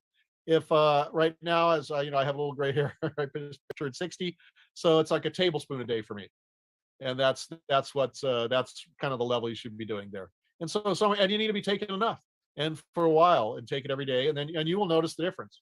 Or if you don't think you notice the difference, stop taking it, and then you'll notice the difference when a lot of things come back. Those little aches and pains will come back.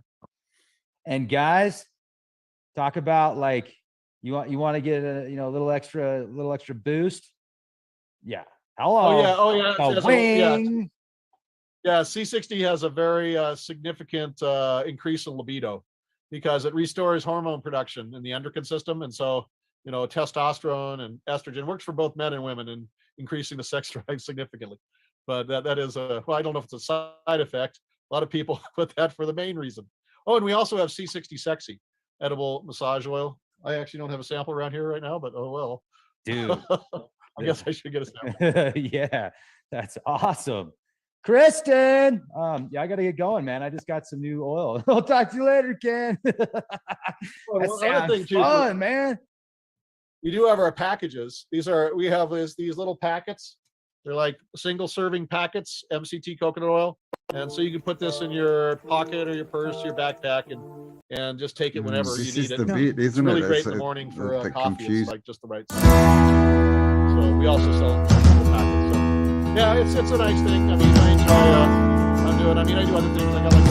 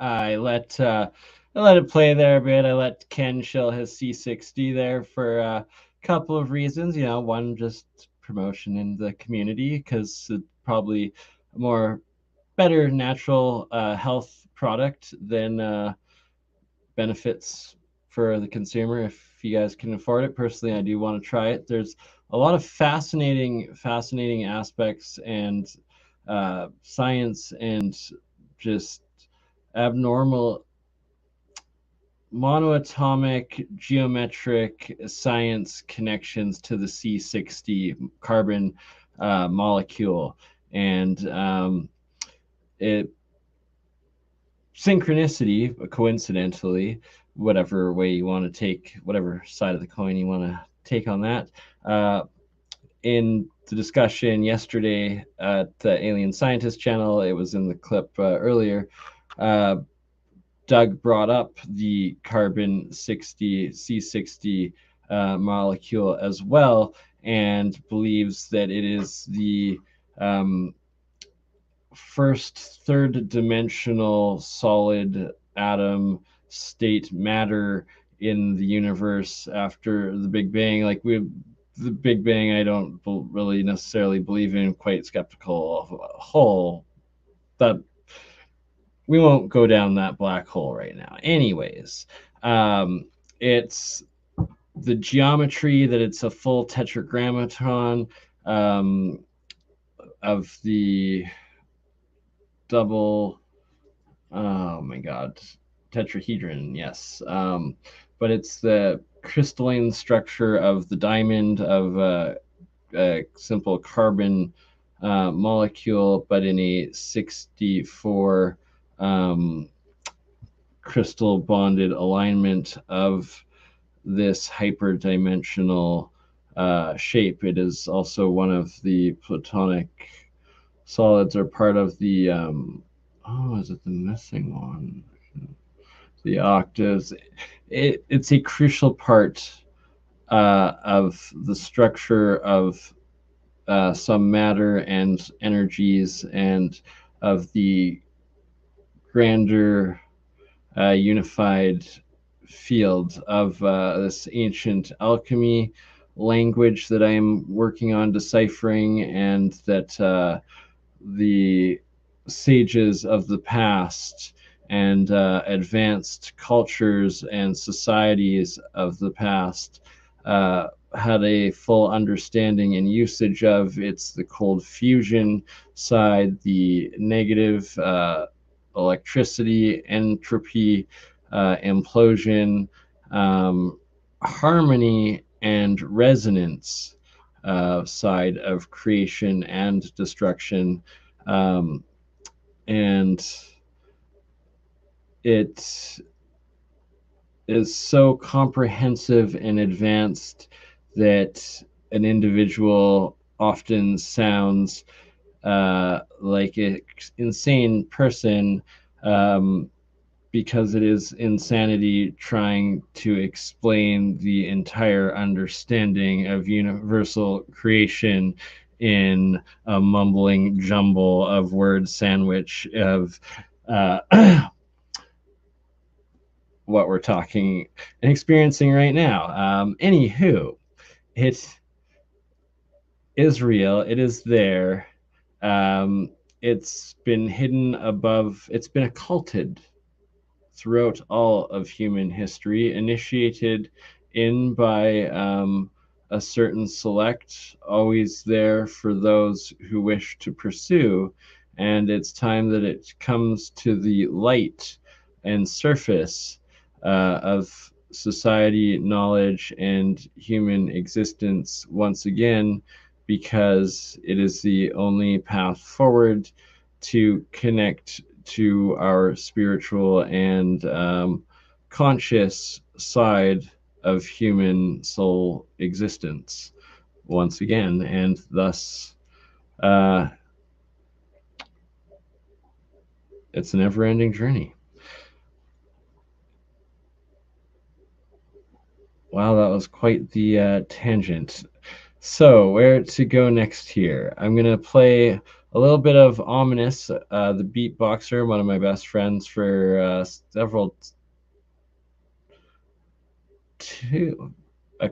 least a couple of, I think a few now, decades. Ken, since junior high, we've known each other and worked together. Truly world-class talent. He's being co-host with me with our Science of Sound series. episode 4 coming out soon. It's been delayed a few times, but I promise it's going to be a good one. But here from number 3.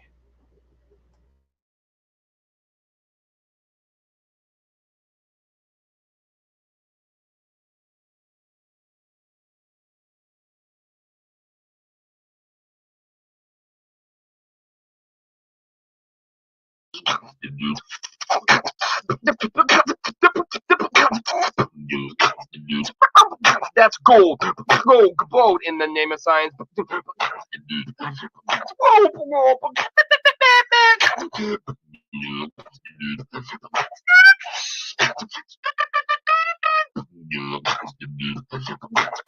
Just within his name's ominous.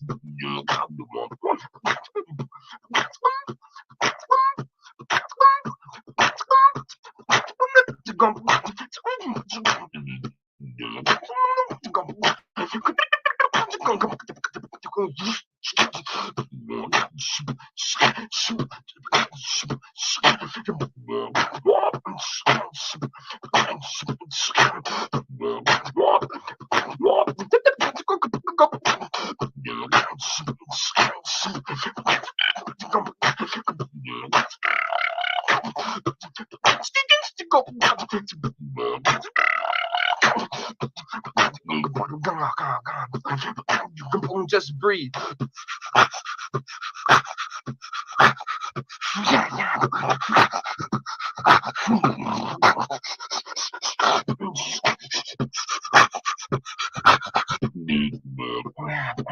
I'm just fucking with you.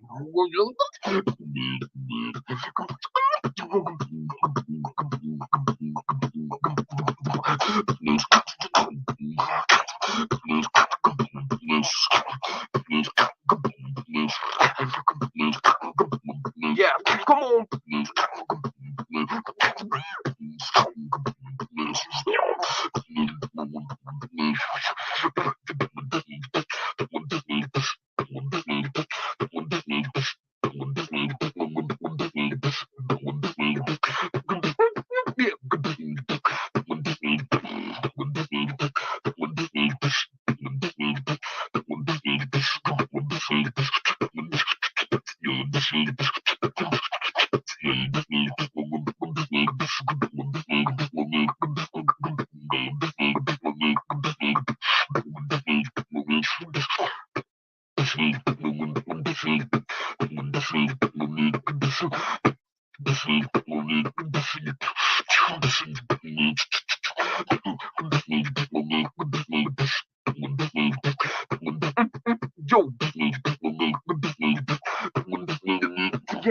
Yo.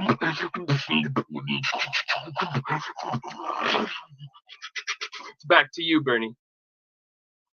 That was freaking amazing. And I hope that was all right. Everybody is absolutely loving it.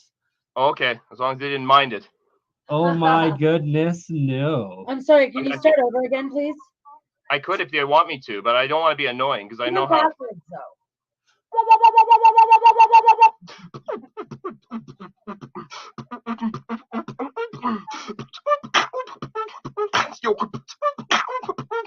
I won't go longer.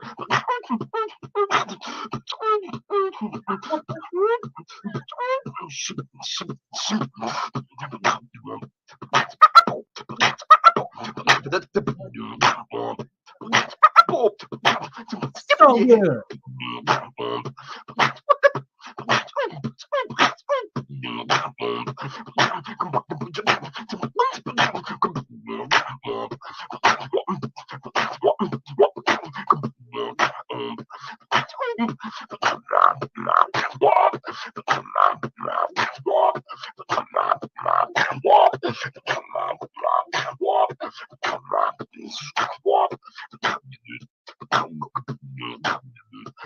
Yo, what's that on his hat, man?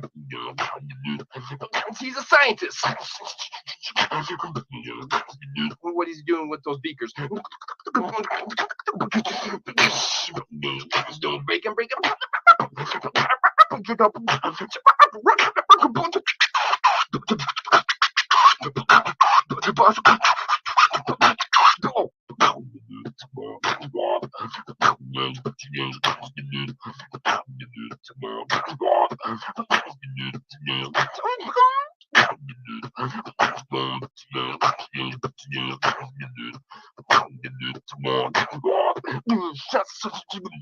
Okay, I've really got to stop. That was just so amazing. I think you've left everybody speechless. I'm Well, thank you for listening. All right. So yeah, there is Ken. What I am going to be focusing on in the 4th episode, I need to email back Sarah again. Sorry about the first scheduling that we never ended up doing, but she does dreamwave analysis, recording through the equipment, like when you're different brainwaves monitoring, stuff like that, as well as using sound for hypnotic conscious mental effects and research, well, along with Richie from 007. So if hopefully we can get them into the 4th. If not, we will have to make that for the 5th.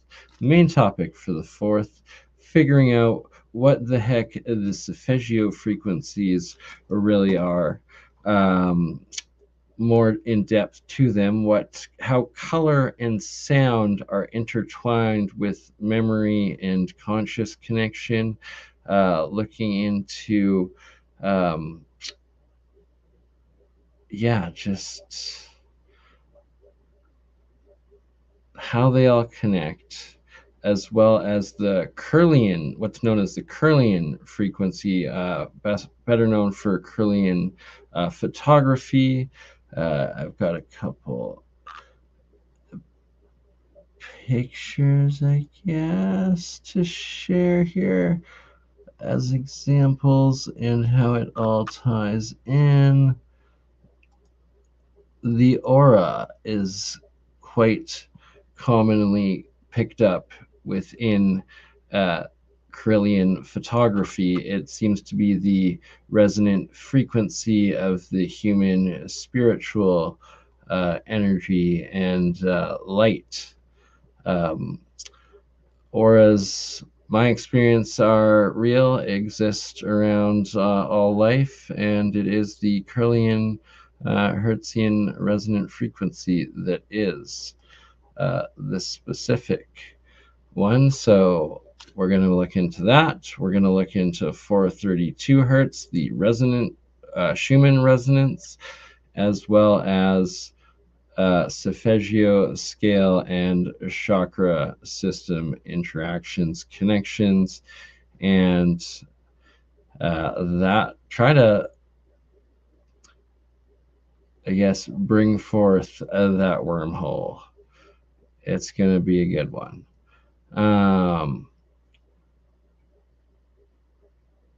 Next up is we're here. Another for the actual.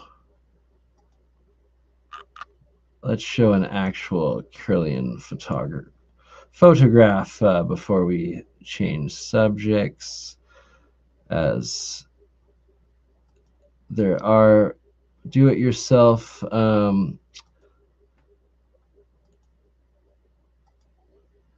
blueprints out there to make the Kirlian camera yourself. It seems pretty decent project, like not too hard, not beginner either, but yeah, so these are supposed images caught through the Kirlian photography technique, camera builds, and the supposed colors and auras of some people in this one. Let's do another one of, I guess you can also run electricity through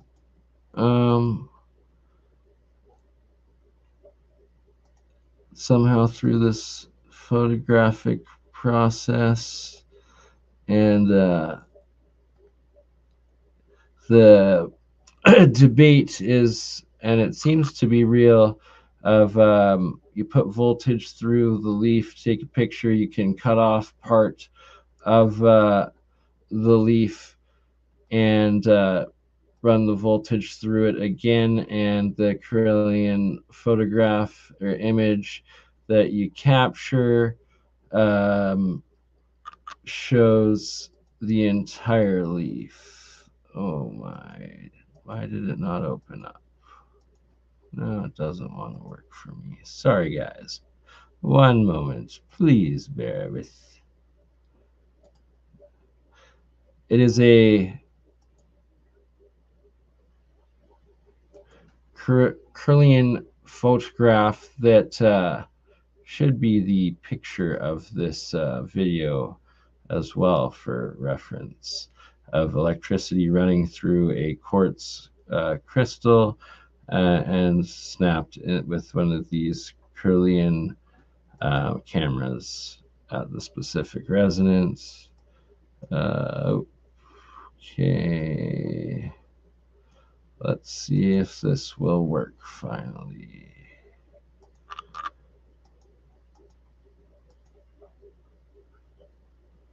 Yeah, so this, I guess, is not. Oh yeah, so I guess it was. Oh yeah, look at that. It's covering about 2/3 of the chopped off leaf there with that electricity and color. That's yeah. So that is the example of this. So you can see that pure slice of the leaf there, and the right whole, about 1/3 of the right side, the entire side missing, but appearing in light with through the voltage of this Kirlian, which, yeah, so much to these things. So the aura, the science of the aura, the light, solfeggio frequencies, also going to delve into the golden ratio, harmonics more, with Michael Boyd as well, doing the working more with this acoustic levitator, finally setting it up, putting some monoatomics into it, trying to also pin and capture specific cymatic frequency patterns in it, and running the solfeggios and these other different sacred geometric frequencies and resonance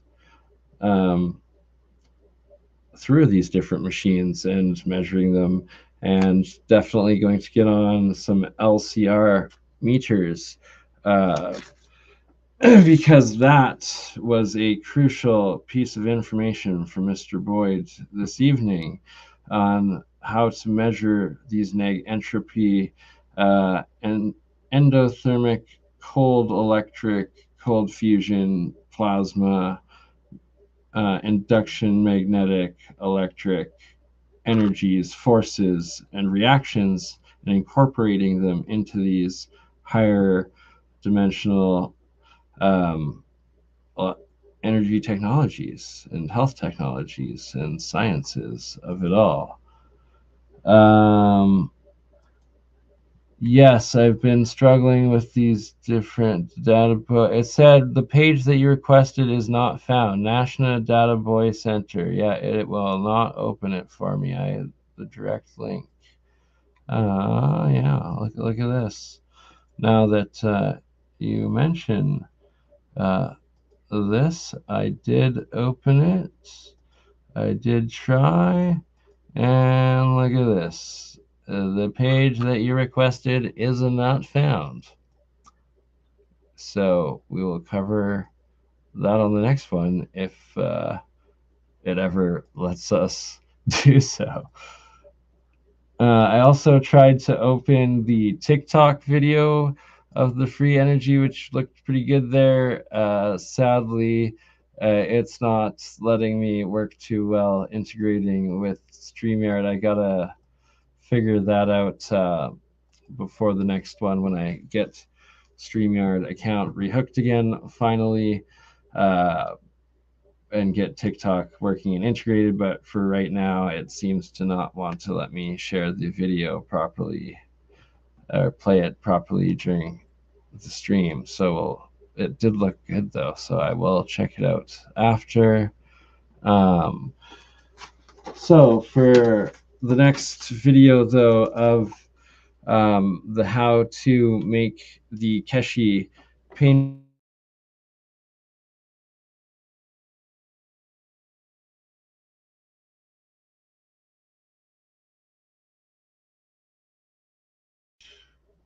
very weird. Why did it do that?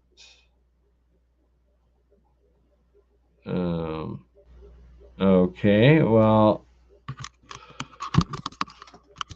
I don't know. Can you guys still hear me and see me? That was very strange how it cut off right as I was going to show that. But yes, copper. Just some copper wire that you get a little bundle of. If you know any electricians or demolitionists, renovationist people, cheaper than from the hardware store, but even the hardware store. And then a tool, usually a sharp knife or wire stripper to get the plastic off of it. You're gonna need some wire pliers. One way of nano coating is using a flame blowtorch. The other is caustic soda. So these are some materials and devices that you want to get your hands on ahead of time yourselves for next weekend, so that you can make yourselves these magnetic electric capacitors. They are that, like, there's no doubt about it. Triple coil copper. Then we nano coat them, and you can, over the next couple of months, follow along and replicate these experiments and these builds yourselves. Hopefully it results in better health and wellness and free electricity and energy for us all. I have full faith that is our correct path, or what shall unfold indeed.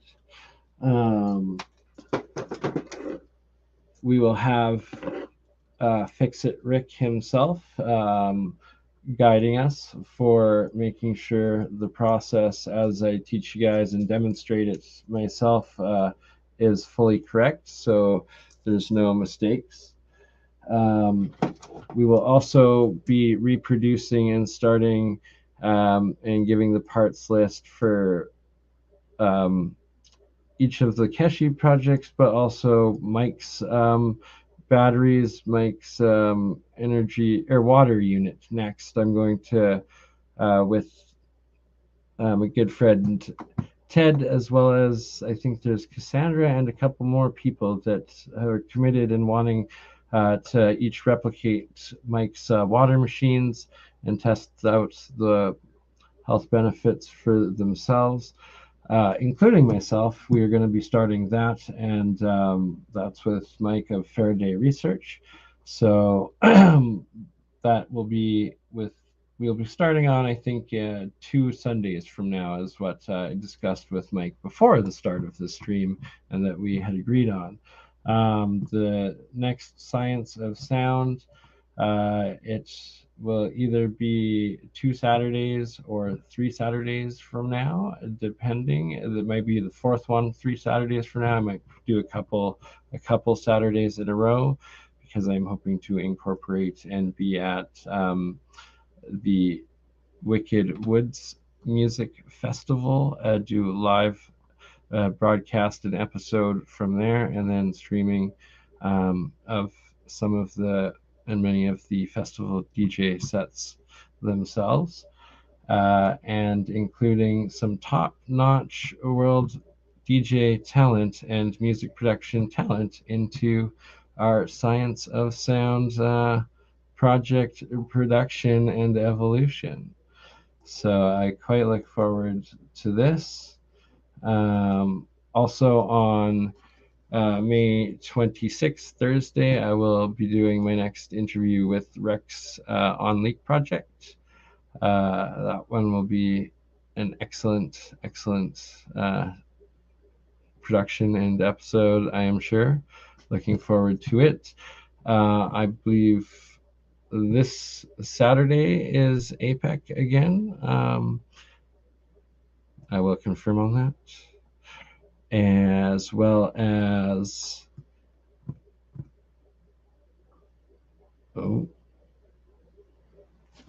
Sunday night, Monday Australian time, I'm going on with Autodidactic on Campbell's channel next. Good things again, miss that guy, so looking forward to it. What else do we have here to discuss before we go? Sherry, if you are watching or do catch this, thank you. I did receive your mail, and we will also review the world's oldest map. And this is quite the specimen of decoding the Great Pyramids of Egypt and their star chart connection to the ages through their alignments, all of the building geometry, and that it is in fact remnants of the Atlantean civilization, if not Lemurian, but at least pre-Younger Dryas, aka 12,000 years ago plus.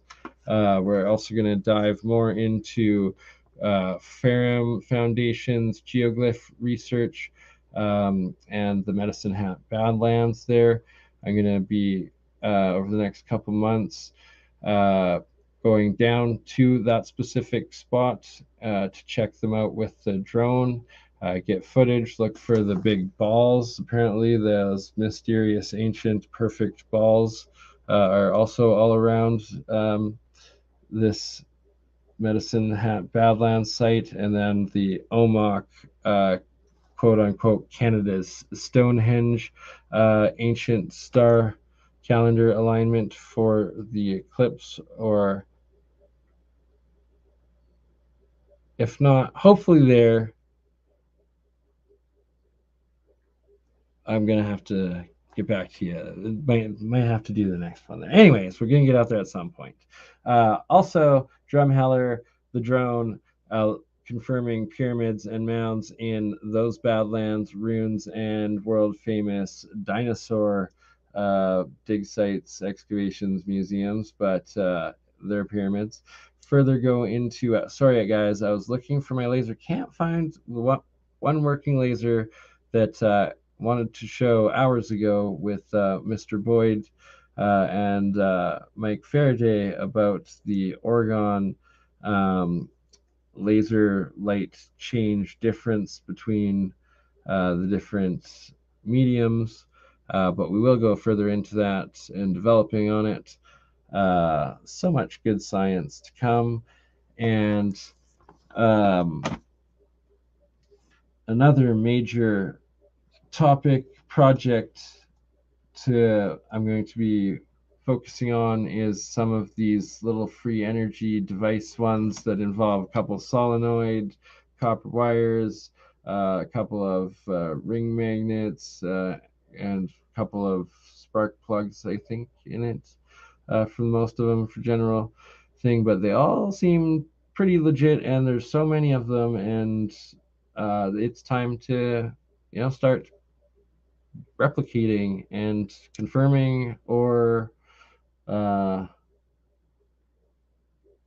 confirming not whether these devices work, and bring it forward, because it's all about as much do-it-yourself free electricity and energy that is also green and off-grid and independent for us all. That is sustainability. That is what it's all about. So we need to start doing it all. I'm going to also be doing a solar unit hookup, couple 240 watt regular panels, inverter to, I believe, car batteries, I think, sort of structure for the first to start going off of working with and building from there.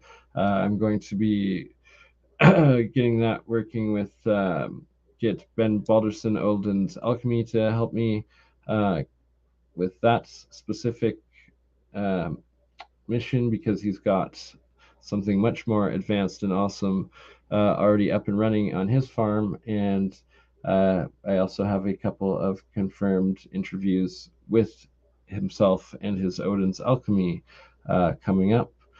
So there, and like probably 5 or 10 other different collaboration YouTube podcasts happening in the next month or two. There's a lot going on.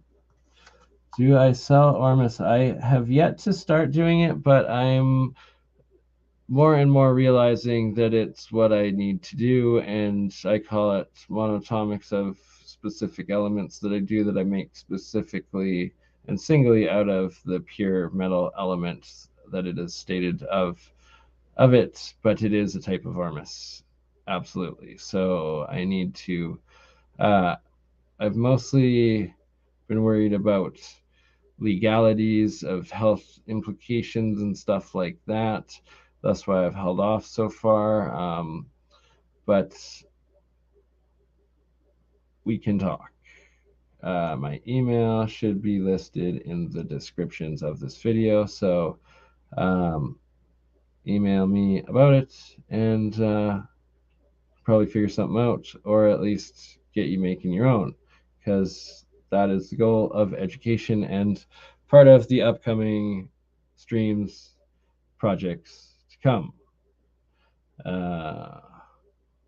4 hours 36 minutes, and we will finish it off with Ron Kovac. Plasma research unveils missing link element. I believe it might be through electrolysis. It's cold fusion plasma process research.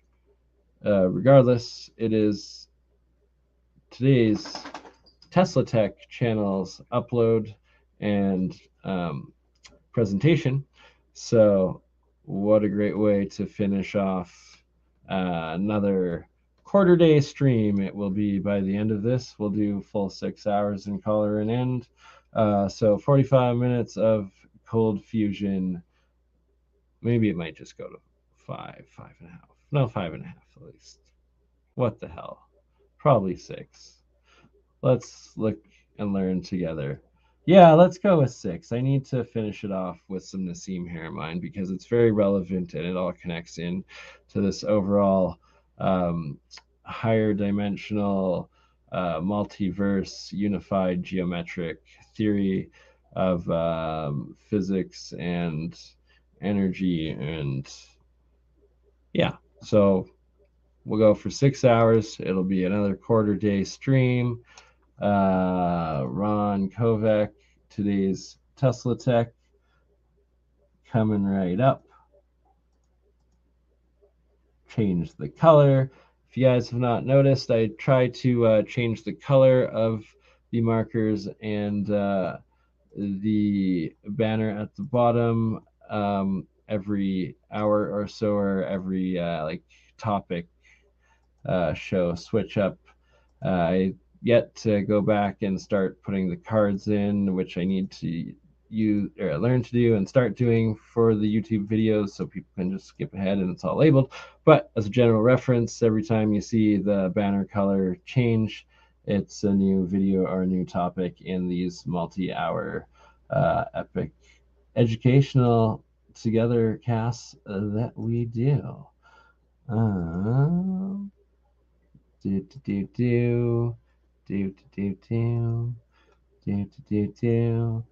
What did I mean to do?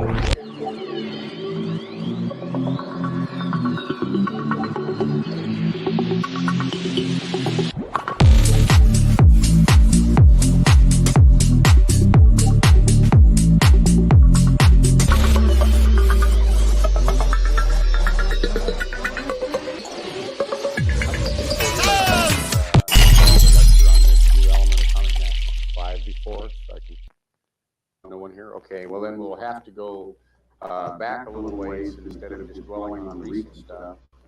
What you see on the screen right now is where it all began, and these are experiments that are related to some original work that we did with ball lightning. We were trying to create ball lightning, first of all. Perfect. Glass This cylinder. is Bob Grenier, Can you still tech hear at me its if I walk over finest, here? applicable. Okay. What a good synchronicity.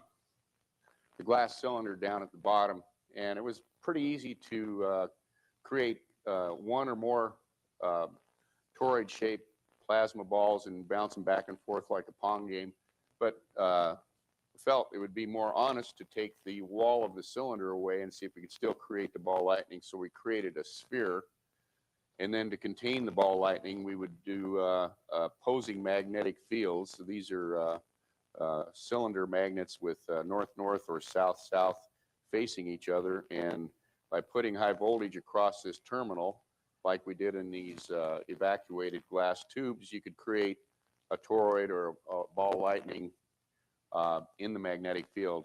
Next slide, please. Let's see, we got, is that readable? We've got it backwards. The slide's backwards. So that begged the question, what was going on? Without getting into any real fancy math or anything, you can look at this in detail, step at a time, at the situation of opposing magnetic fields using only the right-hand rule, which is in your right hand, your thumb would be the electric current, then the magnetic fields would be wrapping around like the rest of your fingers. And also the converse is true. If you have the magnetic field going the direction of your thumb, then the electric fields will be curling around like your fingers. And you do that for each of the magnets, like in the top diagram, you would see that not only does the magnetic field come out and splash and separate like two garden hoses facing each other, but the individual magnetic field lines each generate an electric field that, if you compare the one on the right with the one on the left, they're actually pushing each other. So, does that work? Okay, it doesn't matter. We'll be through this in a second. I'm not going to be explaining a lot of math here. I'm just tossing this at the very beginning so we can get it out of the way, and the rest will just be pictures and show and tell. But then if you put a plasma bolt through the center axis of this opposing magnetic field, you can think of this as a plasma is a little bit like a rubber band, maybe a rubber band in a model airplane where you wind it up. And as you wind it up, it finally forms a knot. And that's the rubber band's way of handling all the stress that you put on it. And rubber band molecules are polymers that can twist and bend, but they don't want to let go of each other. And it's a good analogy because plasmas, like a spark going through here, behave the same way.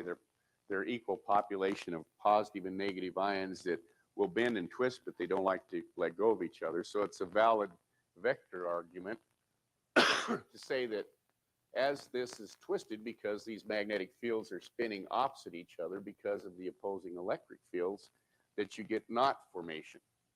You can also derive some really beautiful topology or some analytic geometry, part of which is shown here, that shows that the magnetic field are like two funnels, open end to open end in profile, whereas the electric field are like two lampshades with the tops touching each other, and they result from the truth of, again, the right-hand rule. Nothing more complicated than that, that these electric fields, anything going out of the center, will have to go perpendicular to the magnetic field surface. And that gets real interesting because these intersect at the edges of this lampshade structure and actually form halos in a lot of natural events. Next slide, please. I'm getting to that. But before we do, there's three words that I'd like to introduce. One is a toroid, which is science speak for a donut or a bagel. And there's catenoid, which is science speak for the two lampshades top to top. And there's pseudosphere. These are names of the geometric shapes of the two funnels mouth to mouth. And what I'm going to try to show is that in nature, when you have these opposing magnetic fields, you create not one, but always all three of these electromagnetic entities. So if you create just the toroid artificially in a laboratory, you immediately will get a catenoid and a pseudosphere, that being the magnetic field shape and that being the electric field shape. And for example, if you shoot a spark through a capillary opening and create a toroid this is similar to creating a smoke ring by tapping on a Quaker oat box full of smoke with a hole in the container. You get the toroid, but you also get the magnetic field and the catenoid.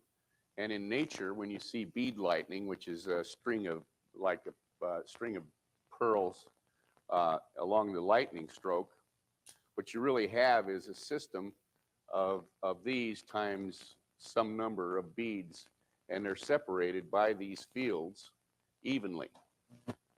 And there are photographs in Life magazine and other places of bead lightning. Also, Dr. Peter Greneau has been researching exploding wires, where you put high amperage discharge through a wire, maybe underwater, and the wire will shatter in even segments. The reason the segments are even is because these systems are evenly spaced, just in the same way that pretty much evenly spaced, just like bead lightning. Next slide, please. What we're doing here is a quick review of the research that led up to this, the new element. So if you have the catenoid first, which is the two lampshades top to top, and you can create those in a laboratory. These things aren't just theoretical, they're very real. With just a large jar, you pump the air out. You can backfill it with neon or nitrogen or your choice of gases. And you have two large wire or copper loops, like the blue circles up there, and you turn on the proper high voltage, or better yet, audio frequency radio. Then you'll create all three of those systems in the jar, and it's quite impressive. In that case, you're creating the catenoid first, and of course the pseudosphere and the other one follow. If you're making a new element, and we'll get back to this, you create the toroid first by creating the pseudosphere first from electric magnets, and the other two parts of the system follow. I put a note down here that I was crushed to find out, having done this, that Carl Gauss and everybody else, and Walter Russell, and even Lord Kelvin, dating way back, had played with these toroids and pseudosphere structures theoretically and described things. Next slide, please. Well, the color's not too good, but to demonstrate the truth of that, the Hubble photographs that have been coming back have fascinated scientists, and their expression for it is no one really knows what the rings are. Well, what we did is we actually got a large jar. It's a little bit maybe out of focus at the top, but you can actually see this structure created with proper color and shape inside the jar, where you have the two copper rings around the edges. Then you, inside the jar, you get these two rings, and then you even get the yellow ring in the part inside. And Sightings came by and filmed it and aired it nationally as part of one of their programs. Next slide, please. The point being that these things aren't just theoretical, they're real hands-on effects. In fact, some of them have been referred to as ion traps, spinning traps, and have actually been used for concentrating particles and things in some scientific instrumentation. These people, Carl Gauss in 1828 was playing around with incompressible fluids and postulated these pseudosphere catenoid systems. He didn't much talk about toroids and the analytic geometry that goes along with it. He went on to postulate a lot of atomic structure, but he was so embarrassed by this politically incorrect publication that he gave it to one of his graduate students. The graduate student was too clever and aware of politics to publish it, so it ended up with his roommate, who ended up after that got lost, and he showed up in the Vatican, and Carl Heck resurrected it some years ago. Walter Russell, famous architect and artist, had visualized a lot of it in his paintings. The way that he obtained the knowledge, I'm not real sure of it. It's like an Edgar Cayce story. Next slide, please. We postulated the toroid formation out of the knot. So that's our claim to fame. The thing that's really exciting is that if you really look at the situation, we were using opposing magnets, but in nature, where you have really large amounts of energy involved, like in a stroke of lightning, you have a bolt moving one direction, but nature has a law of electricity and magnetism that says there'll be an opposing force coming the other way. It's called back EMF. Well, the back EMF has the same characteristics electrically and magnetically as the other magnet. So if you have a bolt of lightning, even though you don't have any magnets there, there'll be some zone of the lightning bolt that actually has the opposing magnetic and electric fields. And it's my belief that this is the way that ball lightning is created in nature, because you have the twisting and the formation of the knot becomes a toroid. And next slide, please. These same geometries can be used to explain, and this is just theory, but if you apply it to Earth or Saturn or any of the planets, then you find that the energy well at the equator is where the Saturn's rings are. In the case of the Earth, the masses at the center being the toroids formation, and the geomagnetic system, then the halos that we talked about earlier that are obvious in the Hubble photograph and in our jar of recreating the Hubble are actually in position to explain the northern lights. So you can think of the northern lights as the halos north and south of the Earth's pseudosphere catenoid system. Next slide, please.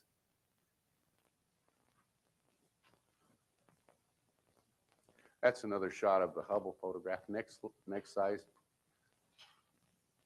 But you can see it's not the only supernova that has that general geometry.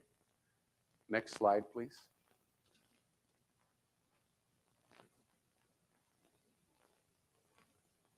Let's see. Upside down. Okay. Well, now this is pure conjecture, but it's an interesting thought. What if gravity isn't really anything more than electricity and magnetism flowing? In other words, if you hold a spoon under a running water faucet, it pushes the spoon down. Well, if these toroids are created inside these systems, then the electricity and magnetism would be pulled in from space into the center of a toroid, whether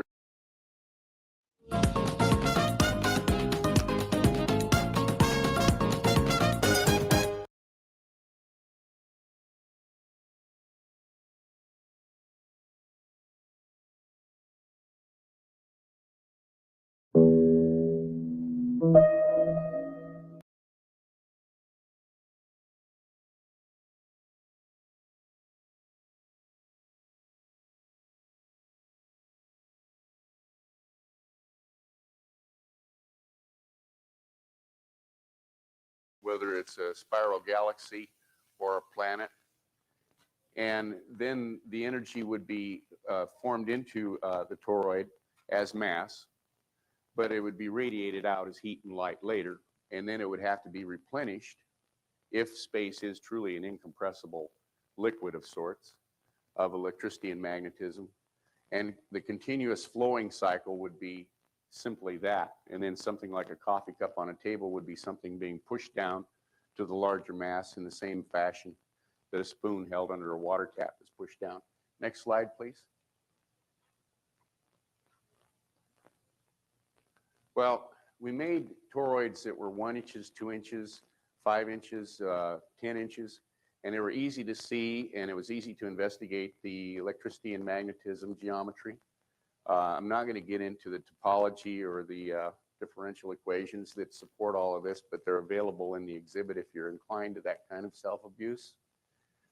And and they are fun, and we have associates that really enjoy pursuing just that from this geometry. But what the question is, how can you, what about the other end of the spectrum? What if you made something very, very small? What if you increased the electricity and magnetism strength to the point where you had some toroid that was atomic or subatomic in size. Well, all you have to do that is to increase the voltage, increase the magnetic field. But how would you see what you have done? Well, the answer to that is to put together a mass spectrometer. Unfortunately, these days they're relatively affordable, especially on the used equipment market. And if you're mechanically inclined, you can build a vacuum system to support it. Next slide, please. That's what you would use to look at your results. This is a little bit more descriptive of what we're talking about. You get 2 vacuum systems and a cylinder of gas of your choice. You get 2 opposing magnetic fields, south-south or north-north, either one. And you put a quartz tube in there with the electrodes and high voltage on the ends. You energize the magnets and you turn on the high voltage. You get an arc through the opposing magnetic fields, and you watch the results on your spectrum analyzer, which is like a television set that has a graph of representing horizontally the atomic mass, like 1, 2, 3, 4, 5, up to 100 or something. And then the vertical scale would be how much of each of those gases are present. Next slide, please. That's a picture of the equipment. Next slide, please. And this is a picture of the results. It was amazing because this is a normal spectrum of we used nitrogen as the gas, just by chance it was available. And we imposed the magnetic fields and put a large discharge through the center of the quartz tube. Here is 0, 5, 10, 15, 20, 25 as the atomic mass. So oxygen would be up here by 16, there's some there. And nitrogen would be there. But this thing here, atomic mass 5, according to the literature, does not exist. Nobody's ever seen atomic mass 5, and yet there it is in the results. Now, some would argue that it's a hydrogen cluster. Without getting into that too deeply, hydrogen clusters do 1, 2, 3, 4, 5, 6, 7, 8. They're used to calibrate these kinds of mass spectrometers. You never get just 7. You never get just 6. You never get just 5. You always get each of the clusters, 1, 2, 3, 4, 5, 6, 7. They're used actually to calibrate these instruments. Next slide, please. So, took the stuff down 6 months later after it had been sitting on the shelf, open to the air, and had Texas A&M run the spectrum. This is a 6-hour spectrum. This is a 6-minute spectrum. This is ours, and this is theirs. And it showed all the stuff that the tube had grabbed out of the air during that 6-month period. But apparently mass 5 is really stable because it was still there. And oddly, there was a formation of mass 3 also. Next slide, please.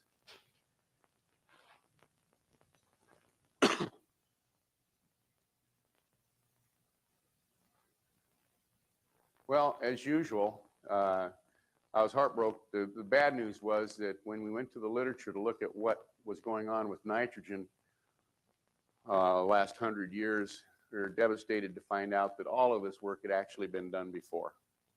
It was done as early as 1888 by Dewar and Warburg.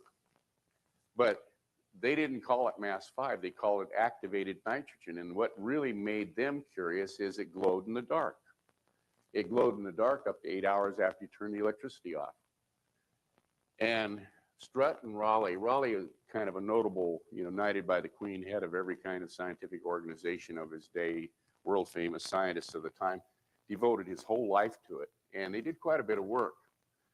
In 1911, they did the mass 5 or activated nitrogen experiment with other things like phosphorus, turned yellow phosphorus to red phosphorus.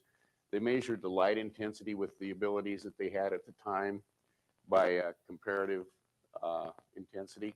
But the thing that's really mind-boggling is, for some reason or other, at one time they put a piece of gold foil down into the activated nitrogen and it melted the gold.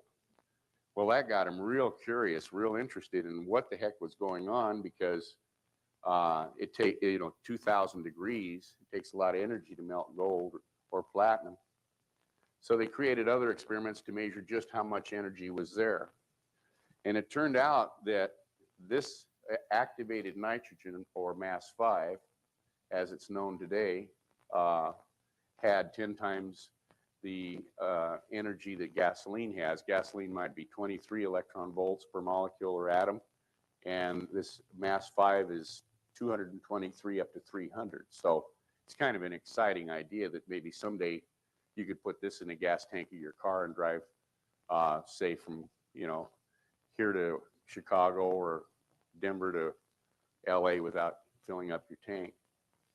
But the other thing that's interesting is that there was a lot of classified work that was done as late as 1954 on it. And I think the reason for that was that in 1940 and 1946, these were all the war years. These were the years that the world was getting ready to test the atomic bomb, and the world didn't know whether or not the atomic bomb would ignite the atmosphere of the Earth and we'd all burn. So they were real interested in what happened with nitrogen under a large electromagnetic stress. And I'm sure the government had a lot of stuff that's still classified in that regard. But unfortunately, back then, they didn't have the quadrupole mass spec like we have today to see what's really going on. All they could see was the colors being emitted and do emission spectroscopy, which they saw was an unidentified spectrum, but that's as far as they could take it. So they were cornered into calling it activated nitrogen, even though it didn't fit any of the chemistry of nitrogen. And this is 1954. Next slide, please. Well, that's a picture of what we did to recreate the experiments. Relatively straightforward apparatus. You have a ring discharge high voltage supply with the purple coils around the top ball. That's where the mass 5 is created. You have some gas purification. That's very important. Take all the water and oxygen and chlorine and down very fine impurities out of the nitrogen. It has to be very pure. And you have a pumping system and a vacuum pressure monitoring system. Other than that, you create the mass 5 up here. It drifts down here, and it just sits there and glows. Next slide, please. And I just have to pause it quickly to interject how ridiculously similar and identical their little plasma experiments resemble all of the depictions of ancient alchemists, both in the Arabic literature and history and sciences, as well as European and Germanic, as well as Slavic devices for the alchemy practices and like processes, and it's lost higher advanced technology every which way you go. Paul Cook connects it quite well with his work on the plasma transistors or plasma. Yeah, I think it's the plasma transistor. Anyways, mercury plasma transistor or something. Any rectifier, that's what it was. Very good. Shows the 1850s, them having plasma state mercury in these glass tubes, switching AC to DC, harvesting from whether it was atmospheric, other cold fusion, but plasma state cold electricity devices, much more efficient in transfer and storage and longevity and everything. Quite fascinating. I've played them on other of my multiple long streams if you haven't seen them before. Now back to this ridiculously amazing Tesla Tech video of earlier today. And so, yeah, it's quite advanced stuff, but my God, it's everything I've ever needed missing in my own personal experiments and research. So hopefully it means something, or you get something from it, and bear with it if not. you can run it through your mass spec. And here's the other thing that's really incredible that Raleigh and the rest of them didn't do. We put helium in there to purge the system and clean it out and run some more tests. And when we did that, the mass spectrometer went crazy, because when the mass 5 was introduced to the system, everything was stable. But when the helium came in on top of the mass 5, we've got something that completely filled up all the masses from, say, 4 up to 100. And that was the range of the mass spectrometer. But those are actual elements, or else they're actual clusters of elements, or they're clusters. But each one of these would have to be individually analyzed and separated out by gas chromatograph or selective mass systems and analyzed separately, which is way beyond our ability as far as staff and man hours goes. Then next slide, please. This is after it was done, showing that everything's working right. So that's an exciting area. But we wanted to go ahead and recreate this energy and measure the calories put out and see if Raleigh's work agreed with ours. So we had a thermocouple inside the platinum coil down inside the gas. And it's a little hard to see, but the needle up here is well over 1,600 degrees, headed up to 2,000. Didn't want to melt our coil, so we stopped it there, but you can see it glowing white hot. And all it was the same as the other picture, only with a platinum coil stuck down in it. And we verified the temperature with optical pyrometry as well. And we measured the radiation, neutrons and gamma and alpha. Next slide, please. There was no radiation.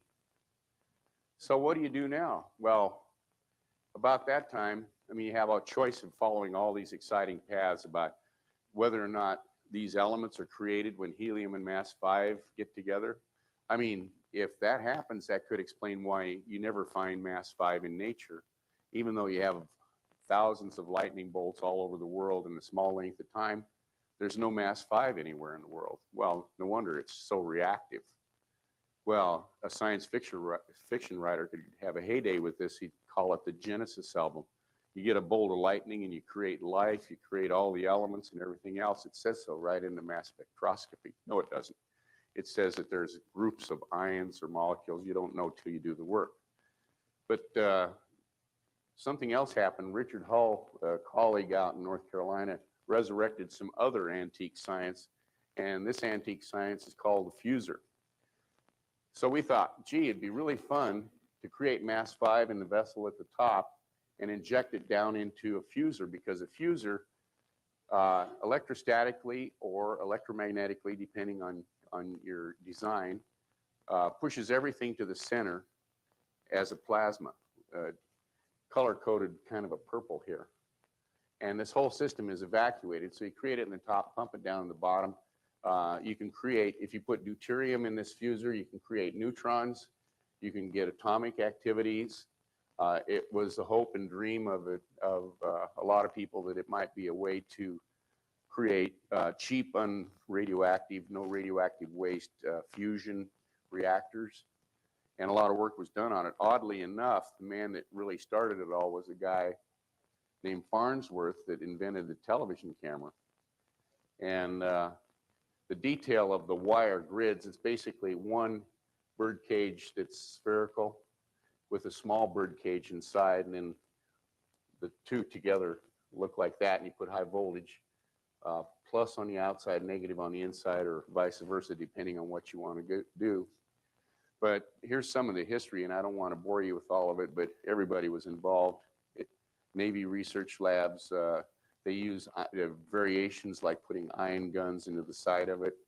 US, Russia, and other countries did toroidal geometries of it. A lot of famous names, reactors came out of that design, like the Migma, and Miley and the University of Illinois did the electrostatic confinement. That's sort of the one that we're interested in. And some of the Russians did magnetic field confinement. Next slide, please. But even the fuser just by itself, without the mass 5, has a really strange history. There were, on 2 occasions, witnesses to a variation of the fuser that had an ion gun injecting an ion beam inside of the fuser, and it was all made out of stainless steel. And at some point, these qualified, certified witnesses saw the stainless steel become transparent. This is like shades of the Philadelphia experiment. And they don't know what to think about that, except that there's been speculation that you could get light through solid objects if you had a nonlinear, very huge voltage difference. Next slide, please. Why wasn't made transparent? Well, it had large voltage differential across it that was nonlinear, and it was a fuser, and there were people watching it, and that's the only information we've got. Well, the object of a fuser is to have ions accelerated to the center and then be trapped there in an energy well. And there's a lot of variations. I mean, you can have plus on the outside, minus on the outside. And well, you can. If you use deuterium, it depends on it has a lot of parameters that you can change. If you, for example, Richard Hull and those guys are playing around with putting deuterium in here. And then if you get a particular pattern, there's many patterns you can generate called a starburst. Sorry, I just have to pause it and take note of the time here because this is some crucial information to what Bob Greenier is working on. What this man is describing here, is it Ron Kovac? What amazing. And this seems like a Tesla tech from early 90s or late 90s, early 2000s, probably. No,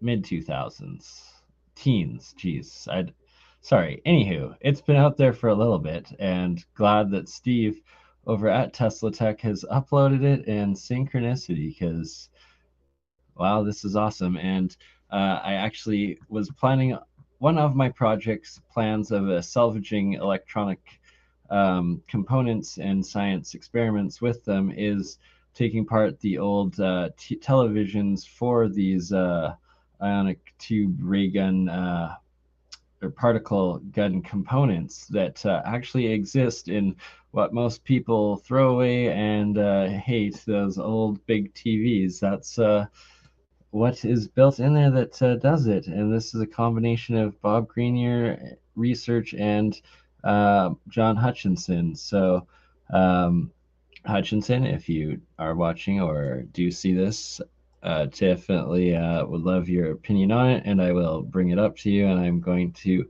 make sure that I forward it to both of them and include it in the stream that we have coming up. I guess it'll probably be in late June, early July, with Bob and Hutchinson together that they have confirmed and agreed to. So with that, let us continue with this revolutionary old, ancient, and new and future science of cold fusion. Deuterium will put out neutron fluxes that are second only to an atomic reactor. I'm sorry. Well, I don't know. It'd be fun to try. When you're just using air, there's no radiation. There must be some hydrocarbons there, residual stuff. And it's limitless in what you can do with just putting air in it, as far as the geometries of the plasmas, the colors, the activities. And this is just a breakdown of the experimental setup with a high voltage DC system driving the grid. Actually, it starts to fire up about 800 volts DC, and that's assuming that you have a vacuum system that can go down to 1 micron. And it's best to run it with that low voltage at some high vacuum, well, relatively low vacuum actually, like 75 microns on down to 1 micron. And the trouble is, or the blessing is, that this is running at probably 200 to 100 microns. So you have more pressure here than you have down here, and you can get the gas flow. And is that the last slide? Oh, that's just an old slide. Then you can do the video. A video is an example of what it looks like when it's running. And at this stage of the game, we have a polycarbonate fuser, which is okay for all of the neutron generation, all the other, but it's more desirable to have a fuser that's made out of Pyrex, which is, I guess, at the glass blowers still. And at that point in time, we'll be able to inject the mass 5 without losing the mass 5. because mass 5 will react with organic compounds and never reach the fuser. So it'll react with the walls of the plastic one. But you want to build the polycarbonate plastic one first to become familiar with the do's, don'ts, and variations of a fuser.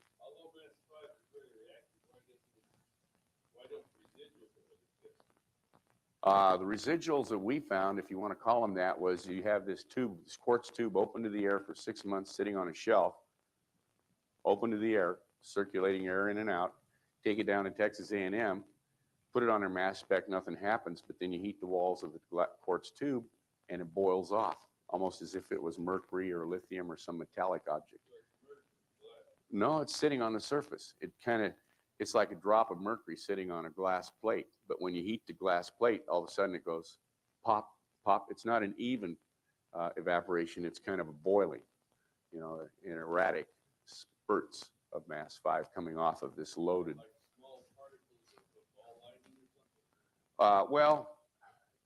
No.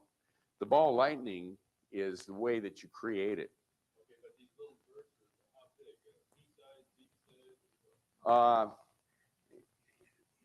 Let's see. If we ran a 6-minute spectrum, okay, we'd get a partial pressure that represented up to 30% of the parent gas. It's the only way I can answer your question. The absolute numbers of that, you'd have to calculate the concentration of molecules of gas there, but on a mass spec, you get a graphic representation, percentage representation.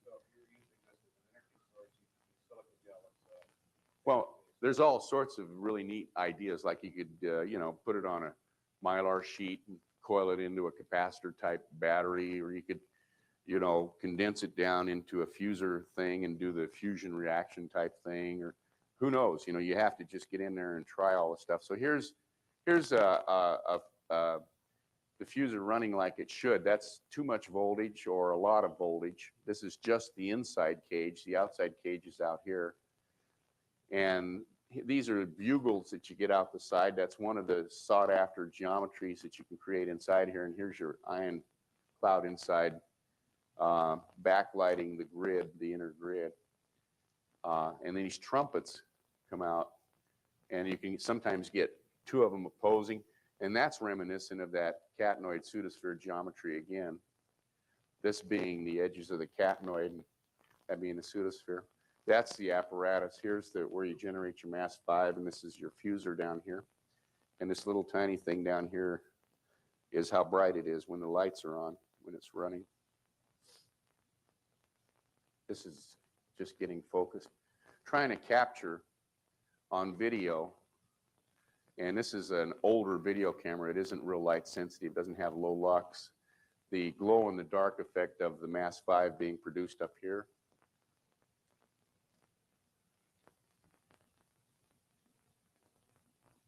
Obviously unprofessional camera. Yeah, what'll happen is we'll energize this in a ring discharge, and you'll see it flashing. When it shuts off, this will be glowing. But as it's pumped down out of there, it'll stop glowing. You can see the shadow of the rings.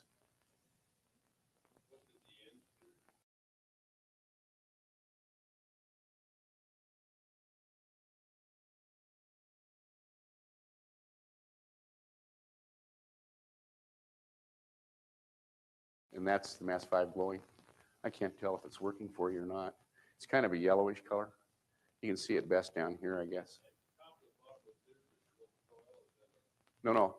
These are faucets of glass that let the gas in and out. Pure nitrogen's coming in the top. It gets changed to mass 5, and it gets sucked out the bottom into the fuser. Right here is a coil. This is a coil of wire driven by a large voltage, alternating voltage, and it causes a ring discharge in the inside. That's how you create the mass 5. It's just a reflection. Yeah, that's just the reflection of the glass. It's just a gas bottle.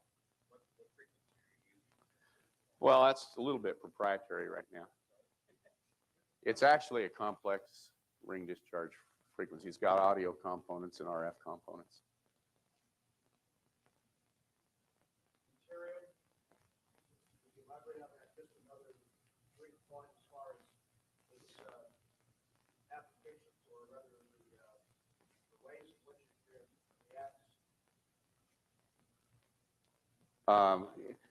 Afterwards, if you like, I can reference you a really good electric spacecraft journal issue that you can get all that detail out of, but it's too extensive to include in this lecture. It's just, this thing is the kind of thing that you can do a lot of stuff with, and that's another whole area, the deuterium reactions and that generate neutrons.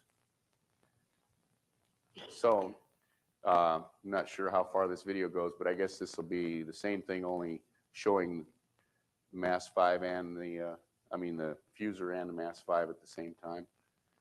As you're doing any pressure testing on the center of the mass 5 well? Pressure testing. Yes. In other words, put a capillary tube in there and pull out some stuff at the center of the fuser. No, no pressure detecting equipment at the center of the fuser, but it is a good suggestion. And by that I mean that if you're suggesting putting a capillary in there and pulling out something for the mass spec while it's running, that would be fun.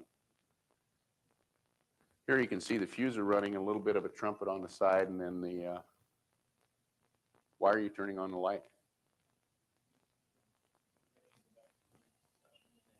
Oh, okay. Well, if we're running out of time, let's do that. This is just a repeat of what you've already seen, only full scale. Now run again. You're running nitrogen in the top. Uh-huh. To the induction coil. You're making mass 5.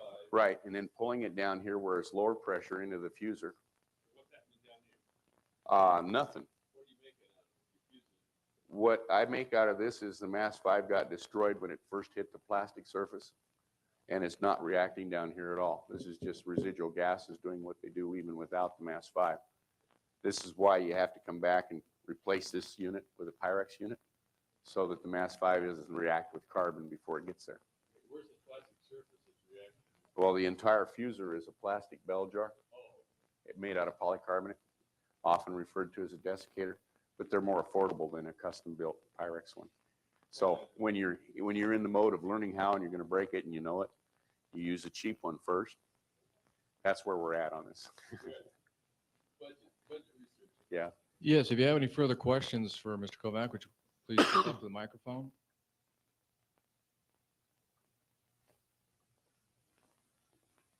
They like you to use a microphone because it goes into the editing of the video a lot better than if you yell it across the room. What I'm supposed to do is repeat your question if you don't go up to the microphone. And if you want to sit where you're at and yell out questions, I'd be glad to repeat your question so that it comes out good on the video. Yeah. What are the light streaks going across there? What happens is when you turn on the this coil, you've got a very large electromagnetic field. It has to be to go through the glass and create a ring discharge. And the spurious radiation from that equipment also goes inside the TV camera and gives you the snow. It's a real problem. Next question. That's just snow from, sometimes it'll shut down the camera. Yes. Okay. Just a thought with the production of the neutrons. Has anybody ever considered if you include this reaction in solar reactions, if you could account for the missing solar neutrinos? Oh yeah, I mean it's wide open. It's like a kid in a candy store or a puma in a herd of deer. You don't know which one to chase, but if you chase them all, you'll catch none. Well, that would almost be like an independent. Yeah, I mean that's why this Nimmer Institute for Advanced Studies. I'm hoping that eventually there'll be So people. someone's actually looked at that, the implications for solar neutrinos. Well, I'll tell you what I did. I don't know to be answering your question directly, but what I did was I sent that first part where we created the supernova 1987A inside a jar. I sent that to LASP. They're right there in my hometown, Laboratory for Atmospheric and Space Physics. They're instrumental in some of the Hubble stuff. And the Hubble was made there in Boulder too, at least a good portion of it. And I also sent it to several other people all across the nation, including Depew, I guess it was, and I guess he's in Los Alamos. And about a month later, he came out saying that he could create the 1987 supernova inside a jar, and he thought he had a workable magnetic field system for it. And even though I wasn't given credit, it made me feel good that there was some contribution. That there's such a flood of information. If you just get your ideas used, whether or not there's credit attached, it gives you a good feeling. But that was published in Science by him. Oh. Any other questions? Yes.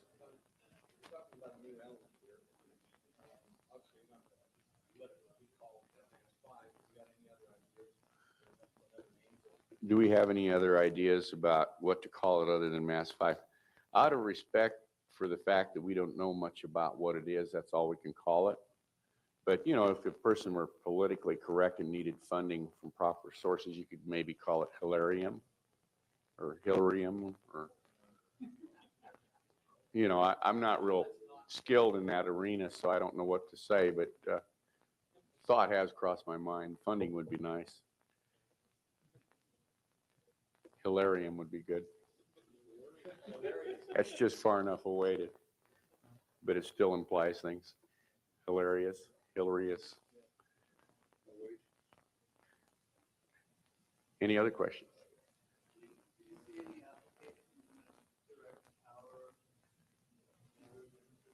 Oh, sure. I mean, you know, an engineer that wasn't so excitable would, and a good engineer would say, well, let's put a capillary coil of platinum or some precious metal in there, throw some water through it, get some steam, run a turbine, you know, and it's ready to roll.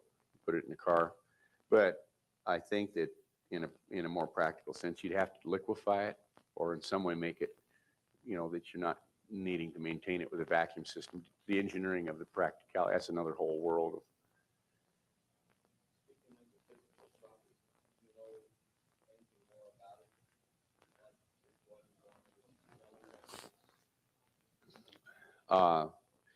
Again, we did some experiments to characterize it before we realized that it was the same as activated nitrogen. 100 years of that chemistry have been done with not much. I mean, they went nuts trying to figure out molecular models to explain the excess energy. And they just couldn't accept that it was, you know, non-radioactive atomic activities. That's heresy, that's alchemy. Today, with the guys I lectured with from the University of Hokkaido, for example, showing that transmutations are visible, especially with their toys, that it's a real world and things do change even outside of an atomic explosion that could be called transmutations.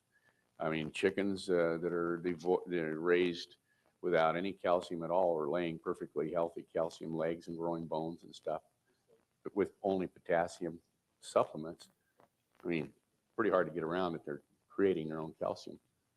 And of course, like I say, the Japanese have these new tunneling scanning, wash your shoes, wash your car, microscopes that color code each individual molecule. You know, I mean, they're cutting edge on that technology. Come to town and everybody's mouth drops open when they put their slides up and they can see what each molecule is in the electron micrograph.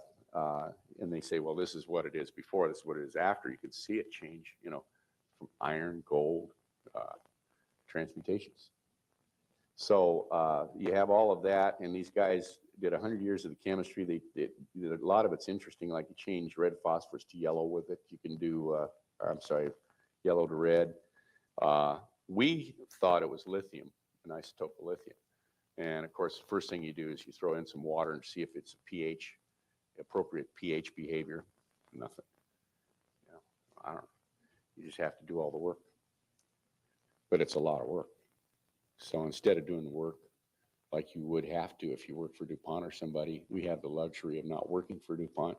So we can just forget about that and build a fuser because it's a lot more romantic and a lot more exciting and see what it does in there. Maybe, you know, you have to find out. But it looks more and more like it's its own thing. It doesn't behave like any of those.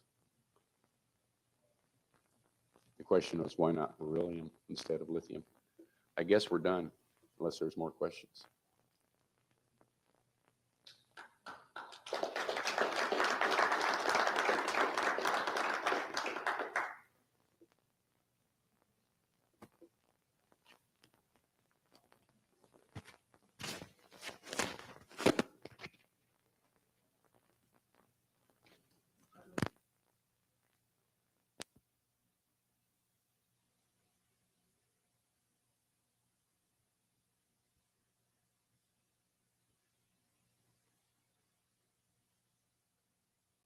This is the bit, isn't it? That confuses me. It's like, did we choose to come here to get this sorted out, or is this just seems a little unfair, doesn't it? That you know, we seem to be here and there's this parasite messing up our experience. And I know in my own life, the times that I've made major changes, it was like it became more painful not to change than to change.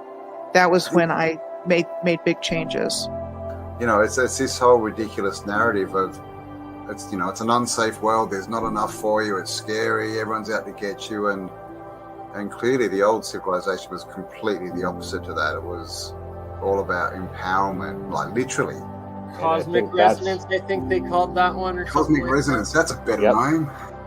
Real science, you can actually produce free electricity, and this is part of what Tesla was doing, is the differential between the top of the spire to the ground actually creates an electrical differential that you then connect to another wire that goes into the ground, your grounding. Put that into the third phase in your circuit, and then you have a bell ringing circuit, and that actually produces plasma electricity out of the air. It's real technology. These things actually function producing electricity. It's crazy. The movies are the truth and the news is the lies. They're completely flipped it. When you look at everything with new eyes and you come across information like she was born into a very wealthy family with elite connections, it means something very different now to me than it would have even a few years ago. And it's our free will that they've really also messed with, because we've been lied to and we react based on lies. Just getting their independence and end up in civil wars for 20, 30 years happens a lot. Because we keep choosing to pick up the gun and use it on ourselves instead of building and uniting and accepting that we are one people, one spirit, one harmony, on one plane that together, united, can achieve anything we dream of. So do you want to, wake up, or do you want to just keep going along because to change is too difficult? And then give them pieces of information that they will then pursue themselves and look into, and then they'll wake themselves up. I was going to mention it's the whole red pill, blue pill of the Matrix. That of the movie. And you can consider that movie as a documentary because they're telling us something about what's happening here. So do you want to, wake up, or do you want to just keep going along because to change is too difficult? Wake up.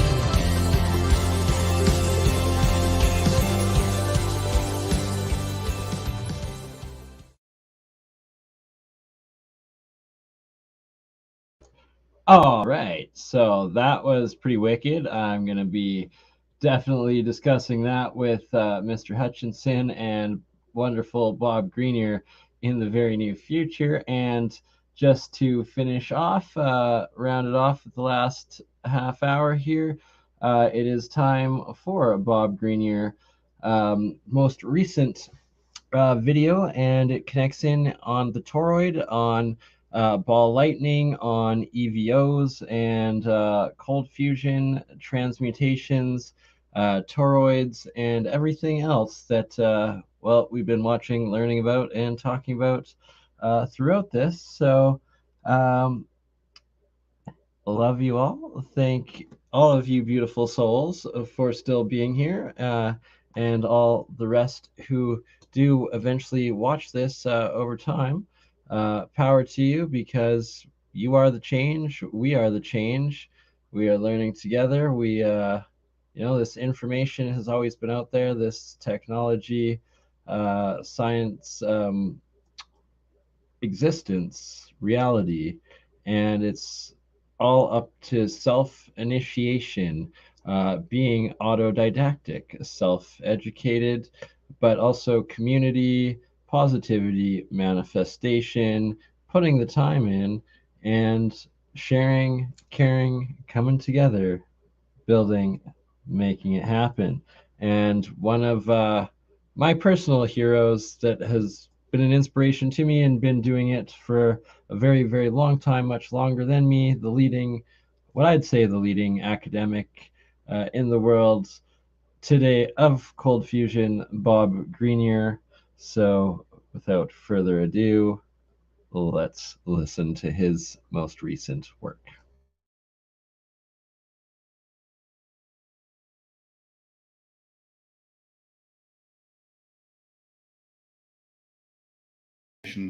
On Sunday. So if people can just confirm my audio is okay, because I don't want this one to not go out. Now, just to fill in some time, I have done a recording of the text that I have produced, and I will publish that alongside the translated document into a new article on remoteview.icu, along with screen grabs of the 4 or 5 pages that are there, because the formatting involves quite a few formulas, which are not too complex, and hopefully everyone by the end of this presentation will understand what's going on. And it will also help them understand things that I've been sharing since the beginning of O-Day, which started in earnest in January 2018. Okay, so excellent. So we've got good audio. Perfect. Wonderful. Okay. So it's great to have so many people here. It was a very short notice, and that's just the way it is. I'm not one for delaying these things, because if something was to happen, it would be a great shame for this not to get out. Now, the graphic that I changed my previous presentation. Wait a second. Sorry, I'm pausing it momentarily. Before I forget, I did finally find my green laser. This is what I was discussing at the very beginning, I believe the first hour of this live stream with Michael Boyd and Mike from Faraday, but mostly Mr. Boyd and Mike Faraday as much with the orgonite energy, which is also static electrical energy in a form of plasma energy. But the laser, looking for abnormalities of when putting lasers into these materials, and just a quick demonstration, the pyramid in the middle. I'm going to redo this experiment and more in depth and explain it more in the next stream with Mr. Boyd and Mike Faraday, as well as Jeremiah on the next one, when they're all here and present, because it specifically affects all of their own research and developments. But for all you lovely souls that see this right now, you're right here, first time, cutting edge, real science happening discovery. Watch my green laser turn to a red laser within this orgonite pyramid. Fascinating stuff. When I first experienced it, saw it myself, I wondered what the fuck, and have tried to rationalize it ever since. And I am extremely excited, looking forward to the next episode demonstrating this to Mr. Boyd and the rest of the boys, and making sense of what is actually happening in it. So without further ado, before we continue with Mr. Bob Greenier, the green to red laser for all of you.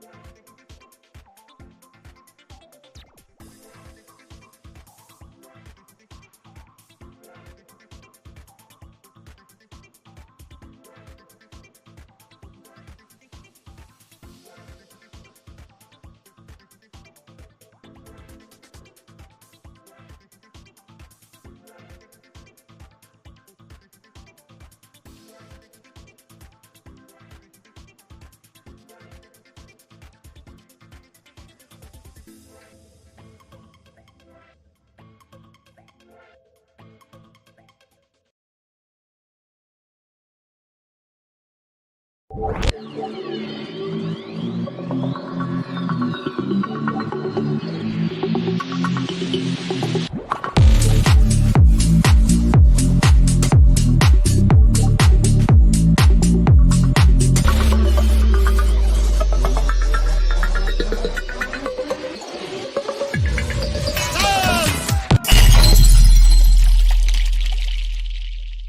was just a random live science experiment. Mr. Boyd will explain it better in the next multi-stream we do together, but now it's recorded, it's out there, you've all seen it. Green laser, green in most of the poly there, or acrylic. Oh man, brain fart again, always. Anywho, back to the amazing and wonderful Bob Green. Presentation to mute your secondary sound source. I've got another secondary sound source, have I? Really? Is it on your, Dan, have you got two tabs open, or is it my, can everyone hear the same issue? Just let me know. If everyone can hear the same issue, then Paul's, who else we got in the house? We have Gordon Doherty, of course, found a proper job of this document. Anyway, so I changed the title slide of my previous presentation to this.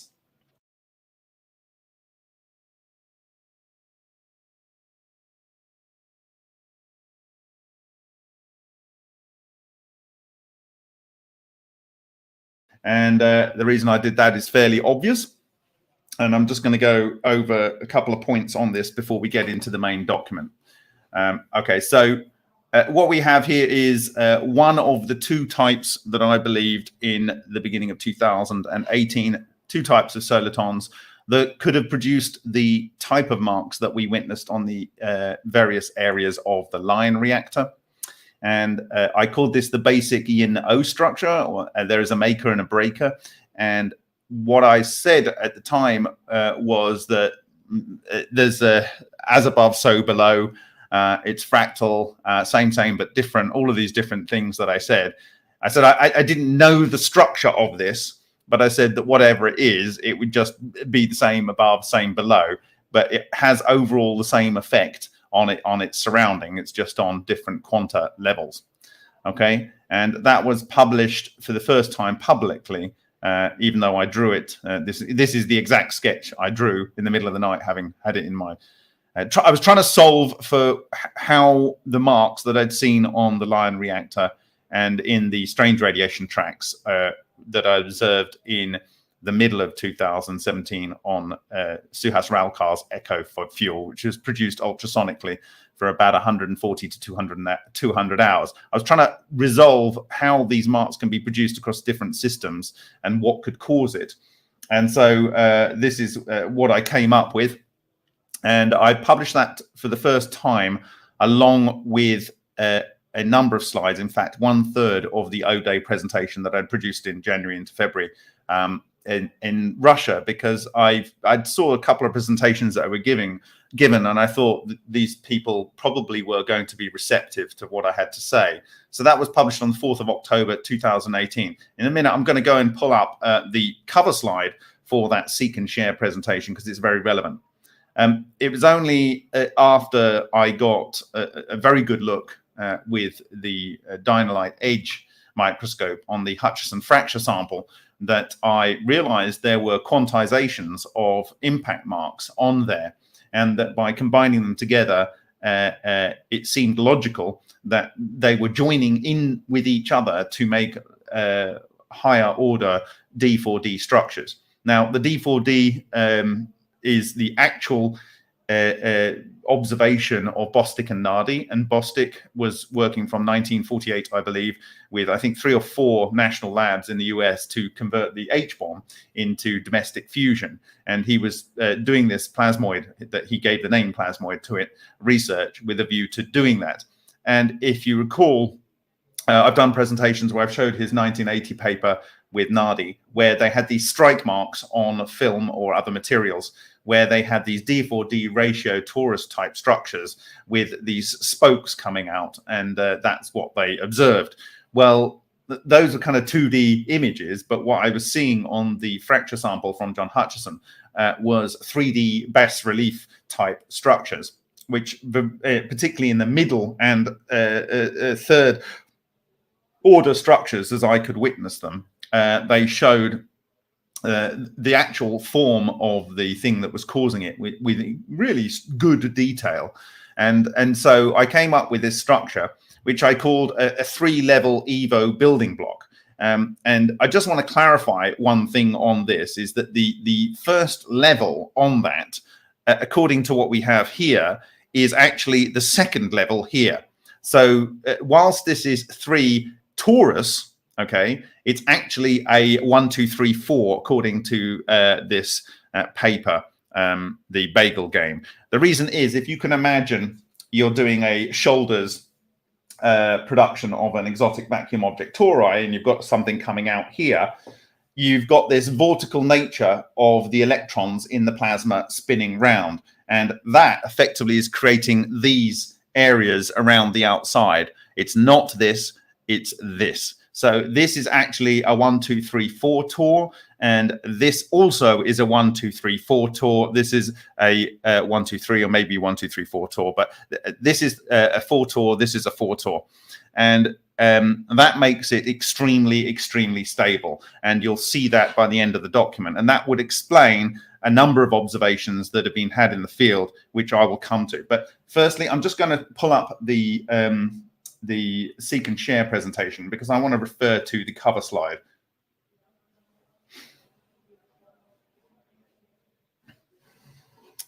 Okay.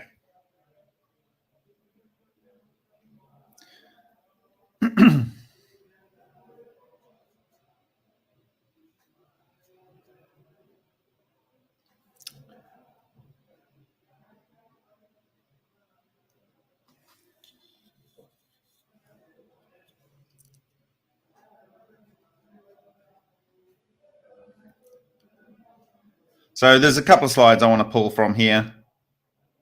The first and foremost, which I thought was the most important thing to share, was this. So this is Seek and Share, and this was my appeal to the Russian community, is that I'm going to give you a whole bunch of insights that I've not made public before, and I want you to share back to me, and so we can take this science forward. And they were genuinely inspired, and they shared, and they actually admitted that they shared more during that cold nuclear transmutation and ball lightning conference than they'd done it for very many years. But what I'm referring to are these what the Iron Age solar symbol culture has as rock carvings, and this is in in Italy, and this is in the UK. And I had the unfortunate job of burying my dear beloved grandmother a few hundred meters from this structure when I was 12 years old. And this is essentially exactly the same structure as is on many, many rocks all over this part of northern Italy.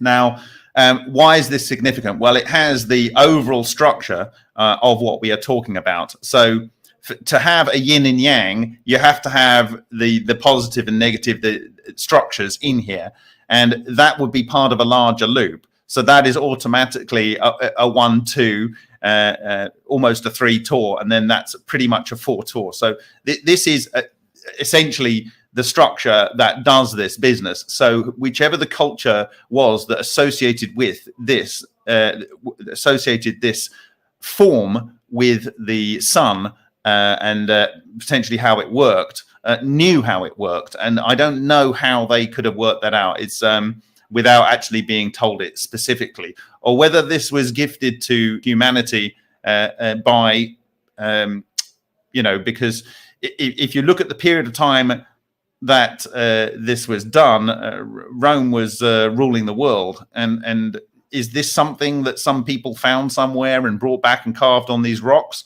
or it's difficult to ascertain where this came from. So I have links here, and you can go and find out where that is. Okay, so in this presentation, I also referred to the Lion reactor here and to the material artifacts that I found on the copper oxide crust. This is very important for some things I'm probably going to talk about on Sunday. And it was this structure down here that I took an SEM of, and Alan Goldwater, my colleague in California, said, "Hey, what's going on down here?" And we zoomed into that, and it was this series of structures that led me to do the first yin-o or yin or yang. But anyway, it's the only way I could kind of rationalize what I'd seen on many different systems. And you might notice that my symbol for remote view is this one down here. It's a very large image, actually. And then there was these things, two spots that we saw. And we also saw these on X-rays. We saw the tracks within the quartz that were split and so forth. And on these X-ray films, there were these, what I deduced must be effectively like solar flares, like soliton loops, because there was pairs of them. And so you can see the pairs that I'm showing here. And what happened is the author, Lion, he took the reactor here, took it out of the experiment. It was cold. And then he put it in this English souvenir biscuit tin with these dental X-rays and left it to expose. And it produced these paired marks. And that means that, in my view, there was a magnetic flux loop that was persisting for a long period of time after the experiment, and that was the cause of these marks. And so here's an idea of how that might occur. And this is, you get a plate and you put it into a swimming pool, and you move it, and it produces two little dimples, which lends the sun away. So I predicted that it must be something to do with that, and then these kind of structures, which are solitons in fluid. And here's one, and this is the sort of a hydrodynamic version of the magnetohydrodynamic structure. And so I predicted that it would be something going on like this. There was something going on within the reactor that produced a magnetic flux loop that left the impression. This is on the swimming pool, and this is on the X-ray. And so you can see the same kind of structure of focusing. And I suggested at the time, long before I knew, but Bostic had made a similar suggestion, that the flux loop was very similar to prominence on the sun. And so I then took the sample back to the SEM, having made this prediction public, and I observed these pairs, which were mirror structures. And I believed that these were shooting out beams of magnetic flux, which were jumping between 2 points. And I believed it was these kind of structures that were differently oriented. So these have got the two triangles pointing to the center here. But then if the triangles separate and the core goes somewhere else, you end up with this mirrored section. And then the flux loop can reach out further, like in the solar prominence here, it can reach out further. So if these were two together, it would only produce a loop like this one here. But if it's a big one and it moves further apart, it produces a bigger flux loop. So that's how I envisioned it before actually finding the structures the very next time I looked at an SEM. And there's a big structure here of the same type. And we found that in the core of the flux loop, there was a dead structure here, and it had synthesized calcium, and there wasn't calcium in the structure here. So where has that come from? This was copper, and above it had silicon dioxide.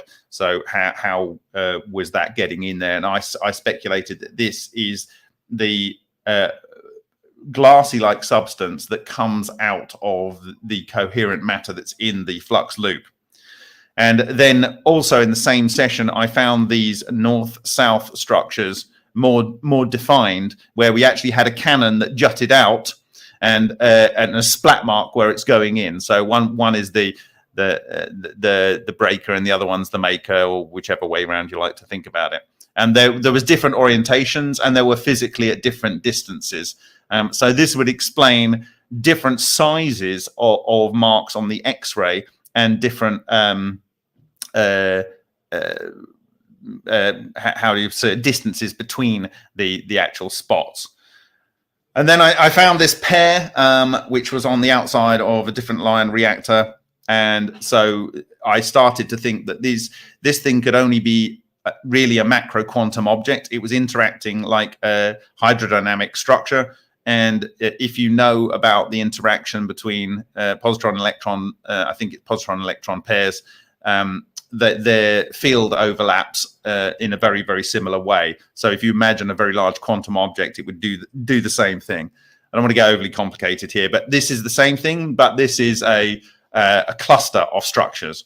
And so this for me was very, very important in that it looks like you've got clusters around a central cluster. Okay. And that's a close-up look of that. Okay. And then we looked at very similar structures observed in the exposure of plastic to the ultrasonically processed fuel. Okay, just to quickly go through a couple of other things. These were things that I believed had come out of the core of these clusters, geometric solids and spheres, predominantly of different pure materials. And there was this musical hemispheres was the one that won the day on this with noticing these two overlaying rings here with central spots in them.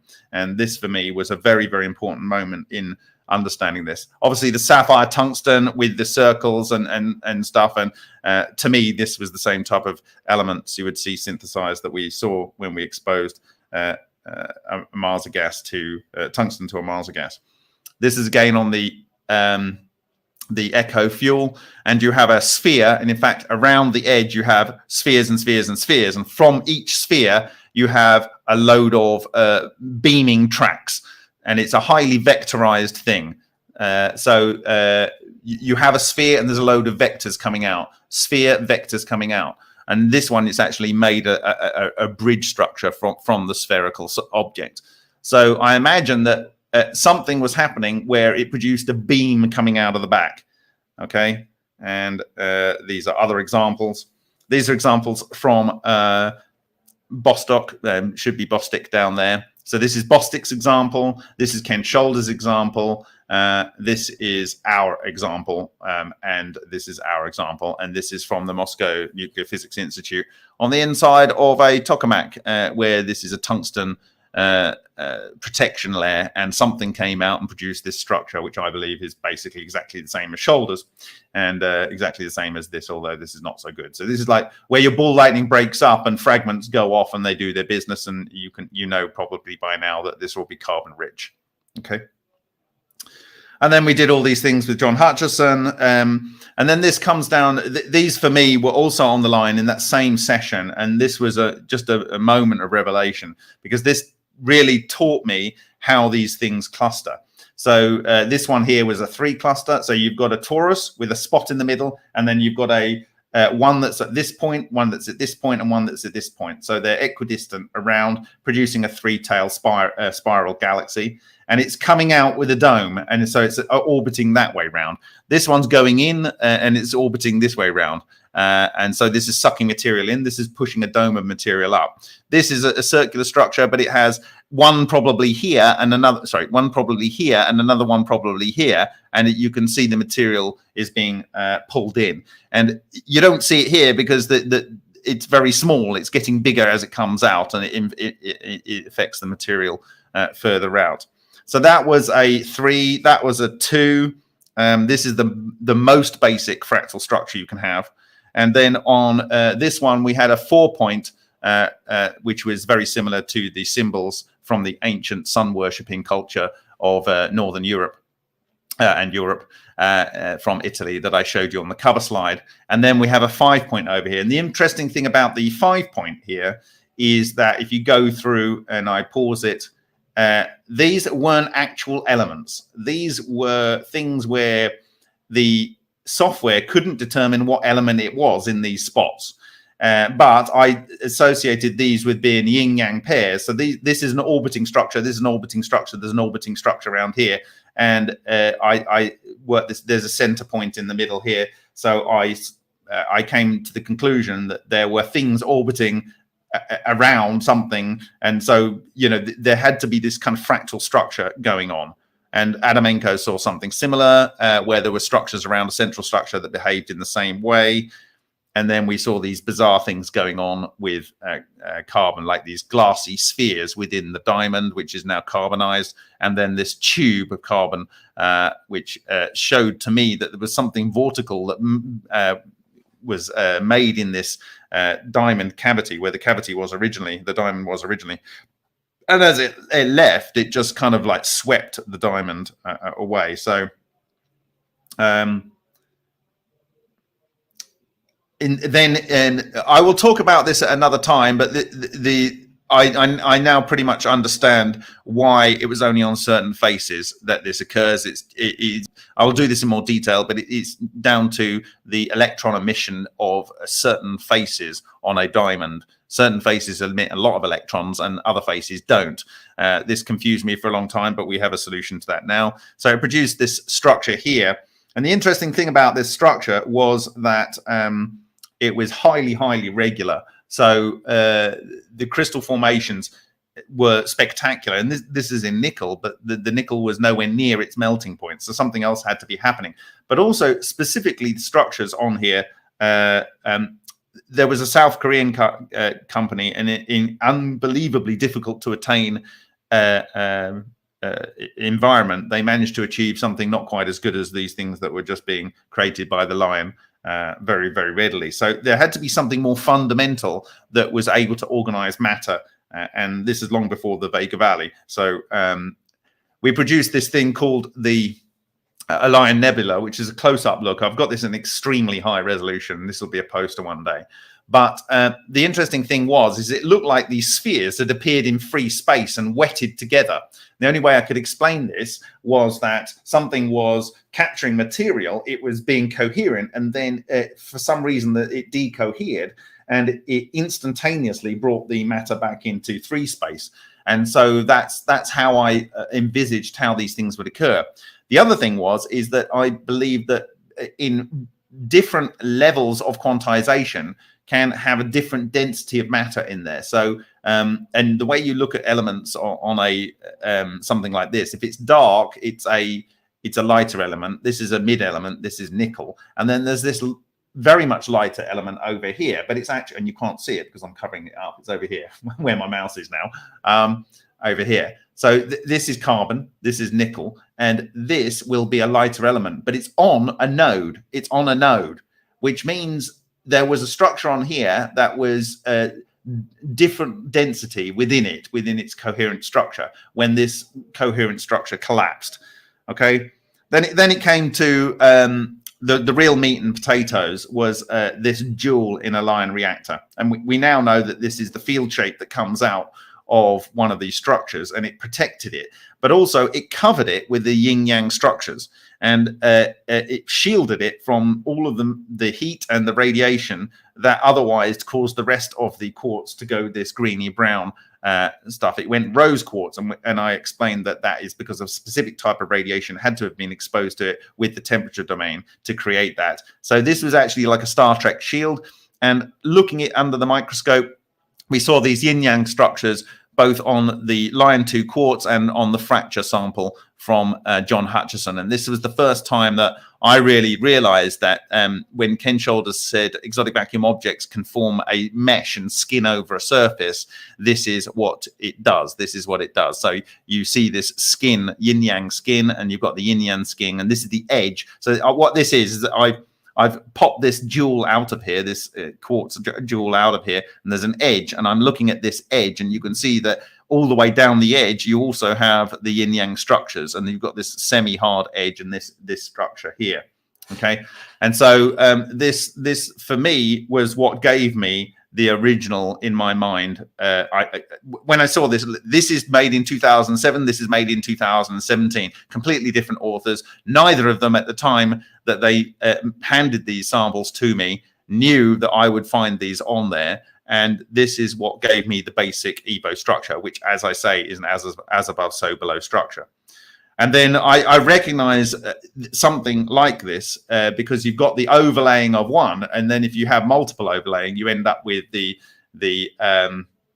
structure, which is supposedly cut with some sort of coherent technology on the Temple of Osiris in Abydos, Egypt.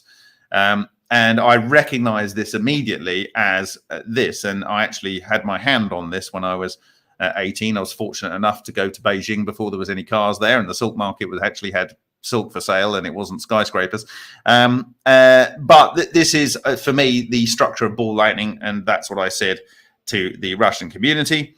And so then sorry, not that one. Give me a second. I'm on the wrong image here, so give me a second.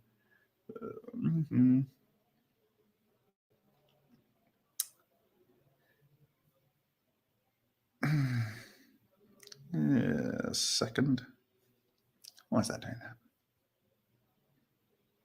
that? I'm going to be doing some fundraising. I then said to the Russian community, how about this message that was sent out in 1974 using this radio telescope in South America, which now doesn't exist, telling the universe who we are and what we are, and the fact that on the Chilbolton Observatory in the UK in 2001, they had this message that came back, and down the bottom it had the method by which the message is supposed to have been sent, whereas we showed radar, they showed this thing. In the previous year, almost a year sooner, they had shown this structure.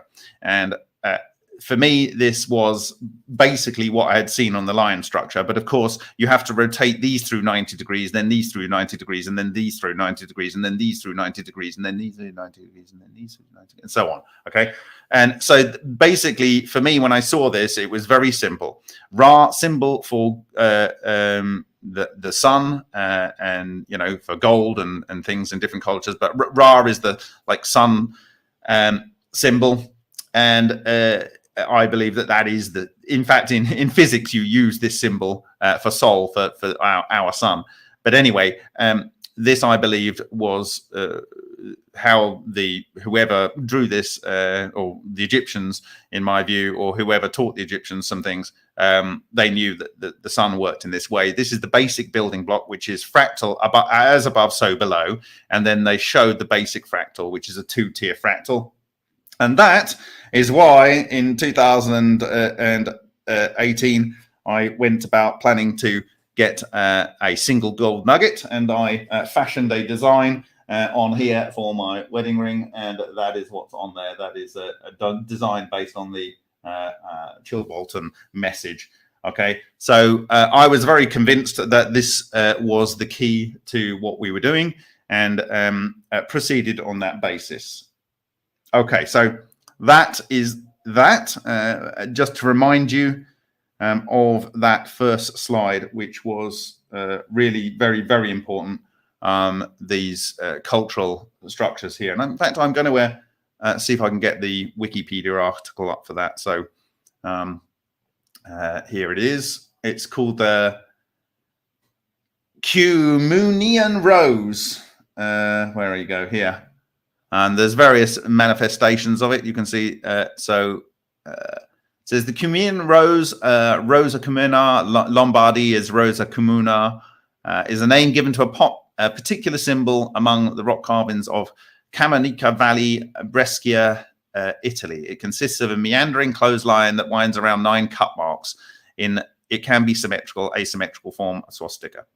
Okay, and the meaning and variations, and where is it? There are many theories about its meaning. So let's see if I can zoom in there. Suggests it's to symbolize a complex religious concept, perhaps a solar symbol linked to the astral movement. This motif dates back to the Iron Age, particularly from 7th to 1st centuries before Christ. So this is 700 years. It says that, yeah, there is only one doubtful case datable at the final Bronze Age, 1100 BC. So this could be 3,100 years ago. And if you have a symbol, it doesn't appear out of nowhere. So this is kind of like, for me, very, very important. And the fact that it appears also in the UK is also important to me. Okay. All right. So let's go to the cover image for the previous presentation. So essentially, I've talked in other presentations about how I derived this structure. It's 3 levels, but you're starting with one torus. And as I said earlier, that torus is effectively the second level here. So this is a 4-level torus. This is of the same order magnitude. And then we will go and look at the document.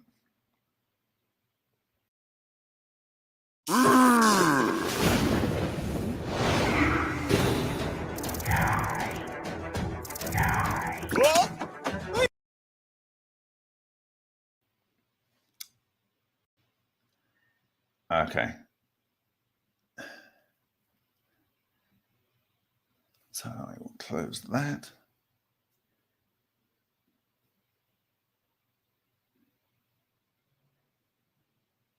No, I'm going to leave that there. Okay, all right.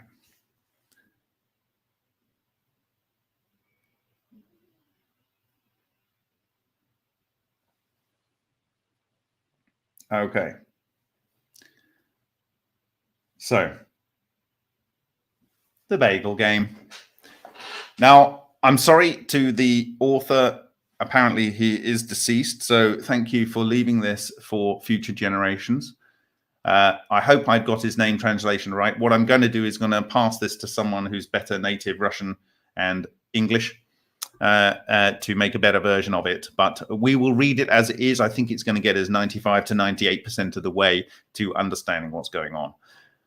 The bagel game, V.E. Zverblis. Some things, the existence of which cannot be proved or considered probable, but which precisely because pious and conscientious people treat them as something that really exists, come a little nearer to being able to exist and be born.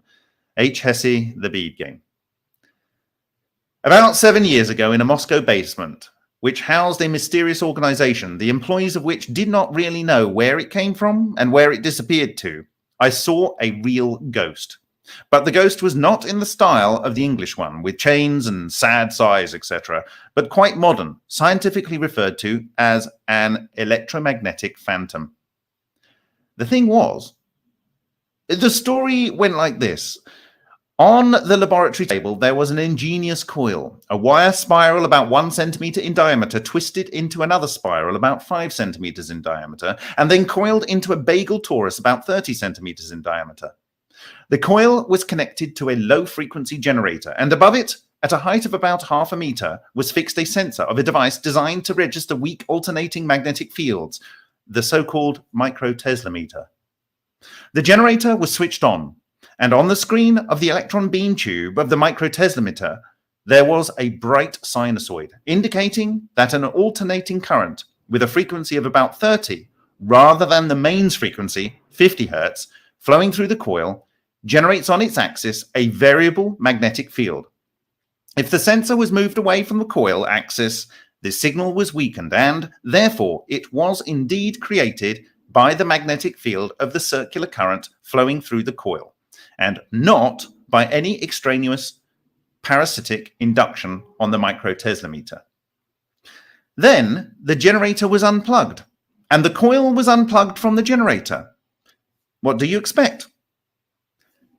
The bright sinusoid on the screen of the electron beam tube of the microteslometer did not disappear, and in general did not change. And, as before, the signal weakened if the sensor was moved away from the coiled axis. Naturally, the first thing I suspected was some elementary cheating, but after checking the circuit, I was convinced that there was no way current could flow through the coil. There were no sources of alternating magnetic field with a non-standard frequency around the coil. Where is the signal coming from, then? Probably some kind of first-class cheating, I thought. However, it was explained to me that there was an electromagnetic phantom in front of me, i.e., a kind of ghost of an electromagnetic field. No one was able to explain the essence of this phenomenon to me, so I just had to watch and be amazed. Not only that, the next thing I heard was really fantastic. If you carefully remove the coil from the table, the phantom will not only not disappear, but will remain in the same place where it was born. And it can exist, gradually weakening for up to 2 days. Boom! What does that tell you? What does that tell you? Can remain for up to 2 days. Okay, so I am not going to go into the detail of this, but what I will say, in fact, I'm going to bring up one presentation which shows the core slides for what I need to say here, but I won't go into the overall thing.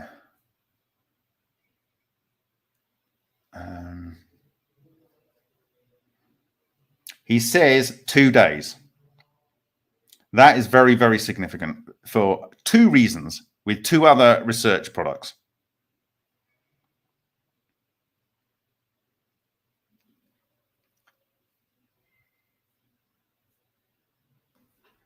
And I'm going to find it for you.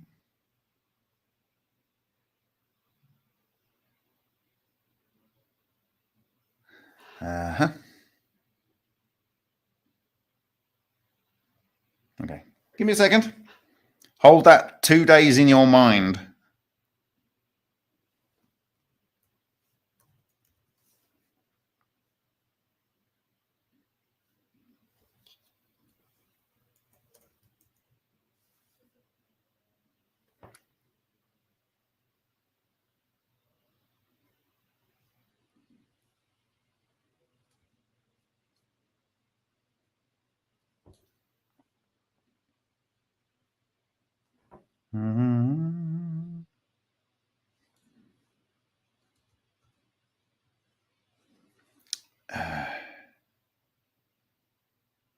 Sorry.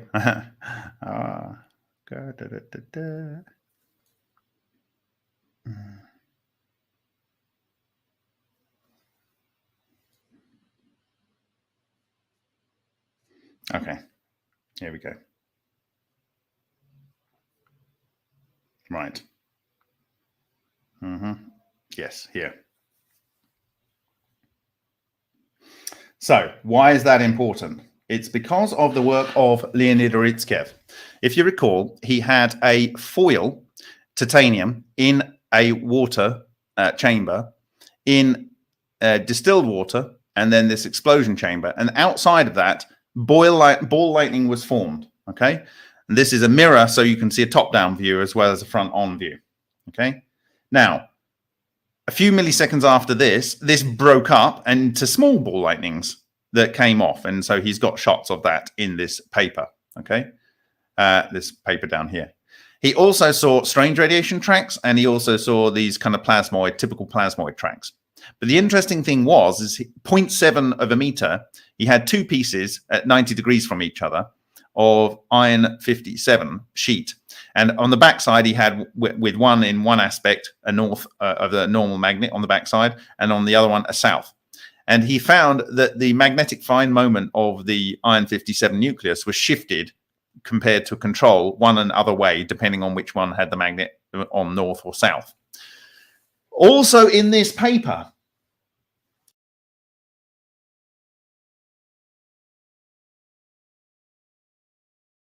This $110 headlamp is taking the world by storm. Don't buy another flashlight until you've seen what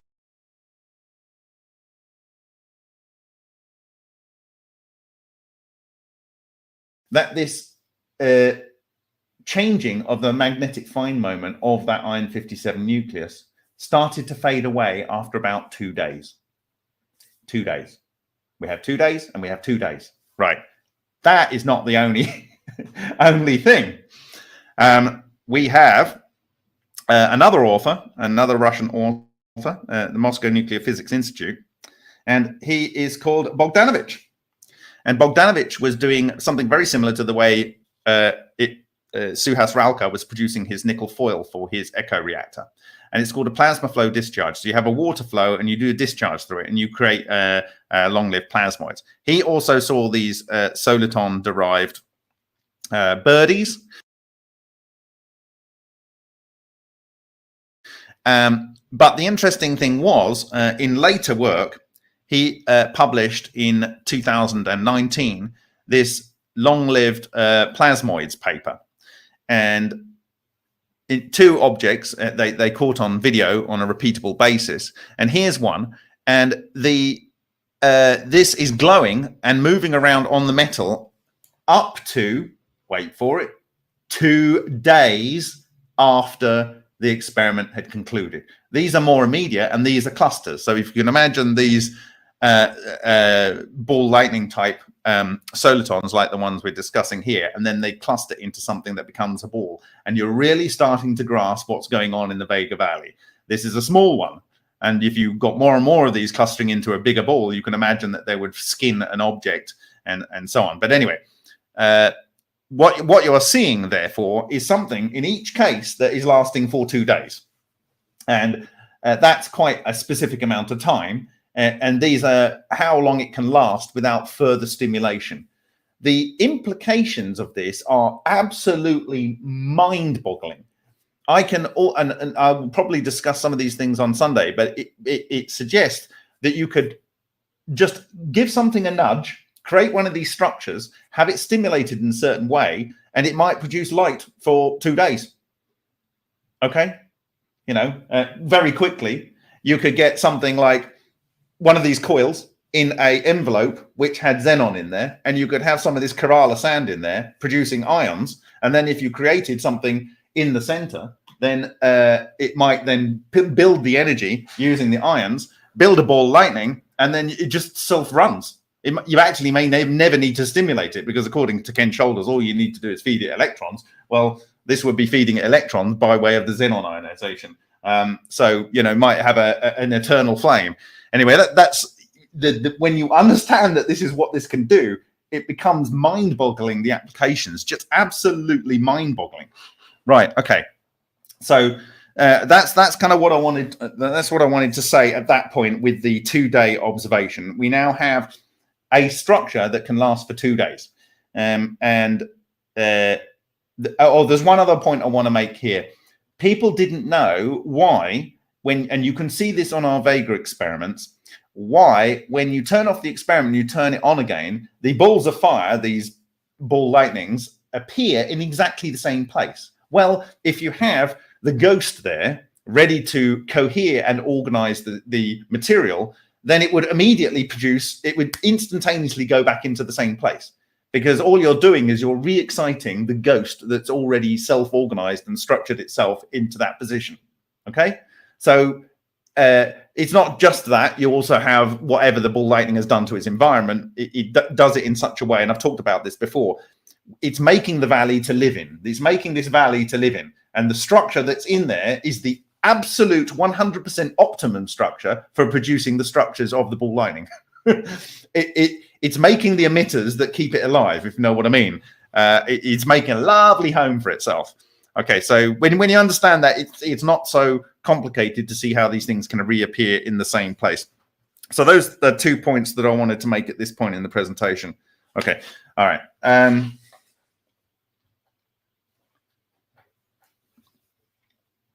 Okay, so let me go back to...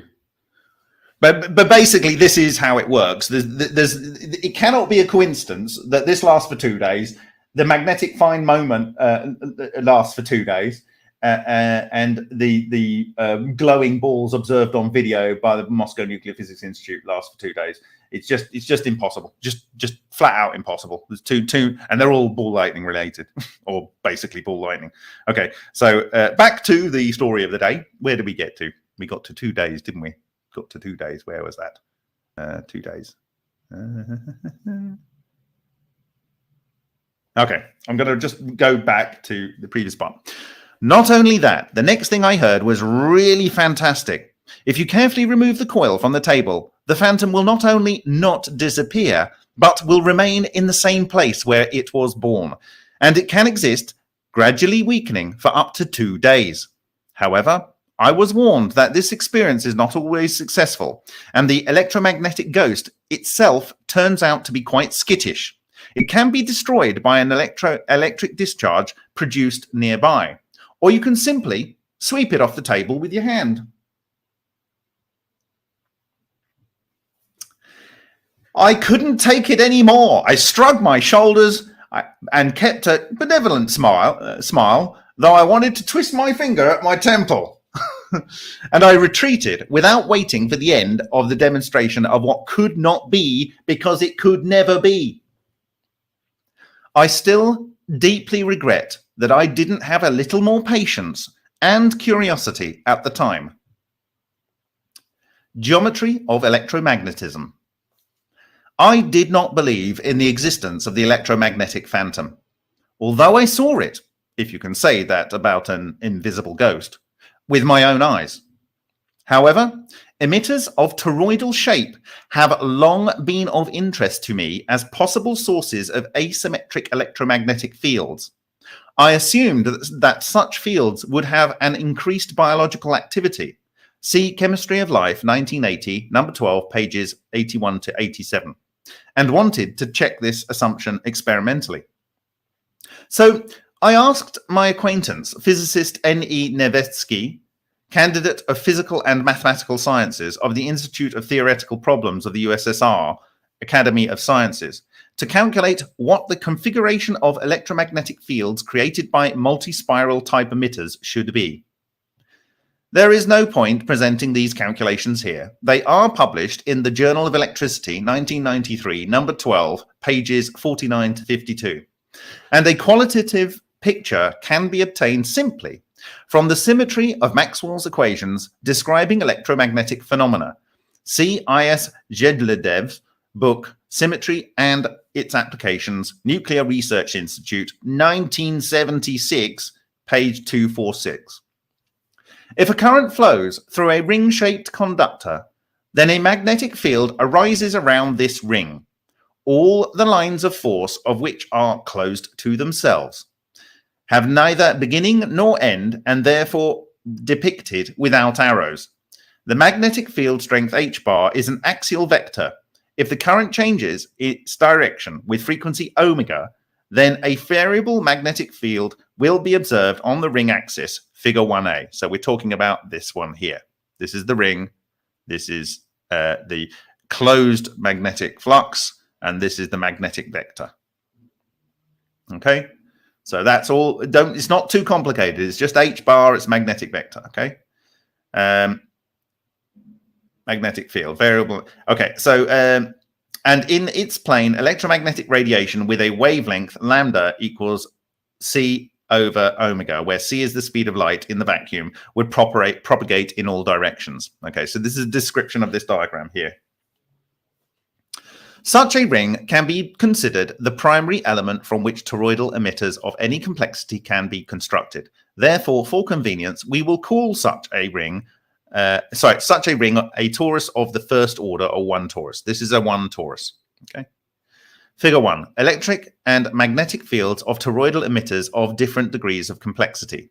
A torus of the first order, 1 torus. Okay. So there's electrons spinning around here, and this is producing the magnetic field with closed lines and the magnetic vector. Okay.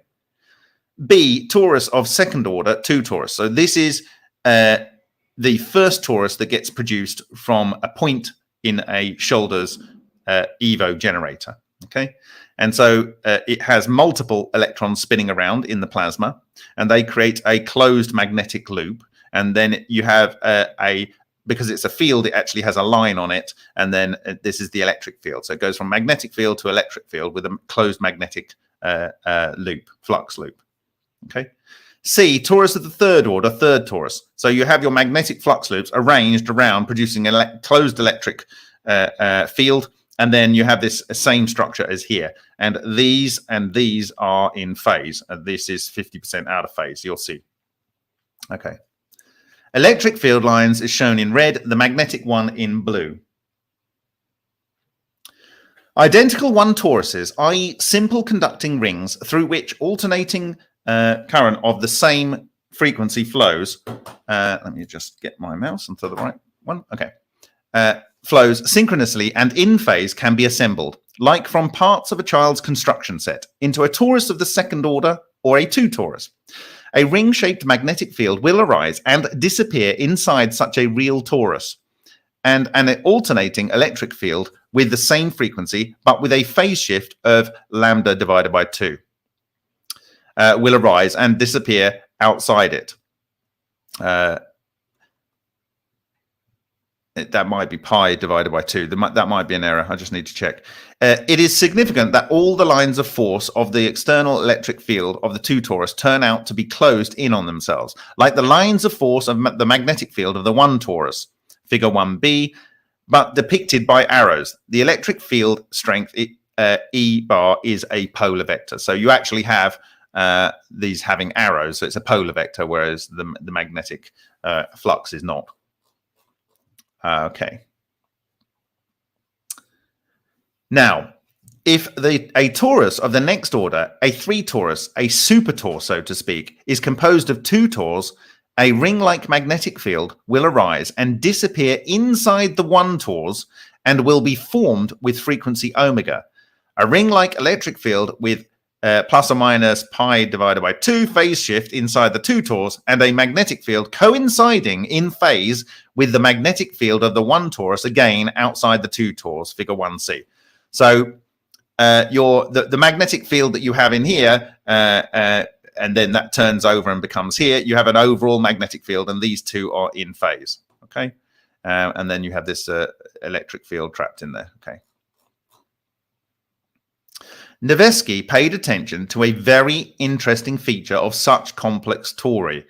When passing from a torus of one order to a torus of the next order, the external magnetic field H bar is each time replaced by an electric field E bar, and vice versa, forming the sequence H bar 1 goes to E bar 2, goes to H bar 3, goes to dot, dot, dot, goes to H bar 2n plus 1, goes to E bar 2n plus 2, goes to H bar 2n plus 3, goes to dot, dot, dot. When n can increase from 0 to infinity, and each time the transition from H bar to E bar and from E bar to H bar can be made by exactly the same kind of substitutions to the equations describing these fields.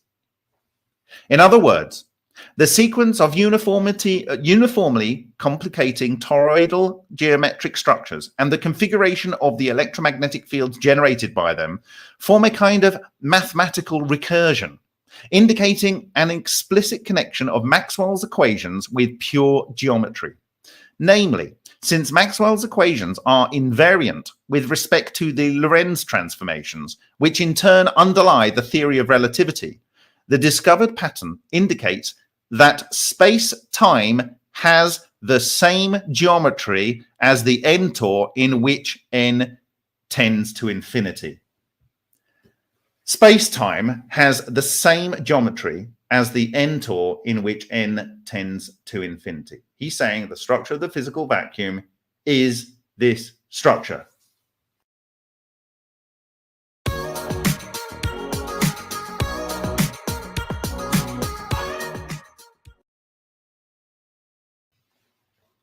Such an n-tor has one very interesting feature. Any small part of it is indistinguishable from any large part of it, as above, so below. Such self-similar structures, that is, structures in which the part is always equal to the whole, are called fractal, and spontaneously arise during processes of very different physical nature, be it a lightning strike or the formation of a crown or the formation of a tree crown. The principle of construction of the simplest two-dimensional fractal is shown in figure 2. The same way three-dimensional fractals, like the channel of linear lightning or the crown of a tree, are constructed. But n-tor is apparently the only possible three-dimensional fractal which fills space without any residue in such a way that there are no inhomogeneities or isolated branches in it. It's the only fractal that can fill space-time. The only fractal. It has to be this. It can't be anything else. That's it. It has to be this. Okay? And that is why I believe we were sent this image. I believe we were sent this image.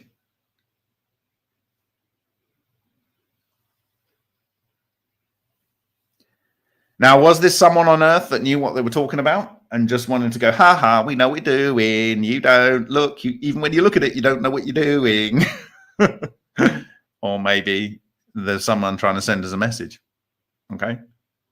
And the fact that, you know, you can make these supposedly with ball lightning, and this is the structure of ball lightning, is in itself hilarious.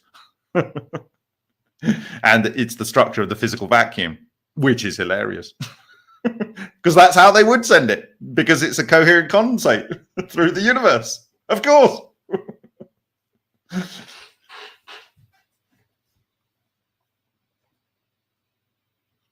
Okay. Figure 2, the principle of constructing the simplest two-dimensional fractal, a structure in which the largest is indistinguishable from the smallest. So, like I say, I prefer this one. I think this is a better example than the one he's chosen, but it's his paper, so he's got what he's got here, there, right? So you've got your triangle on the face of this, you get two triangles, and on the face of the faces, you get triangles to infinity. But this will not fill the physical vacuum. Okay.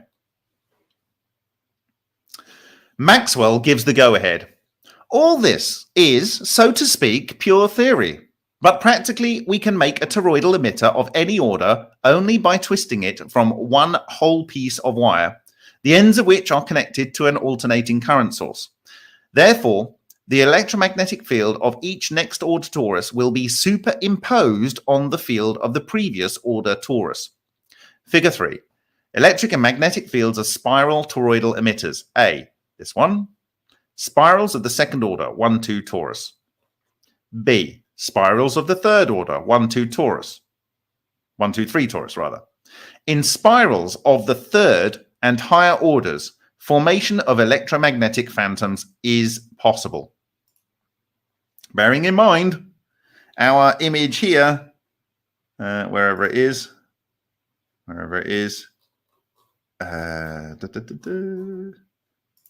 this here, if I can get it. Am I still showing my picture? Sorry, I didn't show you your image. There we go. I was just reading this. Anyway, you'll have the paper tonight anyway, or fully translated. So what I was going to show you was this. This here. This is our 1, 2, 3, 4 tor. 1, 2, 3, 4 tor. Of course, as above, so below. The smaller one is more of the same, just going down. But the observable is this. Okay.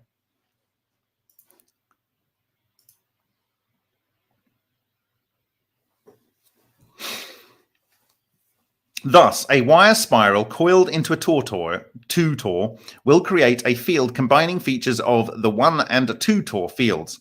Since the 1 tors forming the 2 tor are connected with each other. Figure 3a, this one here. So you have something combining both. So you've got the electric field here. Okay, and then you have this magnetic field and that magnetic field. So you've got the flux loop even on this 2 torus here. Okay. Accordingly, a 3 tor made of wire will create an electromagnetic field combining features of the 1, 2, and 3 tors, figure 3b, and we will call it a 1, 2, 3 tor, and so on. Okay, so you can see it. You've got a magnetic flux loop going through there. You've got the magnetic flux ring here going around, and then you've got the overall magnetic flux, and then the electric vector there, and there's an electric vector in the center. Okay. The coil, which I was shown, and in which the ghost of the electromagnetic field arose, just represented a 1, 2, 3 tor, and in it could arise the variables E bar and H bar with closed field lines, shown in figure 3b, this one here. So you've got closed field lines here and you've got closed field lines here. Okay. All right. This solves the mystery of the electromagnetic phantom. According to the law of electromagnetic induction, a decrease in H bar is accompanied by an increase in E bar and vice versa, with a phase shift of pi divided by 2. In a normal electromagnetic wave, the vectors E bar and H bar are perpendicular to each other, and therefore electromagnetic energy is carried along the line perpendicular to the plane in which E bar and H bar lie, the flux density of which, that is the amount of energy carried per unit time through the unit area, is P bar equals E bar product H bar, where P bar is the polar vector called the pointing vector. Okay, so what is it? This here is the pointing vector, okay? Ooh, oh, doesn't do this scaling properly, does it? Okay.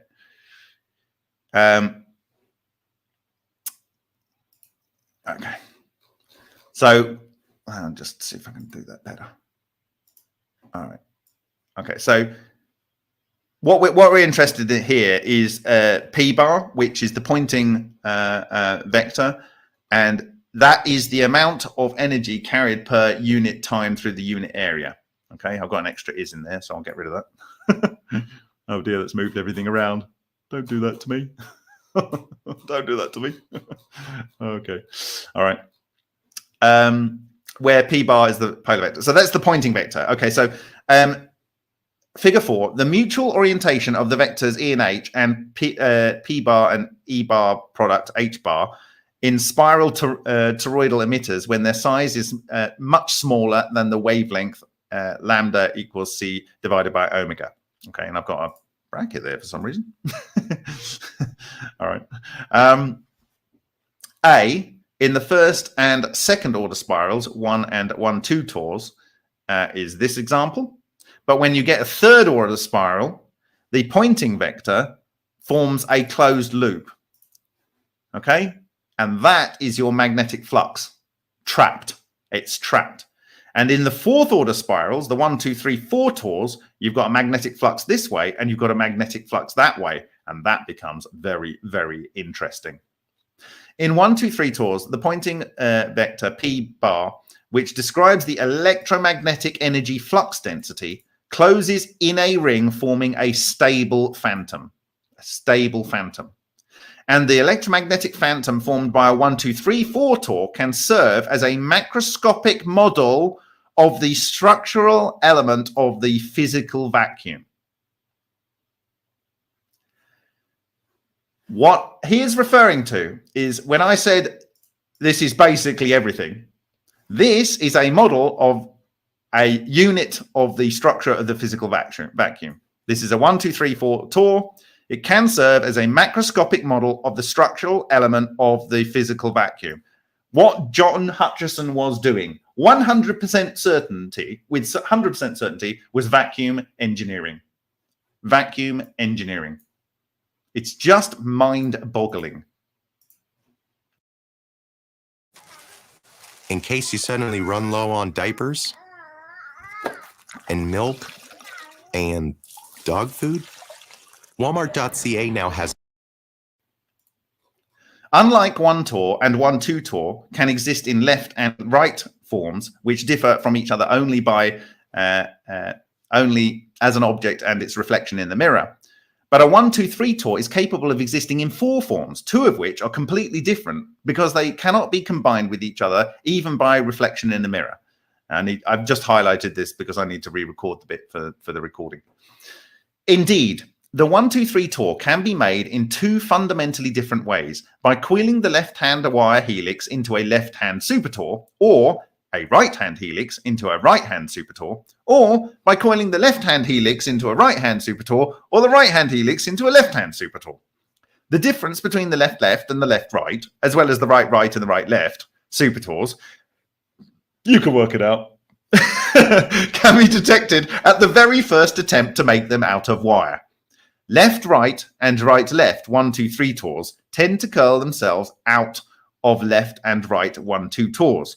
In contrast, left, left, and right, right 1, 2, 3 tors actively resist their creation by literally tearing themselves out of the hands, i.e., striving to give themselves a configuration with a minimum reserve of spare energy.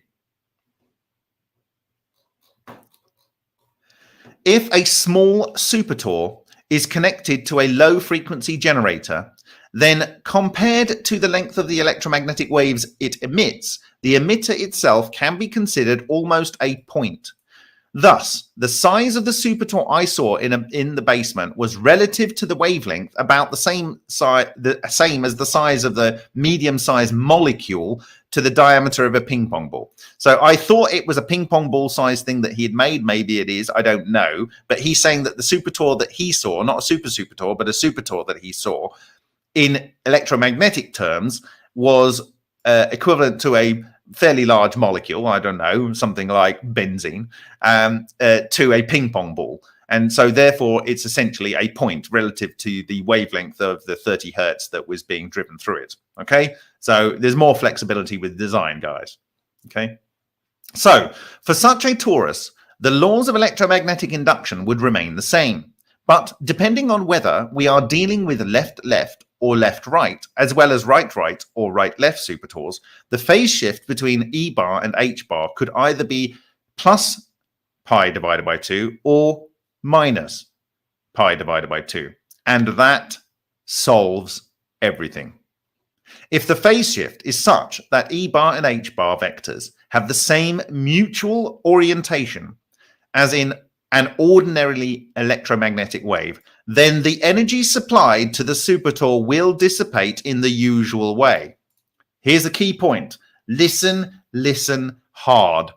But if their mutual orientation, defined by the geometry of the emitter, is opposite, there will be no energy dissipation. The pointing vector will curl into a ring, closing in on itself. Figure 4b, this one here. As a result, the energy supplied to the supertor will begin to accumulate like a snowball down a mountain and gain the ability to exist autonomously. Apart from the emitter, it no longer needs. That is, in the form of an electromagnetic phantom like an invisible ball lightning. Not a ball hole, an invisible ball lightning. Okay? Yeah, I said benzene for a reason.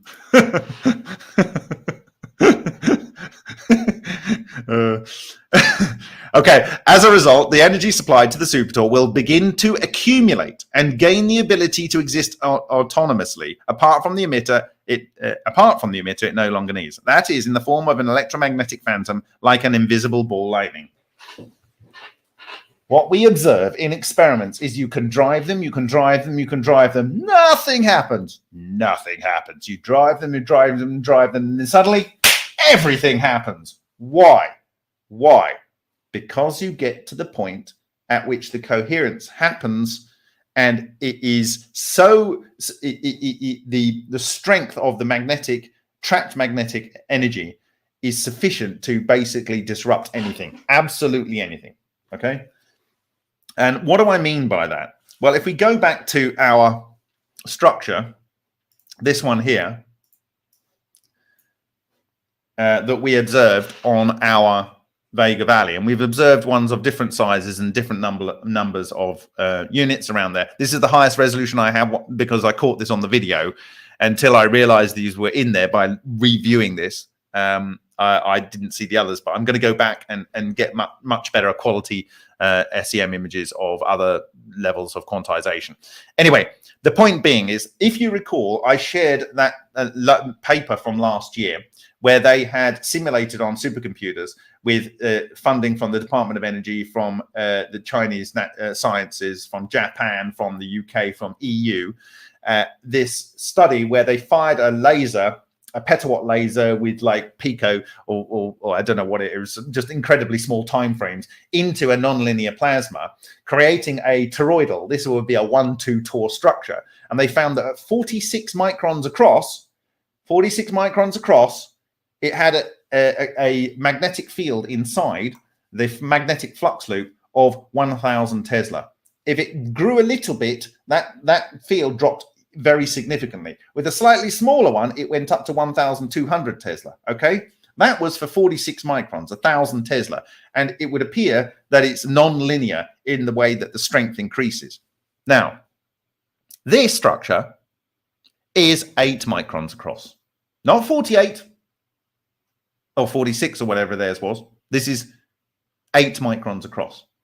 And if the structures that are substructures here are self-similar, then the structure here is just 2 microns across. And if the smaller structure in here is self-similar, well, this is the collapse wave function. So it's actually bigger than it would be because you're seeing, in my view, a crystal grain of, it's probably pure iron. Okay. And that's why it's got this structure here. But let's say that this is a torus, then the overall torus size is like, I don't know, less than 0.6, 0.7 of a micron, which means the substructure is much smaller than that. And so the intensities in here would get to a point where there's just nothing that will stop it. Now, I don't know if you recall, but against certain people's process stations, I spent my own money and I bought this thing because the project didn't have any money at the time. And I thought, I need this to take to Japan. And I chose this specific microscope because it has a polarizer on it. And I had a gut feeling that would allow me to see strange radiation. Well, the first night I got a plate, put this over it, and we saw the strange radiation track. Why is that interesting?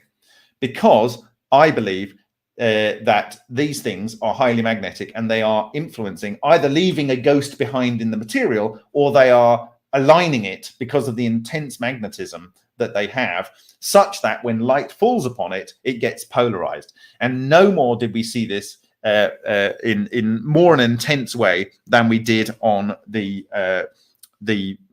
Vega Valley.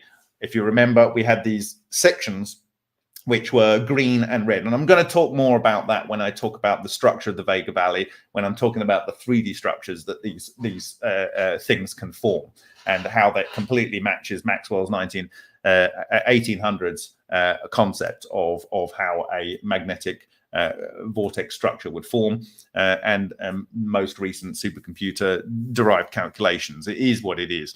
But you've got the green one way and red the other way. It's polarizing the exotic vacuum objects. They not only got a ghost in terms of the ghost that decays, but they actually leave their mark on the environment by changing the material such that it polarizes light. Yes, like butterflies' wings. Okay. So we will go back to here. You've gone from watching drum solos on your phone to playing along with them in a soundproof basement. Download and rock out even when the Wi-Fi's lagging. Try YouTube Premium on us. Grammarly can help you write quickly and confidently, so you never have to slow down at work. Stay on top of emails, documents. Just pause for a second here. I have outside my camera on, showing you guys some of the projects that I'm working on and going to be doing in collaboration with a lot of the different partner channels and wonderful souls in this community together here. One being the switching over. Some of the LED lights I was showing out in my backyard are powered by those little solar units and batteries in them. And the main tent there, sadly, I'm still using off of the grid. But my goal is here to get these, me and Mike of Faraday discussed it in the first hour of this stream, and why I have not tried hooking it up on my own, not fully knowing what I'm doing, because if you put in these negative charges, you instantly kill it. It ties into the alchemy, the yellow, the sulfur state. Quite fascinating. Neg entropy and negative electricity or negative charge. Charging batteries with the negative electricity. Certain ones do, others instantly it kills it, they go dead. And it's in ancient alchemy and Isaac Newton's alchemy described as the yellow dead state of metals, life, and transmutation. And when you take that as a philosophical, as opposed to an actual description of electrical engineering, it makes a whole new reality and purpose of being able to prove that negative charge, negative electricity produces a sulfur transmutation and dead state, dead charge in specific materials, batteries, and electrical circuits. And yeah, it's just fascinating and wonderful that this understanding is all coming together. Glad to be a part of it and making sense of my years at staring at rust buckets, as my ex called it, but the monoatomic cold fusion process. Yeah, so, well, we're at 7 hours now. Remember when I said I was going to stop it at 6, but Bob's work here is just so key and a big part of it. And it says there's at least 8 more of you amazing, lovely souls watching this right now. I'm going to continue it for at least another half hour, maybe hour onwards here. Keep listening to Bob's work, and I just love the synchronicities of the toroid within a toroid within the toroid, and that's also how like my understanding has worked, as well as verification of both the Keshe-Magrev coil technology that is literally a triple circuit coil within a coil within a coil, the triple solenoid, exactly what Bob is describing of the Soviet research and papers here, as well as the Rodin coils and their electromagnetic vortex-based triple coil. It's where how you the coil within the coil within the coil, the field within the field within the field. It also includes and incorporates actual centrifugal force, inertia, as well as, oh my god, what the, it's on the tip of my tongue, within the oh my, gyroscopic, the triple gyroscopic designs, motions, and importance, especially when getting into this anti-gravitic, higher dimensional space-time manipulation, travel, and once one is able to comprehend and make peace with the existence and reality of this material, and not be stuck at a mental block of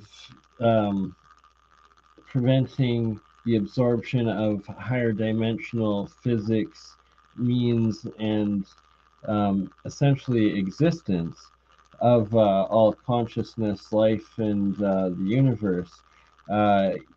It's that time is also both infinite and finite simultaneously within the multiverse, but these bubbles, these triple plasma space bubble warps, whatever it is, you're essentially, it is time travel as well as this dimensional space. It's everything. It's 99.99% that we like to ignorantly call dark matter or dark energy. Make light of it all, make sense of it all. It's dark because it goes within. It is this decay while also the regeneration of the zero, the equilibrium, and the regrowth. And with that, Bob shall continue. So like an invisible ball lightning. So what I'm suggesting here is to make one of these coils in an envelope which has xenon gas. Why xenon? Because it's a very large nucleus, and the electrons that can be ionized are very far away. It's a very heavy nucleus, so it's very good at stabilizing for exotic vacuum objects. But you don't need so much energy to ionize that first electron off. And that's the two main reasons why Ken Shoulders used it as his preferred gas to fire EVOs into. And you have some of this Kerala sand or other materials that was used by Joseph Papp in his devices to create the charge cluster. And you stimulate or drive its focusing by using one of these electromagnetic coils. Okay. Again, I will show you work that's been done by people attempting to have a go at doing the what should you call it? I've got to remember my names now. The Zeno project. Okay. Is it Xenon? I don't know. Yeah, maybe. Anyway, it's like using a high intensity discharge tube like you would have for bright headlights. And one person that tried those experiments decided to use a coil around the tube, and I'll share this. And he found that by exciting it with radio frequencies, by building off what Paul Collock had done in his 1973 paper on macro ball lightning production using he calls them Spheromax. But anyway, he took that work and that inspired him to put a coil around, and he found that he could trigger the HID bulb at a much lower level by pre-exciting the gases. And this is the method that was proposed by Paul Collock for his ball lightning production. What I'm saying is that you actually put whatever frequencies is necessary, AC, through to excite and focus it into a phantom. So you're not only exciting the gas, but you're preparing a phantom for when you do your initial discharge. And then when the discharge is there, you might be able to go at a very, very low level and just feed it. And it might produce a lot of energy, right? And it might produce. Anyway, we'll come on to the production of energy in a few minutes. Okay, all right.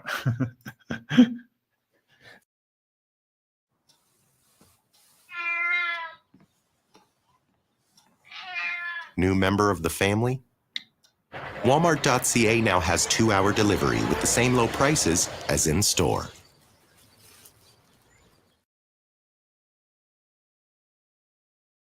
Look around. Sorry about the ads. I do eventually need to get myself an ad blocker and put the time into figuring that out. Currently, I have on screen, I'm showing outside some of these zinc silver crystals that formed out of pure monoatomic zinc, copper, silver during the winter. There's a stream called Silver Zinc Moon Crystals. I believe a video a couple months back when they were first made.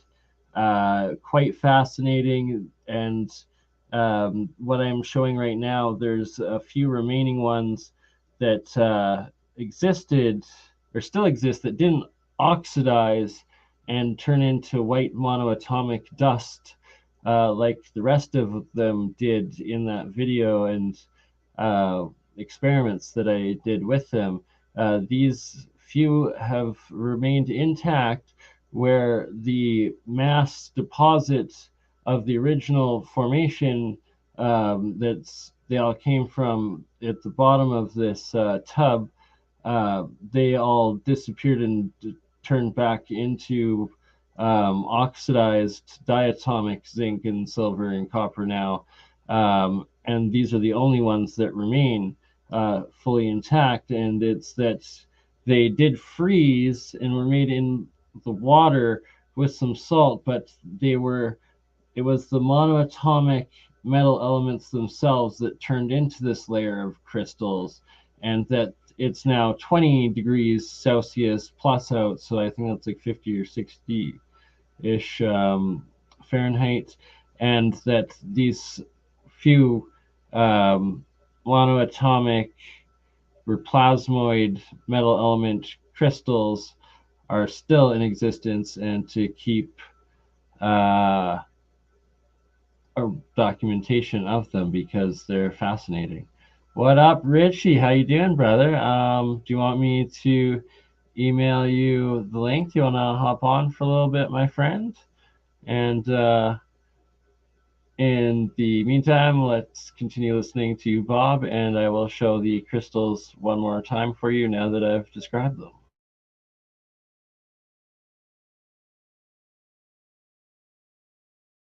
The basement and thought was some kind of trickery could really be happening. And it was a demonstration of an amazing physical effect. What I saw in the basement and thought was some kind of trickery could really be happening, and was a demonstration of an amazing physical effect. As the saying goes, never say never.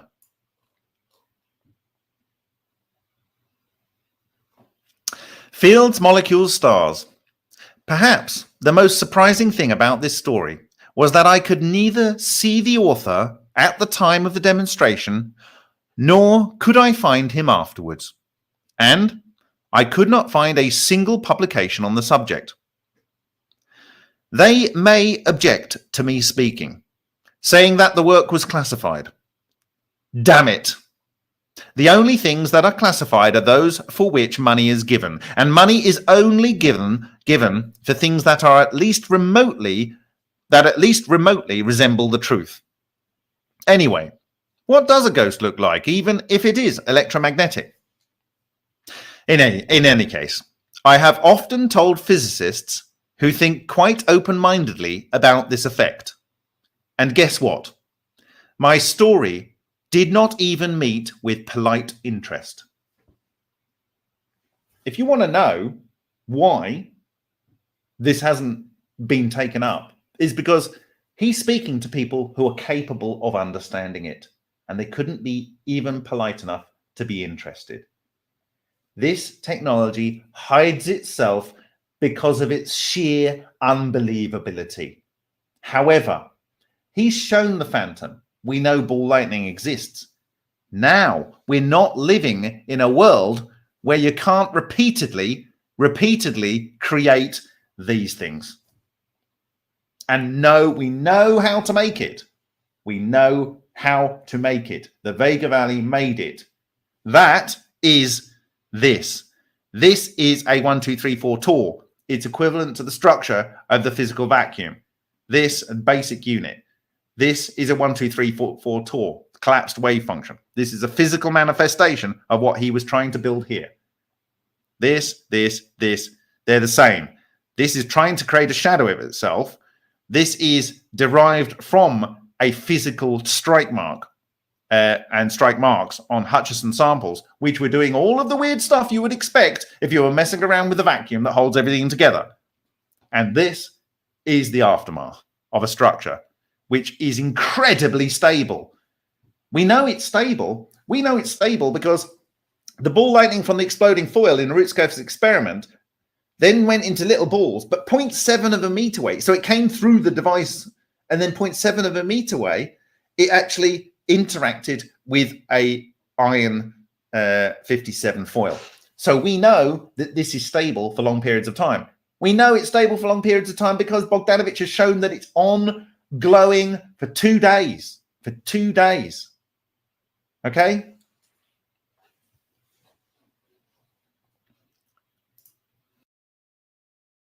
You started a podcast in the morning, and you're going to finish it on your afternoon walk.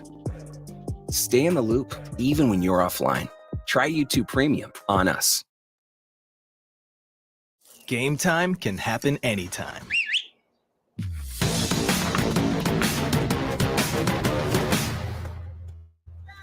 So when sports call, At one time, I really wanted to reproduce and study the electromagnetic phantom effect myself. However, this idea quickly had to be abandoned, precisely because of the lack of money necessary for a serious study. All I did was to make several super tours, one of which you can see in the photo at the beginning of this article. The article.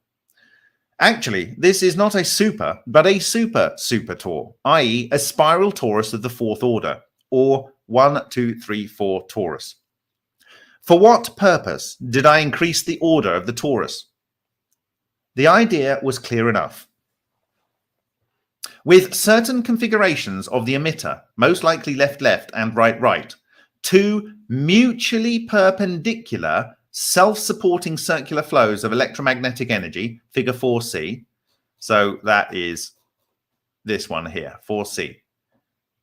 These are the pointing vectors of magnetic flux energy, which you can just feed and feed and feed. It gets bigger and bigger and bigger and bigger and bigger and bigger and bigger. Should arise in it within the structure of the physical vacuum element formed during annihilation of electron-positron pair. Pseudoscalar Z tilde equals E bar product H bar, figure 5. This one here. There it is coming in. So what you're saying is that the annihilation of the physical vacuum produces something, and that comes in. Okay. You can read about this in detail in my article published in the Russian Chemical Journal, 1994, volume 38, number 6, pages 107 to 117. Figure 5. As a result of the annihilation of the electron-positron pair, this is like vacuum fluctuations, the rest mass turns into electromagnetic radiation. That would be 2 times 511 kiloelectron volts per annihilation. But since the electron and positron have a spin S bar and a magnetic and electric dipole moments M bar and D bar, oriented in a certain way relative to each other, then where the annihilation occurred, there is also a chargeless electromagnetic field, Z tilde equals E bar product H bar, having the density of the energy flux. In my opinion, such an electromagnetic phantom should have not only increased stability, we know it does, but also the ability to draw from the external environment the very energy due to which, according to N.A. Kozyrev, stars shine. See Chemistry of Life, 1994, number 7, pages 9 to 17, and which serves as the driving force of all processes of self-organization of matter. By the way, the configuration of the electromagnetic fields that arise in a super tor, a 1, 2, 3, 4 tor, is very similar to the configuration of the fields created to contain the plasma installations for the study of thermonuclear fusion. Bostic was trying to take from 1948 on Department of Energy funds, classified initially, the H-bomb and make thermonuclear fusion into a practical energy source. What did he discover? He discovered plasmoids. In 1980, he published images showing their strike marks on targets, which showed D4D ratio with spoke structures around. And when I showed the super tor to a biologist I knew and asked him what it looked like, he exclaimed, "It's a model of a DNA molecule." That's how you play the bagel game. So what do you think, guys? I think it's a pretty special moment in history, to be honest. He couldn't get anyone to bite. And that's a person that initially thought it was all a con. And then he realized by speaking to someone who really should know the maths that this was physically possible. And in fact, it's the only thing that's possibly capable of filling the physical vacuum. And that, in its own way, it should be able to harnessed what's sometimes called zero-point energy. He didn't have the pleasure of actually seeing what they can do. Being able to synthesize ball lightning and watch what it does, how it consumes material, and the aftermath. I can die happy. You know, I started this work because of my eldest daughter, Maya, and I wanted to find a way that I could leave a better world for her. And energy is the thing that underpins everything. All wars, all standards of living increases are due to energy. And what we are looking at here, I believe, is the key. I believe it is the same thing as the Ankh. It is the key to all hidden knowledge. All of it. All of it. All of it. All. You know, NASA, they're saying that they've got this lattice confined fusion. It's not. It's not. They're doing exactly what was done by Bogdanovich when he showed these birdies, and the birdies are doing the work. They are firing beam high energy electrons to produce gamma rays, and they're saying that it's doing this particular reaction that's well known. Is it Oppenheimer Phillips? I don't know, but anyway, it's a well-known reaction. But they don't have proper neutron detectors. If they did, then I'm not sure they would see real neutrons. If they had like a bubble detector or indium or gold or whatever, I don't think they'd see neutrons. They're seeing phantoms that appear in electromagnetic equipment, which was identified by Matsumoto in 1995 and published in 95, and we observed it in our glow stick 5.3, 5.2, 5.2 with Alan Goldwater in California. So it can fake these neutron-like events if you use electromagnetic equipment to see them. So I'm not saying they're not getting fusion. I'm just saying it's not happening the way they're claiming it's happening. And I don't know whether that's deliberate because they don't want you to understand this, but this is how it works. It cannot be anything other than this. It can't be. You know, when you have only one thing that satisfies Maxwell's equations, right? That you observe the strike marks for, it does all the weird stuff, including transmutation and everything else. And it's end-to-end consistent. It can only be this. And it is ball lightning. It is ball lightning. It's ball lightning. The Department of Energy has always been, and the military have always been interested in ball lightning. So there we go. Okay, I'm going to read your comments now.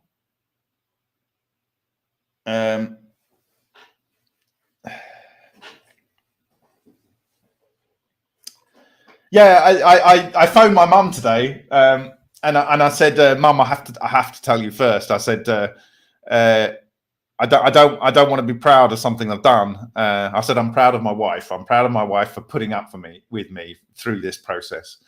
But I said, "Your boy done good." So, and I thanked her for the education she gave me. My parents bust a gut to give me my education. It's the best thing you can do for a child is give them a good education. But my God, they gave me a good education. I fully agree. So I thanked her, and she doesn't understand much, but I said, if this is what I think it is, and this is what I thought it has been since 2017, there's nothing beyond this. There's nothing beyond this. This is it. This is the God's toolbox. I said, as you know, I call it the God's toolbox, but there's nothing beyond. The first time I fully comprehended it, I called it like the God particle of the God code. Fully get that video of Boyd Bushman, who compares the neutrinoverse with John Hutchison's work and saying that Lockheed Martin were investigating something that is way, way, way beyond nuclear fusion. That one video tells you that this is it. It is it. 100%. 100%, no shadow of a doubt. And we used this before. This was common knowledge. It was common knowledge. Now, I have warned that if you overuse this technology, particularly in battle scenarios, you could end up by damaging the Earth's magnetic field, and you could get crustal spinning. So this is, I believe, and I don't want to get too religious here, but the meek shall inherit the earth, and the proper translation is those that know that they have great power but choose not to use it will inherit the earth. We cannot use this for weapons of war. We cannot. But this makes all generation weapons pointless. Just completely pointless. It doesn't even work if you're. But you can make a weapon with this without understanding how it works. But the U.S. Navy patents, which are, they call it high frequency gravitational waves, and they can turn the whole planet to dust. But we can destroy incoming asteroids. Just you guys out there, many of you have the inspiration and the talent to build this. And to build and work together. No one can own this technology. You are understanding that this is the structure of the physical vacuum. You are doing vacuum engineering. If you drive it too hard, this isn't a case of I'm going to make a bigger burger or I'm going to make a faster car. If you drive this too hard, it will destroy anything. Nothing will be able to resist. Nothing. Because it rips the fabric of space-time. And it sucks the energy out of everything. So we have to respect it. We need to use this now, but we have to respect it. Now, you could argue there was nothing here to begin with. There won't be anything when the sun engulfs the Earth. No net loss. Be very philosophical about it. But we have the ability to use this technology to terraform, go to other solar systems, and expand our horizon. We have that technology.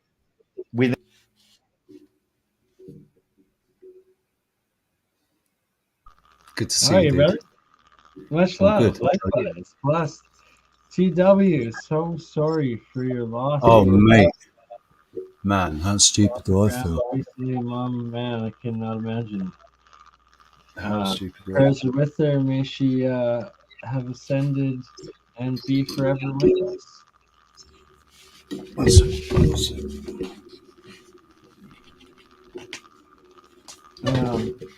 That might be better. Sorry, say that again, mate.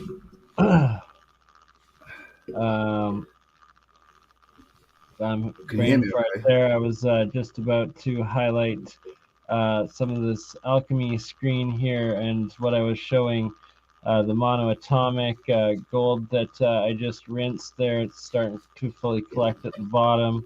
I have some in a syringe that I've started to eat some. I was just about to eat a little bit more here.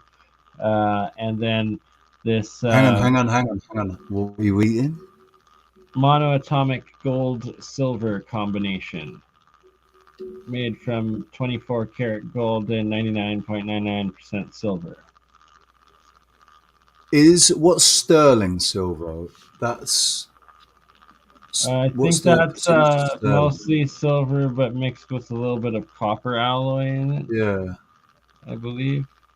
And if it turns blue, then it's no good. Blue or green, then it's oxidizing, and then you can get the heavy metal poisoning rather quickly from it. Yeah. So but I do in some of my monoatomics, like the colloidal waters that I drink, it's a copper, zinc, gold, silver combination.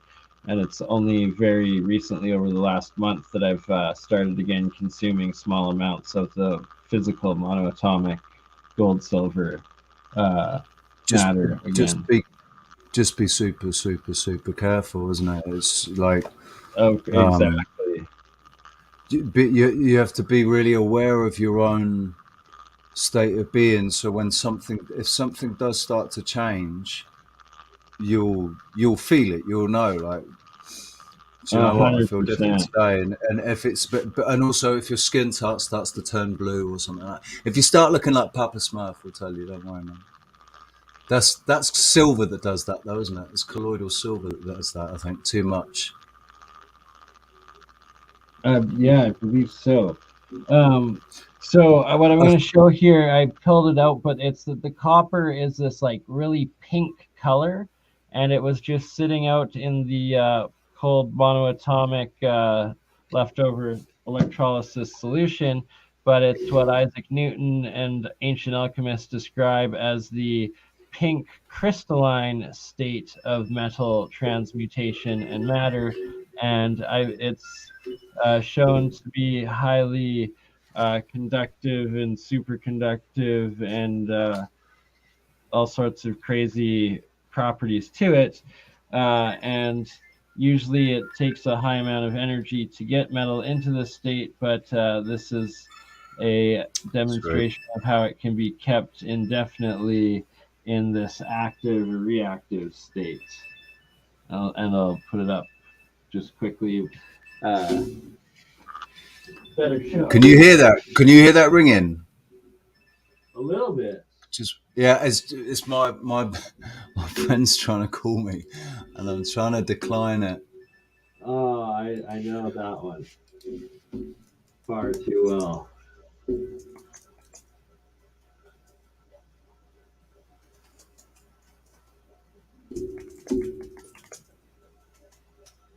And like when you have this like in-person site in like the sun, the metal when it's in this crystal state it glistens like diamonds.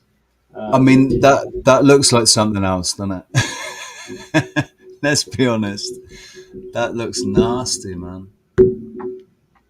Oh, because it's also got wax paper and aluminum foil, and then another coil within it. It's like layering it, a type of Keshi plasma capacitor, essentially like energy battery storage within the circuit.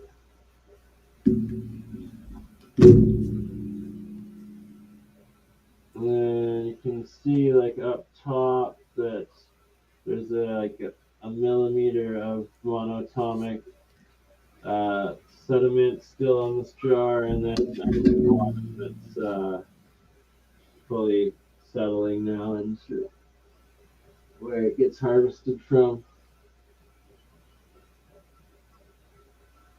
That's like.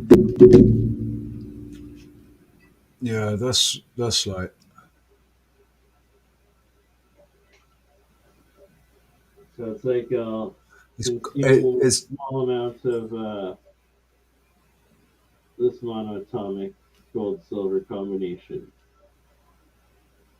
And that it's the powder. It's that sort of white. Exactly, pure fluffy white single atom element powder. Because you can buy monatomic gold online, can't you? You can buy jars of monatomic gold. Of, different monatomic products and colloidals and whatnot. It's just certain processes. I don't believe the claim of what it actually is or and was made out of is actually of monatomic gold or silver compared to other elements within it, depending. This specific material I'm making and claiming to be monoatomic gold and silver is produced 100% from pure gold and silver matter off the anode side that physically turns into and drips into this and decreases the metal anode directly into this matter. So, but it's if you have a solid, trusted source and know that they're making it out of the pure metals, then absolutely it is what it is, and it can easily overpower, but it can supposedly also gives all sorts of awesome abilities and healing and whatnot too. And when I've taken it so far, gives a whole amount of extra energy boost and I've often thought like because the brain, because it's it's all about electrical signals, and so if you and gold, pure gold is an extremely good conductor. So it's this idea that monatomic gold, if you can, if the monatomic gold accumulates in the right places, the neurons will fire off faster, and you'll just everything will be more. There'll be not so much lag, basically. yeah, like. Oh, can you hear me? Am I muted? No, you No, can. I can hear. Yeah, I can hear. so it's like it's pricey if it's real because it's literally melting physical gold into this material. So it's the price of gold per gram of it, plus It, work. it it also shows you, doesn't it? It also shows you like that gold, the real value in gold is in the monatomic state, which isn't shiny. It doesn't look pretty. It's not. It doesn't seem to have any value, but actually the valuable part of it is the monatomic. The whole all of the extra bits of gold that turn it into this solid, heavy, shiny yellow metal. That's all unnecessary, really. Do you see what I'm getting at? 100%. And it's like most people think I'm crazy because they're like, "You're doing what to the gold?" Like, Well, people have got to ask why have they always been so obsessed with gold? And yes, all right, the royals and that they've got all their gold filigree and whatever. But actually, I think if we were to go in and scratch behind the surface, we'd find that most of that is fake because they have actually they're doing something with the gold. We've been told, oh, possibly we were created to mine the gold for an alien race. But what if it was just mining the gold for these bloody elites who actually bring it down to monatomic form, and it's some form of manna, manna from the I gods couldn't kind of agree thing. more, my friend. That is what I suspect and seems to be the case. And this is just a show, right? It's a 10-gram. Uh, um, That's a 24 silver. Is that a karat. silver or gold?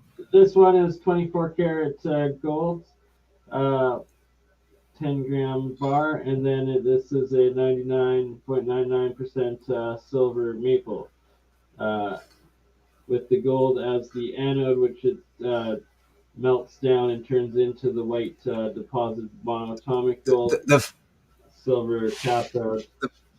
The funniest thing is how there are so many people that will literally melt down to see what you're doing to gold and silver. They'll be like, yeah, like you said, like, oh my God, what are you doing to it? What are you doing to the gold and silver? We're actually extracting the value from it. Right? Like, I've like come to this own like inside joke conclusion of my own of like a real alchemist is going to give you less gold before more gold. Yeah.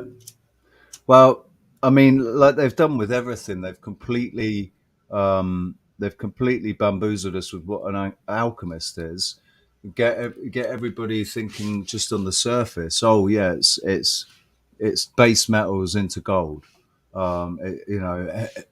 Changing one thing into another is what they're saying, and but they're so focused on the material. Oh, what can we turn into gold? Everything has to be gold because gold is so valuable and shiny, and you can't really do that much with gold, can you? And it's solid state. Apart In from its solid state, it's one of the best conductors, and it's used in like solid state hard drives and electronics and all yeah, sorts. but I mean when it's used, but that's tiny little amounts of gold. When it's like a gold chair, A gold chair is not comfortable.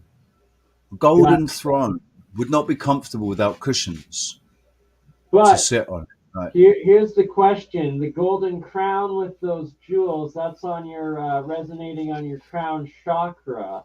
And then if you're on one of these thrones in one of these megalithic cathedral energy point resonating machines, would that maybe actually be the ultimate hidden ancient technology, that they're actually connected to this interdimensional higher like energy grid or something, that it's more than worth its weight in gold, if so? It's it makes sense that it would be giant orgon generator of like royal or Rife, or no, not Royal Rife, the other one. Do you know what I think it's more likely? Faraday was talking about earlier. Right. I think what's happened with with the Great Reset. I mean, if we go back 7 to 100 years or whatever, the reset around the 1500s, or maybe the 1200s, but I think what they did is they've stolen all of this technology. They've stolen everything, and they've tried to replicate it or imitate it. And so with golden crowns, it's like the physical manifestation of what they could see happening before. And now they think if they put a golden crown on their head, that will make them, that will give them some sort of status and connection, and but they're not actually able to use any of the technology. That's why they got so frustrated and destroyed it all. I don't think it's all. Yeah, I don't think it's all. I don't think they destroyed. I think they destroyed it because they couldn't use it. That's why they've gone around and They probably used to be able to, then it got completely lost.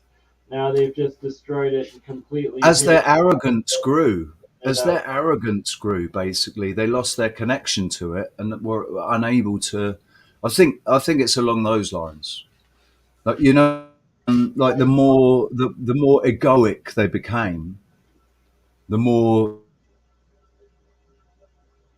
their power, they just weren't able to use that because they lost their connection to the people, and it's it's actually us that we're the ones, aren't we?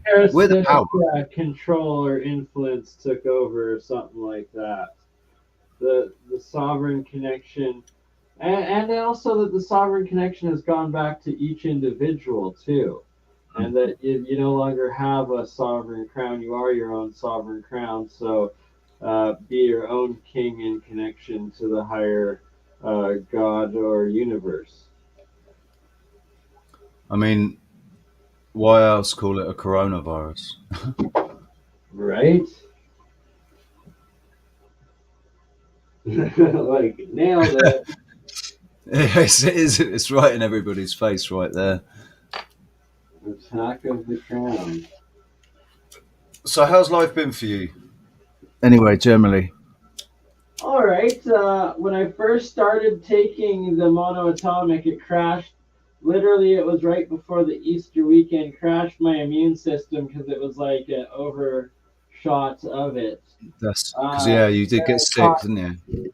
I caught the strep throat there, but got antibiotics, so got over it quite quickly, about a week, and then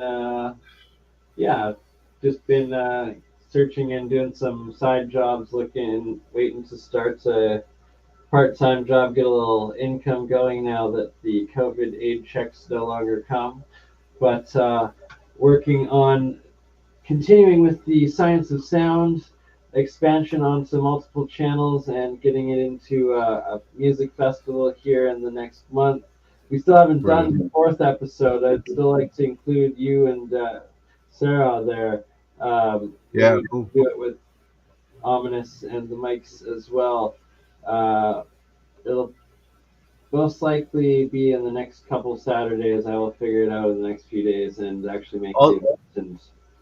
what I'll do, I'll email you my number, my phone number, and then you can get me on WhatsApp or Telegram or Signal. And it's better. It's better than email, man. I hate emails. It's like they're so antiquity and antique with with what's it called, Telegram and Signal and everything. Yeah, yeah. Still working on figuring all of those out. So I've got the pure monoatomic. I'm going to consume a little bit here. Just going to get a little water to wash it down with and an apple to eat. So I will be right back. The picture have up right now, this is one where I was putting negative current only into the electrolysis, and sure enough, everything turned yellow, producing what they were calling the dead yellow sulfur state of transmutational metals. And what Mike was confirming, well, Mike and Mike, in the first hour of the stream, with dead shorts in circuits, batteries, and negative electricity. Does it smell like sulfur? Sometimes, but not overly with this stuff. When you dry it out, it more so does. But it's not, it doesn't come up on the bubbling side, so it's not making like a sulfuric gas. It's within the water, Right. atomic, that turns yellow. And what's really strange is that it like is instantaneous, and like all the particles will turn yellow. But then as soon as you stop putting the negative current in, or the short current into it, it goes back to either a blue-green oxide or the white monoatomic, depending on the next process you do to it. That's interesting, isn't it? How it changes states almost instantly, depending on what you. Oh man, you know, it's it's a negative or a positive. Since the first time I saw it, I was just like, woo! But the reason I ask about the sulfur is because that's something that's come up in conversations between me and Rox. We're both noticing sulfur, the smell of it. Really? Yeah, the smell of it, like a sort of it's sulfur bordering on methane. You know, it's like, but it's sulfur. It's got this sulfurous. Oh yeah, and I also, know the smell, man. I know the smell. That's also, never fun. And coming from the ocean, from where you are, that's not a good sign. well, there's also, like, for the last sort of 5 or 6 years, I've been monitoring my pee, basically, and sometimes I get this sort of I say sulfurous crystals because it looks like little crystals and it smells like sulfur. So it's just, and there's this flavor. There's this flavor that's in everything that's slightly sulfurous. It's weird. It's really weird. Been tainted with negative energy, negative electrical field. Yeah, I think that must be what it is. Some sort, we're getting, there's a negative current. Yeah, exactly. That we can tap into, and and it has an effect. It has a similar sort of effect because we're full of all kinds of minerals and metals anyway, aren't we? We've got. That's all we are. Trace amounts. We've got trace amounts of all of it. Yeah, that's what we're made up of. So, interesting.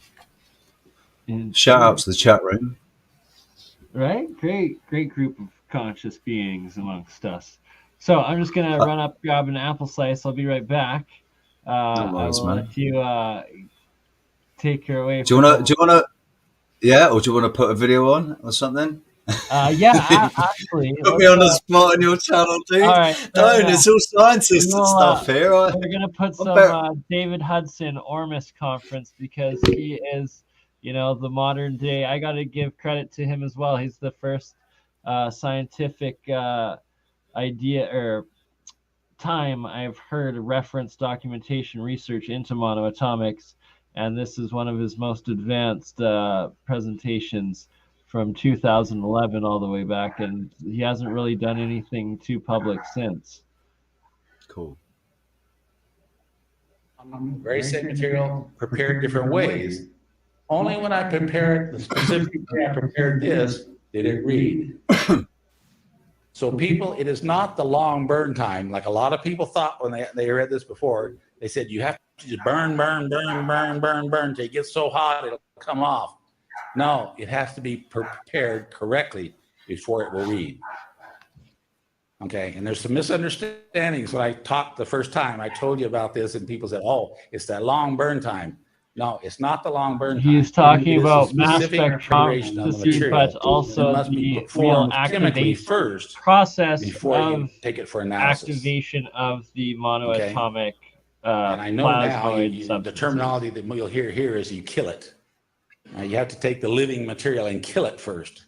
Well, that's what I was doing. I was killing it, but I didn't know it at the time. I was just following procedures outlined in the Soviet Academy of Sciences.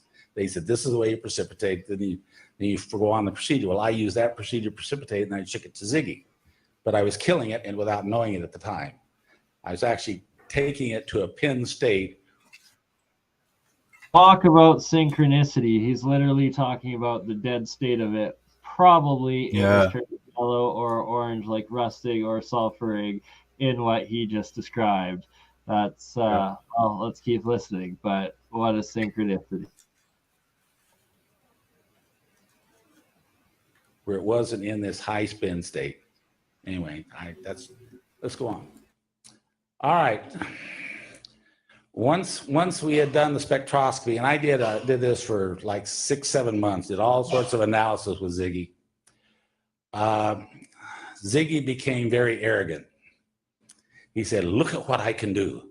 I can prove that these elements exist. I'm going to be famous. And so he goes over to Germany and he talks to all his spectroscopical friends. And there was actually articles written in magazines about him over in Germany that he had discovered that these naturally occurring platinum metals were in Arizona. But he never could find anything that would analyze anywhere close to what he had analyzed for me. He analyzed the best material he found with analyzing 10 to 12 ounces per ton. Okay, mine was like 2,900 ounces per ton. Okay, big difference. Anyway, he said, Dave, I'm going to work. I'm going to take this. I'm going to promote with it. I'm going to raise money. He went up to the Las Vegas area and worked with some people up there in Nevada. And then after working with the people in Nevada, I heard the information and moved up to Oregon, Washington area. I mean, it's just amazing how like spiderwebbed out the information after he started promoting with it. Unfortunately, Siegfried Brimmer has died and he isn't with us anymore, but it's part of my history, so I'm giving you. One of the problems we had, and I really can't be more specific, I want you to understand this, is the procedure according to the Soviet Academy of Sciences, the Vernadsky Institute for Precious Metal Research, that when you get the elements separated, you do a hydroxide precipitation, you drop it out of solution as a hydroxide, you filter it, water wash it, then you put this into a tube furnace. And a tube furnace is actually a quartz tube, glass tube, and it can be, this size to this size, but the tube goes through a furnace that has a round opening in it. And you actually put the tube inside the furnace, then you take this little porcelain boat, or some people use metal boats, but porcelain, fire clay or whatever. Anyway, we were using high temperature porcelain boats. Put the powder that you've just taken out of the solution, you put it in this boat, you take a little metal push and you push the boat into the center of the furnace where it's in the heating zone. You put a stopper in the end of the tube, and then you hook up a glass line and then a rubber hose that brings oxygen, argon, hydrogen, whatever gas you want. Well, according to the Soviet Academy of Sciences, you heat it under oxygen up to 800 degrees, and it forms an oxide.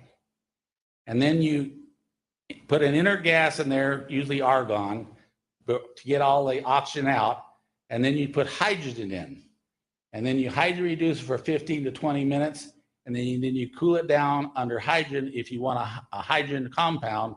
But if you want all the hydrogen out, you cool it under an inert gas like argon or helium. You cool down to ambient temperature, then you reach in and take the cork out, reach in and pull a sample out, and you put it on a scale and weigh it.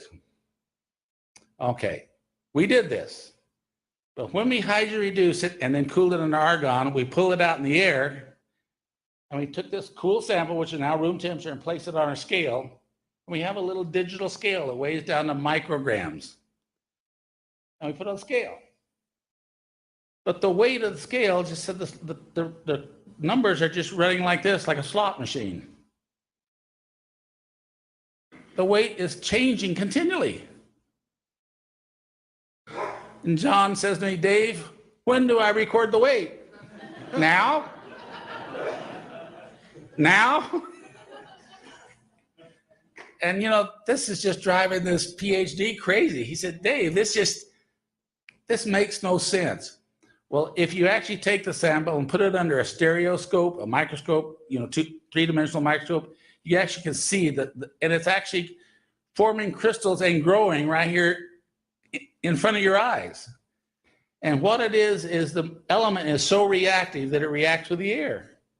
And so it's pulling oxygen and water and nitrogen out of the air and growing crystals right here before your eyes. And you can see them moving and turning and twisting and as they form. It's alive, you know, it's crazy. And John says, you know, Dave, we have to get the real world. This is just like an approximation. This is not science. And yet we're following the procedure we're supposed to be following, right? Did you see any pyramid-shaped crystals? I've seen more octagon-shaped crystals than you can ever imagine. Anyway, there's every shape in there because there's all the elements were in there, and depending on the element we're working with is what the shape was. But it was very reactive is the point, people. And it's actually hygroscopic. It picks up moisture and water crystallization, and it's continuous. It continues on and on and on and on for an hour, 2 hours, 3 hours. The color is still changing. And so you really get frustrated. And I said, John, and this is after months of this, every day we try weighing some of it. Now you can imagine the frustration. I've tried to do good, solid science. And I said, there's got to be a real world here someplace. He said, Dave, there is an instrument. There's an instrument available commercially that was developed for the aerospace industry. It's called thermogravimetric analysis. And this machine actually is made out of a glass tube, a Pyrex tube, but inside the tube it has a heating element and actually has a coil, a bifilar wound coil, so that to feel that heat actually cancel each other. And it has a little balance scale inside the heating area where you can put a sample in there under a controlled atmosphere. You could oxidize it, hydroreduce it, put inert gas on it, whatever you want, and it never hits the atmosphere. Never sees air or never sees the outside atmosphere. And you can weigh it while you oxidize it, weigh it while you hydroreduce it, weigh it while you put the argon on it, and then weigh it as you cool it down. I said, at least we will learn what it really is when we hydroreduce it, right? How much it cost? Well, they're about $350,000. And I said, well, I'll tell you what, can we lease them? And he says, yeah, you can actually go to Perkin Elmer and they'll lease one to you by the month. I said, well, let's lease one. I'll bring it in. So we brought this thermogravimetric analysis machine in, and John actually hired a master's chemist from England that had specialized in operating analytical equipment and instrumentation, because this machine was all computer controlled. So actually, when you start the program, it will actually all on computer, run the valves, run the gases, control the heat at whatever heating rate you program into it, turn on gases at what temperature you want turned on. It'll go off when you tell it to go off. It's all computer controlled. But you needed somebody to understand computers. And most of us guys were not really computer literate, like I still am. not computer literate. So this lady came in. I can't remember her name right. It was Did you see that 33 there? something. I can't remember her last name. Anyway, she came in to run the TGA. Now, when you lease this TGA, they actually give you analytical standards that you can actually put in the machine and check the machine with these standards. And they tell you exactly at what time, what temperature and the compound begin to break down and what the weight change should be. And then at what higher temperature it continues to break down and what the weight change will be. And you put the standard in to check the machine. And we put standards in, checked the machine, and everything worked really beautiful. So then we actually used the empty pan. We ran it to see, and everything went, it's just nothing changed. It always just stayed constant temperature. Then we put, and this was actually an iridium sample, and this is actually the transparency I used last time I spoke. But this is an iridium sample. There was 10.55 milligrams, which is not a big sample. It's a relatively small amount of material on the boat. And we started heating it. Now down here at the bottom, That's so cool, at man. the bottom is the temperature. And it goes up to about, what, 850 degrees approximately. Okay, and here is percentages, 100%, 75%, 50%. Okay, and so when we start heating at basically ambient temperature here, we start heating it, and immediately the temperature, the weight of it drops slightly.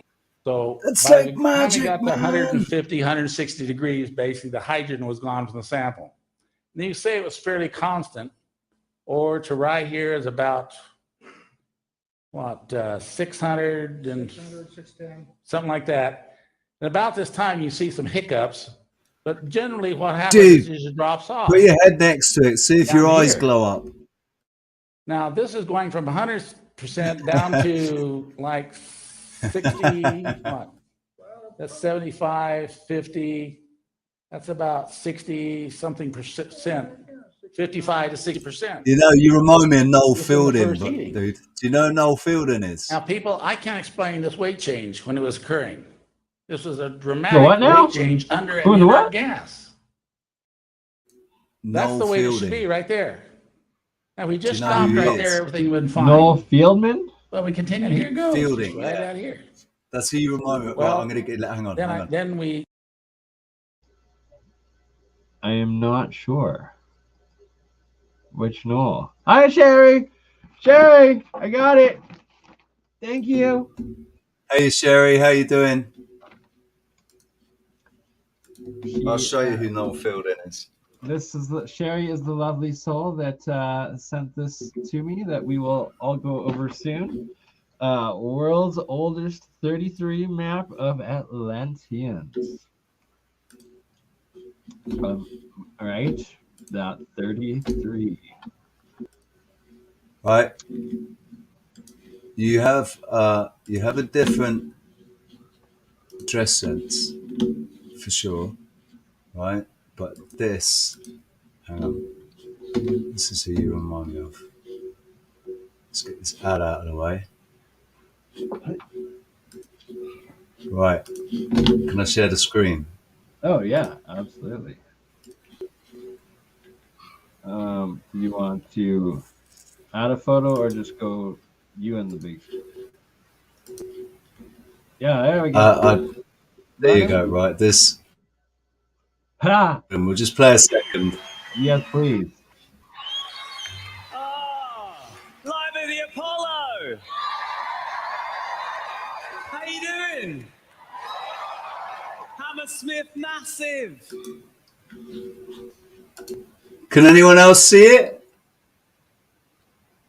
You remind me of Noel Fielding, man. Can you see it? He's a handsome lad. You're on mute, Bernie.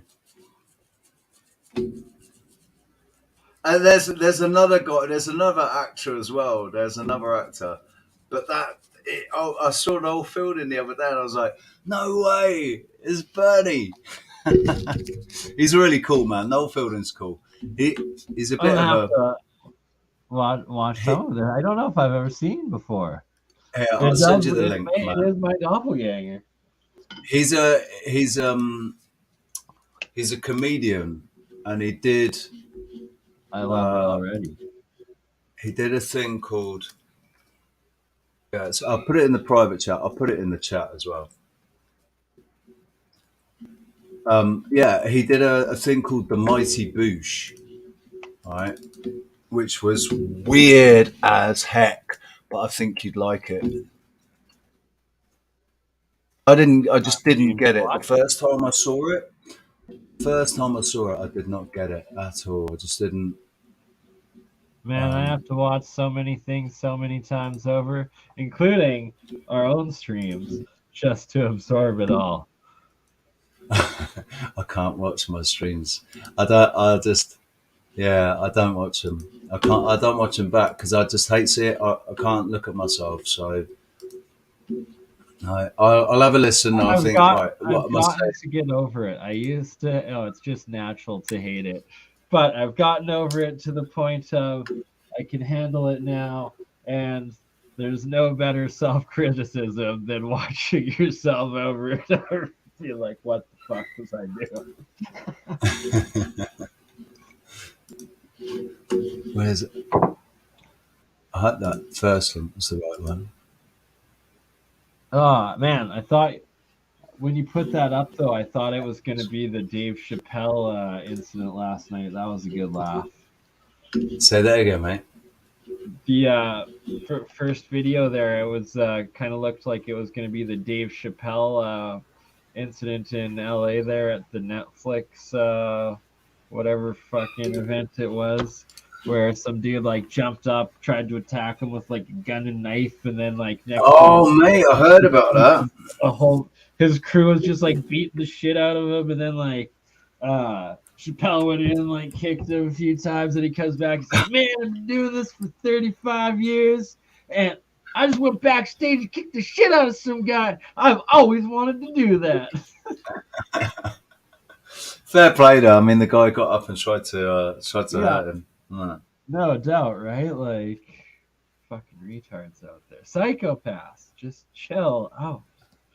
Well, we've been looking at this. I've been looking at this recently, and the thing about these crazy really left wing extremists, they're children. They're actual children. They're not emotionally matured.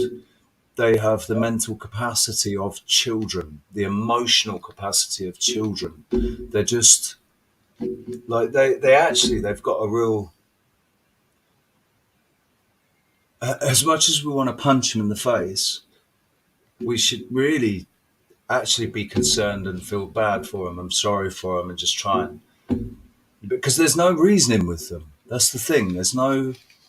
They're extreme. They're extremists, like you say. I mean, they exist on the right as well, but they're not as bad on the right. Right. It's on all sides, and it's designed by the parasites of the polarization, that second lower dimensional conscious, impulsive, cognitive dissonant reality to sustain the being the ant, the cog of the gear, that abusive relationship with the matrix that is the system that is your life until you choose up or wake up and choose to take that red pill yourself and get back on track, right? Yeah, man. Yeah, definitely. What's that you got? What is that? That's the monatomic. Yes, sir, it is. So how much is that there? Is that like a paste? Is it in fluid? It's in water. It's in the water. Yeah, I've rinsed this, I think, about 6 times now to get the salt out from the original reaction, and can let it condense, particulate down, collect it, redo it over, and now consumption. Was it? I bet it doesn't really taste of anything, does it? Now we'll all watch as BurnEye's eyes flash golden, and his arms go turns into the god. That'd be so cool, wouldn't it? That'd be so cool if it was like the cartoons, man. But yeah, I definitely. Just like water. I Almost a was little looking bit at. sweet. To tell you the truth, it's a little bit sweet. I was looking into monatomic gold a couple of years ago, and that's when I found it online because I was like, how on earth are you supposed to make monatomic gold? And then I'm pretty sure that one of the things I watched said it's really difficult to create monatomic gold. It doesn't seem that difficult. All you need is good gold, good water to distill it in, The old to do it. process was really difficult, and it's because it's you need a bunch of chemicals and then do the reactions, the process over and over again, and then the distillation to separate the chemicals from the reaction. Where the new process that I've discovered through this electrolysis, it's literally just salt water, and you've got it with a small amount of electricity and the final product, no toxic chemicals involved. Like you say, saline, not water. It's not Saline, H2O. yeah. It's a saline solution. You got it. Yeah, I remember I remember thinking about it and thinking, oh, should I order this? Because this was years ago, man. I was like, should I order some online? And I was too unsure about what sort of doses to take. You know, I didn't trust what they said. This is 8 years into me experimenting with this stuff, and I've just now started to consume the actual monatomic in small amounts as a self guinea pig sort of experiment. Because I figured, hey, so much of the population's injecting heavy metals in experimentally. What's the harm of being one person that ingests a little bit of the white single monatomic? Key, never, ever, ever touch it if it is like a blue, teal, oxidized. That's going to kill you instantly. That's why they turn blue from heavy metal poisoning, because you're ingesting di and triatomic oxidized metals, not the pure singular monoatomic single atom material. Very, very. Right.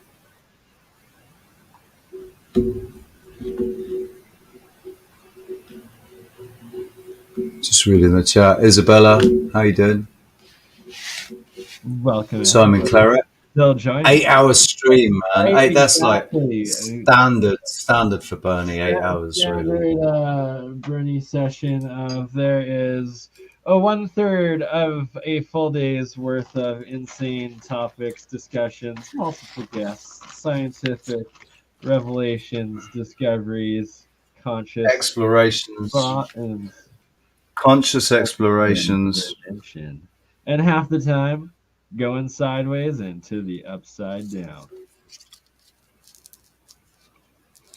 Yeah, I mean, when you look at what's going on out there, and if you look at it on the screen, when you walk around and you see what's going on in your immediate environment, it's not so crazy. You might see some people that are crazy, but one is who's plugged into the matrix still, and who's not. It's not that everybody wearing a mask is plugged into the matrix, and everyone that's not is not plugged into the matrix. There's still nuance there. There's still people that don't wear masks that are fully plugged into the matrix, and people that are wearing masks that aren't. They're actually awake, but they're wearing a mask for whatever reason, to conceal something, whatever.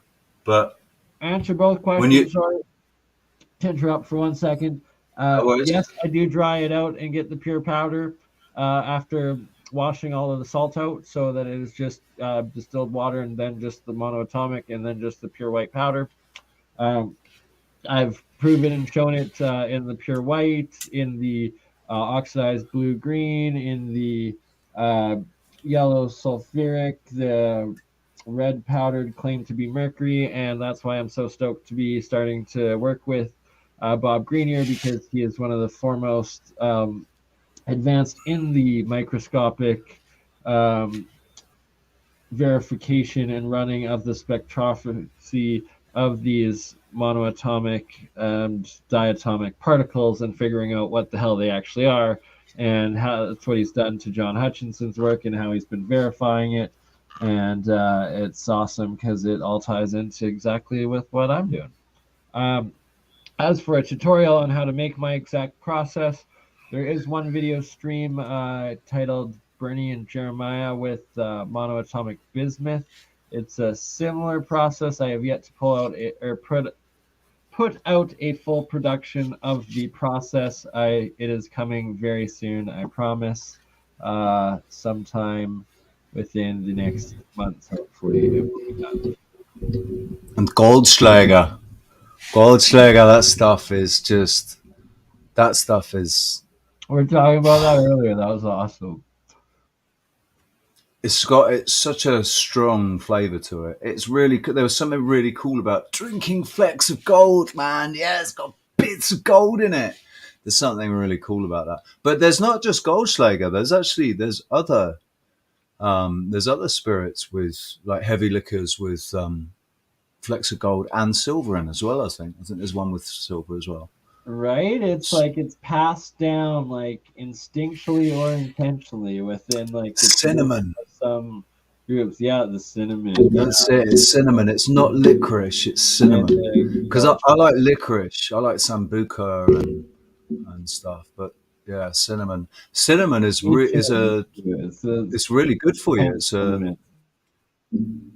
We abuse it. I think we don't know how to use it properly. It's like with garlic. Like garlic, we put garlic in our food all the time, and it tastes delicious. But really, Richie, I'm sorry. Can you keep going for like a few minutes? I got my tacos. I'm 8 hours. Yeah, I gotta eat my food here. No worries, man. No worries. Yeah, so I'll be right back. If you want to keep her going, or should I play a video? Yeah. Dude, I'll tell you what. You're better off playing a video, man, rather than leaving me here, because now I can't remember what I was going to say. Okay, it will come back to you. I'm going to play a little bit more of the David Hudson, as he is also one of the foremost on these monoatomic particles and technology. Cool. You decide, well, let's cool it down now from this temperature. All right, this is the cool down.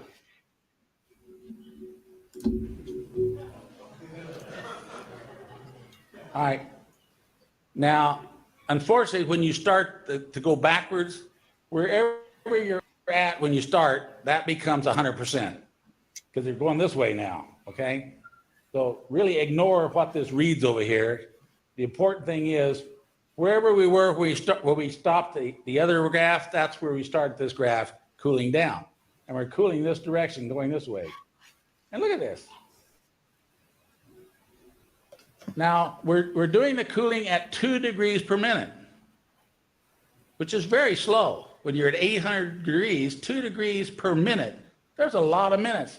Between there and there is what? 6 down to 4. The 340 or 350.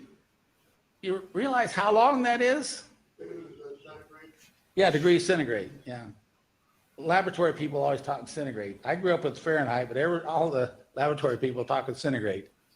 Anyway, you realize where that goes. If you project that all the way up here, and then it collapses, look at how far that goes. Now, everybody just said, well, there's something wrong with this machine. You know, something's gone wrong. There's just not reality here.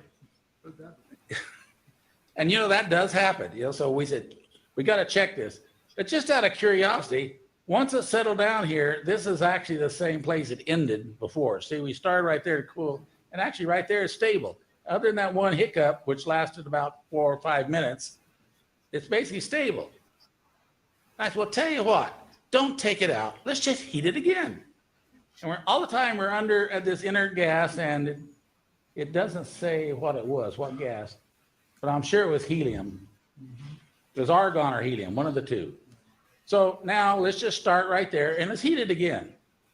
So this is now the starting point, 100%, which is actually 50-some%. Let's start again. We start heating and everything's fine for a while, and then these hiccups start again. And then look right here at this hiccup. Oh, they're going down.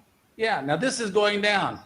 Now, if you look at it, it's actually getting less and less and less and less and less weight, and then it goes right back to where it should be. And then less and less and less and less weight, and then it just collapses right back. Now, this is a strange, I mean, you got to understand this is data, and it has to be, say, what does this mean? Anyway, and then as we're getting hotter, it's just jumping all over the place. Now, these jumps right here, believe it or not, are taking probably at 1.2 degrees per minute, and we're actually going up about 40 degrees. So this was what, 40 degrees, 1.2 degrees per minute. How many minutes is that? Anyway, these little hiccups are a long time. Even though it looks like a little hiccup, it was actually down there for a long time before it came back to the level again. And this seems to be kind of a standard level in here that it would always drop back to, but it actually would do these things. And I said, all right, I cool it down again. Let's just do this again. Well, the next slide, this is the second cooling. Now, when we started, it happened to be right there. Well, actually, it was actually on a less than the baseline point. So this is actually the baseline right here. Okay, but there's where we started. So it actually went way, way, way, way up to there and then collapsed back down. Now that's 150%, which is actually about what we started with. These weights here are not real. It can't be real, right? But that's what it's reading. But look at how far they're doing it. It's actually down to almost 200 degrees before it quits doing it. And the poor girl running this thing is just saying, this can't be. This just can't be. I said, well, tell you what, let's just keep going. Well, you imagine we killed like half a day already, you know. Let's go again. Just heat it again. So let's go to the next slide. All right, this is the third heating. You start off heating and everything is going along fairly stable, and then they start. And then look at this one right here.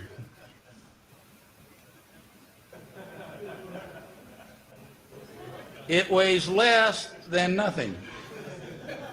It doesn't weigh nothing, it weighs less than nothing. And let me tell you something, people. This is a Pyrex glass. You can see right through it. It's clear like a window. But when there is less than nothing, we look in the pan, there's nothing in the pan. Well, there's a reason for it. And what it is if you understand about superconductivity and flux fields, it's actually a flux field that we're talking about here. And it's building, building, building a field. And then when it collapses instantaneously, and then start building again. And it collapsed instantly, and then start building again. But it actually is flux that is interacting with magnetic field. However, the magnetic field is not supposed to exist here because this machine has bifilar wound heating elements, and there's no magnetic field produced by the machine per se. The only magnetic field we're talking about is the Earth's magnetic field. So I said something just didn't make sense. Well, it really wasn't that after all, but I'll get to that in our presentation here. All right, let's go again. This is the fourth heating. And you can see by the time it gets up to around 200 degrees, it's starting to do this. Now 200 degrees, and look, it's weighing less than nothing. If the pan was in it, the pan is zero. And it weighs less than the pan weighs if it didn't have anything in it. Once again, and it's not there. You cannot see it in the pan. It's gone. And its weighable mass is gone. And the pan it's sitting in's mass is partly gone. Now that's spooky. All right, cool it down. Now, once again, we started it, so it was way down here. So anyway, this is the cool down. And look at these peaks that are going on. But you see that every time we do it, we're moving this further and further toward ambient temperature, is the point. By annealing it, we're actually coming closer and closer and closer to room temperature.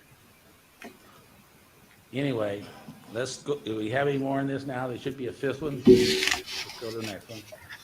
All right, here's the fifth heating. And then we have a fifth cool down. And this is the fifth cool down. Anyway, this material was just mind-boggling. We must have ran this 80 or 90 times. We actually ran it, and before we finished, we actually devised a little finger we could put inside the machine that when the material was gone, it would wipe through the pan and come back, just like a windshield wiper, to ensure that maybe it was there and just vibrating at frequencies we couldn't see with our eyes. So we wiped through the pan and then brought it back and it was there. So it really left, it really was there, just not in these 3 dimensions. This is really important information, people, because the weight that we end up with here at the end versus the weight we started with is actually, you know, reduces to like 56, 57% of the original starting weight. Now, just for the record, we take this material that weighs 56% of the metal and we devised a way to take it back to metal. And when we take it back to metal, it weighs the 100%. And this is really perplexing for a trained chemist because he has to have a mass balance in all of his chemistries. You know, and a mass balance, that's one of the things they teach you in the very beginning of chemistry. Keep a mass balance. And if you start with 100, you have to have 100 all the way through. And anything you add, you have to add to it. But you don't get less. And when it went from 100 to 55, 56%, this just really upset his apple cart. He said, Dave, this is not the physics that we have been taught. Now, well, I'm just a dirt farmer. I'm not a technical person. I'm trying to understand this. You know, I'm just watching it all. And, you know, I'm watching their responses. They're just blowing their minds, you know. At the time, I didn't understand the importance of this 56%. You know, I eventually learned what it meant when I filed my patents later, which, let's go to the next slide. All right.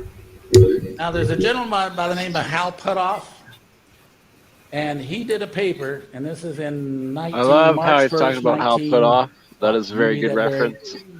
Very 1989. It's by a lot of Review people in the community to help stuff.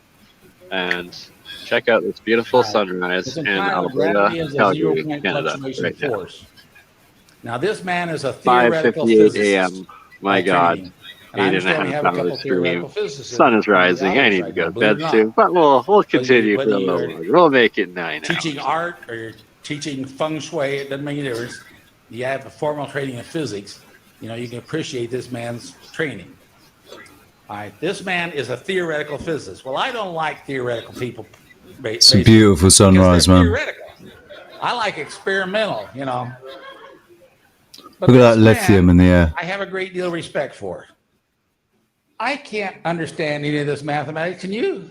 Now, maybe our physicists back here can. I can't. I mean, this is really complex for me because it looks like Chinese writing to me, which is totally foreign, you know. But I have to show it to you because he did say something very profoundly important. It's a theory about gravity, and he says that gravity is not a field. Gravity can never be discovered out there in the universe someplace as a separate field because it doesn't exist as a field.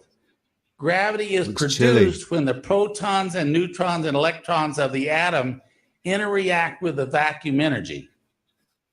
And everybody understands the vacuum is the vibrating material. It's everywhere in the universe. In other galaxies, every piece of matter all over the universe is running on the vacuum and feeding their energy off the vacuum.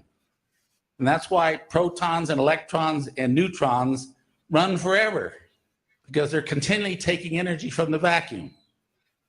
And I don't know what the number is, but I read it someplace that in the vacuum energy, in 1 cubic foot of the vacuum contains more, 1 cubic centimeter contains more energy Gene than Hammerman what? goes in depth into explaining what he's No, talking about. yeah, somebody said it was all the nuclear bombs all exploded at once won't equal the energy that is in 1 cubic centimeter of the vacuum theory. Yeah. And if you were to presume that it lasted 8 billion years or something like that, it's more energy than the sun has produced or ever will produce before it goes nova. Okay. In other words, a lot. And for the newbies, this is a lot. Okay. And it's just science. Basically, everybody knows that there is such thing as the vacuum.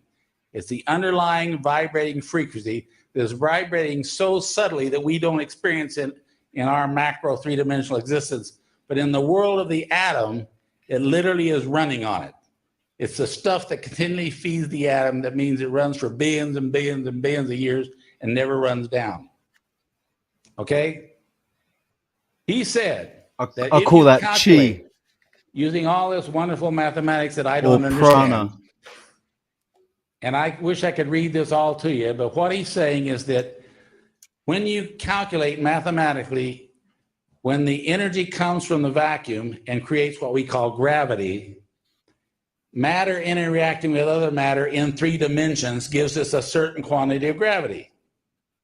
But in this part right here in this paper, and you can find this, or you can actually read it on this video screen up here, he says that, but matter, when it's interacting in 2 dimensions, which is what I said my stuff theorized to be, resonating 2 dimensions, not 3 dimensions, that you have to correct it by a 5/9 correction factor.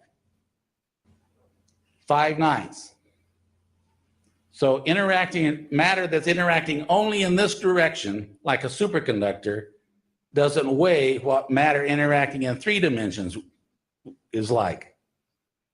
So you must correct with a 5/9 correction factor. My material loses 4/9 of its weight and weighs 5/9 of the beginning weight of the metal. So where did the 4/9 go? It's still there. It's just not in these 3 dimensions. Now this is heavy, people. It's very heavy, but also it's telling us what gravity is. And remember, when you control gravity, you control space-time. When you know what gravity is, you're working with space-time. Now, if you could shrink yourself down to the size of an atom and literally walk inside the atom and be in there with the electrons buzzing around outside and the neutron, the proton right here beside you, you'll be in the world of the quanta. And in that world, there is no time as we understand it. It's only when you come up in the macro world, in our 3-dimensional world out here, that time is invented by mankind to describe change. Water runs downstream at miles per hour or feet per second. You get old in years.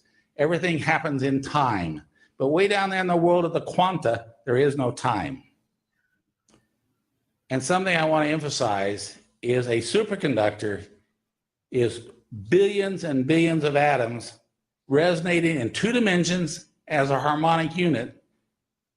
Literally, all these billion atoms are acting like one single atom. They're all in total harmony with each other and resonating in unison in 2 dimensions. So a pure superconductor should really weigh 5/9 of its beginning weight. And nobody has been able to weigh a type 1 superconductor when it's superconducting, because anything comes in contact with it warms it. And when it's got to be 4 degrees Kelvin, anything introduced into it warms it up. So it's a real problem to weigh at that temperature. But that's the theory that he has of gravity. The very fact that it... How warm is your superconductor? Well, at room temperature, the gold is at room temperature. Iridium is at 200 degrees. 200 degrees temperature, it's actually flux flowing. Now that's important information, people. Really profound information. See, yttrium, barium, copper oxide. Copper is one of these elements too, people. But when they build yttrium, barium, copper oxide, which is the type 2 superconductor, what they've done is created a yttrium, barium oxide that is like an egg basket. so they can hold a single monatomic copper in that egg basket. Now, if you try to produce monatomic copper, it'll never stay monatomic. It keeps going back to diatomic or larger clusters. It's too small. But if you can create a matrix where that atom stays in that matrix, you literally can get a superconductor, because that atom resonates with another copper atom, resonates with another copper atom, and causes what they call type 2 superconductivity. I don't know what we call our stuff. It's just another form of matter. But science will name it eventually, I'm sure. Anyway, let's go to the next slide. That's an important paper, by the way, people. He's written a lot of good papers, but one of them is entitled Everything for Nothing. You know, but this paper on gravity is really profound, because he does theorize what gravity is, and we have proven with our testing what gravity is. That's what's important. All right. This is my patent application. Okay. I'm not going to show you all the many pages of it. I just want to show you this, the title page. We filed a patent on this material. And it was on all the platinum group elements. We're saying that they, in their monatomic state, if they're anneal, they go to this lighter color, virtually white on most of the materials, and they resonance connect in 2 dimensions. And in this form, they are not visible by X-ray diffraction, X-ray fluorescence, emission spectroscopy, atomic absorption, or even neutron activation. It is identifiable by DC arc, but it isn't identifiable by induction coupled plasma, which is one of the new technologies. It's just not receiving energy. But when you understand that a superconductor literally has around it a Meissner field, and it doesn't allow any external magnetic field to enter the sample. None, not 99.999, but 100.000. No interference can enter the sample, and therefore it runs perpetually. A superconductor, when it started, literally runs forever and ever and ever and ever. It's billions and billions of atoms acting like one single atom, running forever. I told somebody this in private discussions, but when I filed my US and worldwide patents on this material, I described it as the Orm state, but I said that is the atom. Now, a mini atom system of the Orm material, I called S-Orms. And I said, it's like a superconductor. It resonates in 2 dimensions. Well, I used the word like a superconductor, and they let me file worldwide. Then like 5-6 months later, I find out through a communication to my patent attorney that they just found out that if it involves superconductivity. Oh, dude, I'm just writing you a note. I'm just writing you a note to go into the chat because I've got to shoot off, man. I'm really sorry, dude. Sure, brother. It's 1:10, and I've got some stuff I need to get done before 2 o'clock. So much love, brother. Much love, man. Thank you very much for having me on.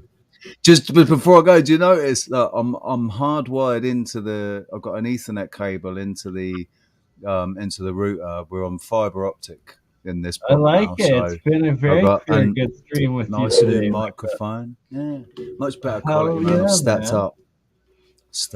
Anyway, much love, people.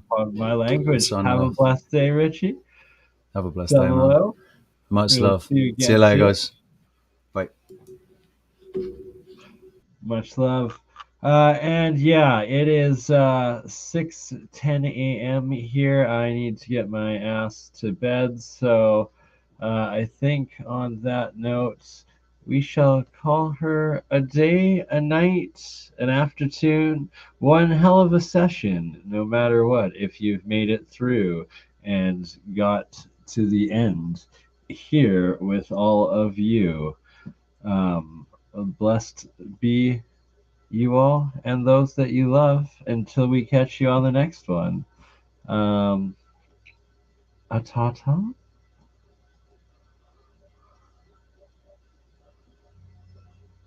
This is the bit, isn't it? That confuses me. It's like, did we choose to come here to get this sorted out, or is this just seems a little unfair, doesn't it? That you know, we seem to be here and there's this parasite messing up our experience. And, you know, I know in my own life, the times that I've made major changes, it was like it became more painful not to change than to change.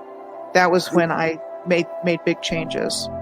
You know, it's this whole ridiculous narrative of it's an unsafe world. There's not enough for you. It's scary. Everyone's out to get you, and clearly the old civilization was completely the opposite to that. It was all about empowerment, like literally. Cosmic resonance, I think they called that one, or Cosmic resonance. That's a better name. Real science, you can actually produce free electricity, and this is part of what Tesla was doing, is the differential between the top of the spire to the ground actually creates an electrical differential that you then connect to another wire that goes into the ground, your grounding. Put that into the third phase in your circuit, and then you have a bell ringing circuit, and that actually produces plasma electricity out of the air. It's real technology. These things actually function producing electricity. It's crazy. The movies are the truth and the news is the lies. They've completely flipped it. You know, when you look at everything with new eyes and you come across information like she was born into a very wealthy family with elite connections, you know, it means something very different now to me than it would have even a few years ago. And it's our free will that they've really also messed with, because we've been lied to and we react based on lies. And just getting their independence and end up in civil wars for 20, 30 years happens a lot. Because we keep choosing to pick up the gun and use it on ourselves instead of building and uniting and accepting that we are one people, one spirit, one harmony on one plane that together, united, can achieve anything we dream of. So do you want to, wake up, or do you want to just keep going along because the change is too difficult? And then give them pieces of information that they will then pursue themselves and look into, and then they'll wake themselves up. I was going to mention it's the whole red pill, blue pill of the Matrix. I mean, that of the movie. And you can consider that movie as a documentary because they're telling us something about what's happening here. So do you want to, wake up, or do you want to just keep going along because the change is too difficult? Wake up.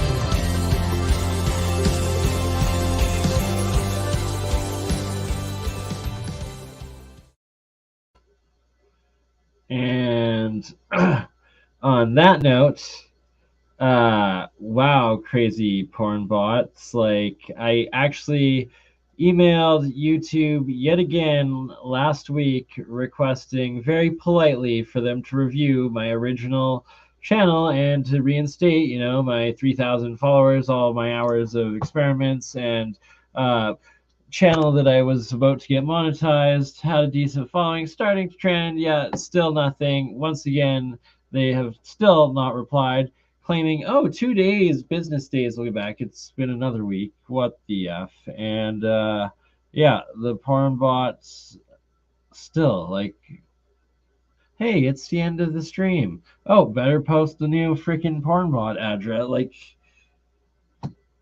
oh man, this universe and world, something else. Love you all. May peace come to this world. Until the next one, probably Saturday for APEC, I think. If not, definitely Sunday. Monday, I've got Monday Australian, Sunday night Pacific, North American. Campbell and I back on Autodidactic, our first interview podcast in over a month or two now. Should be a good one. Talk to you guys soon, and see you then, my friends. Thank you.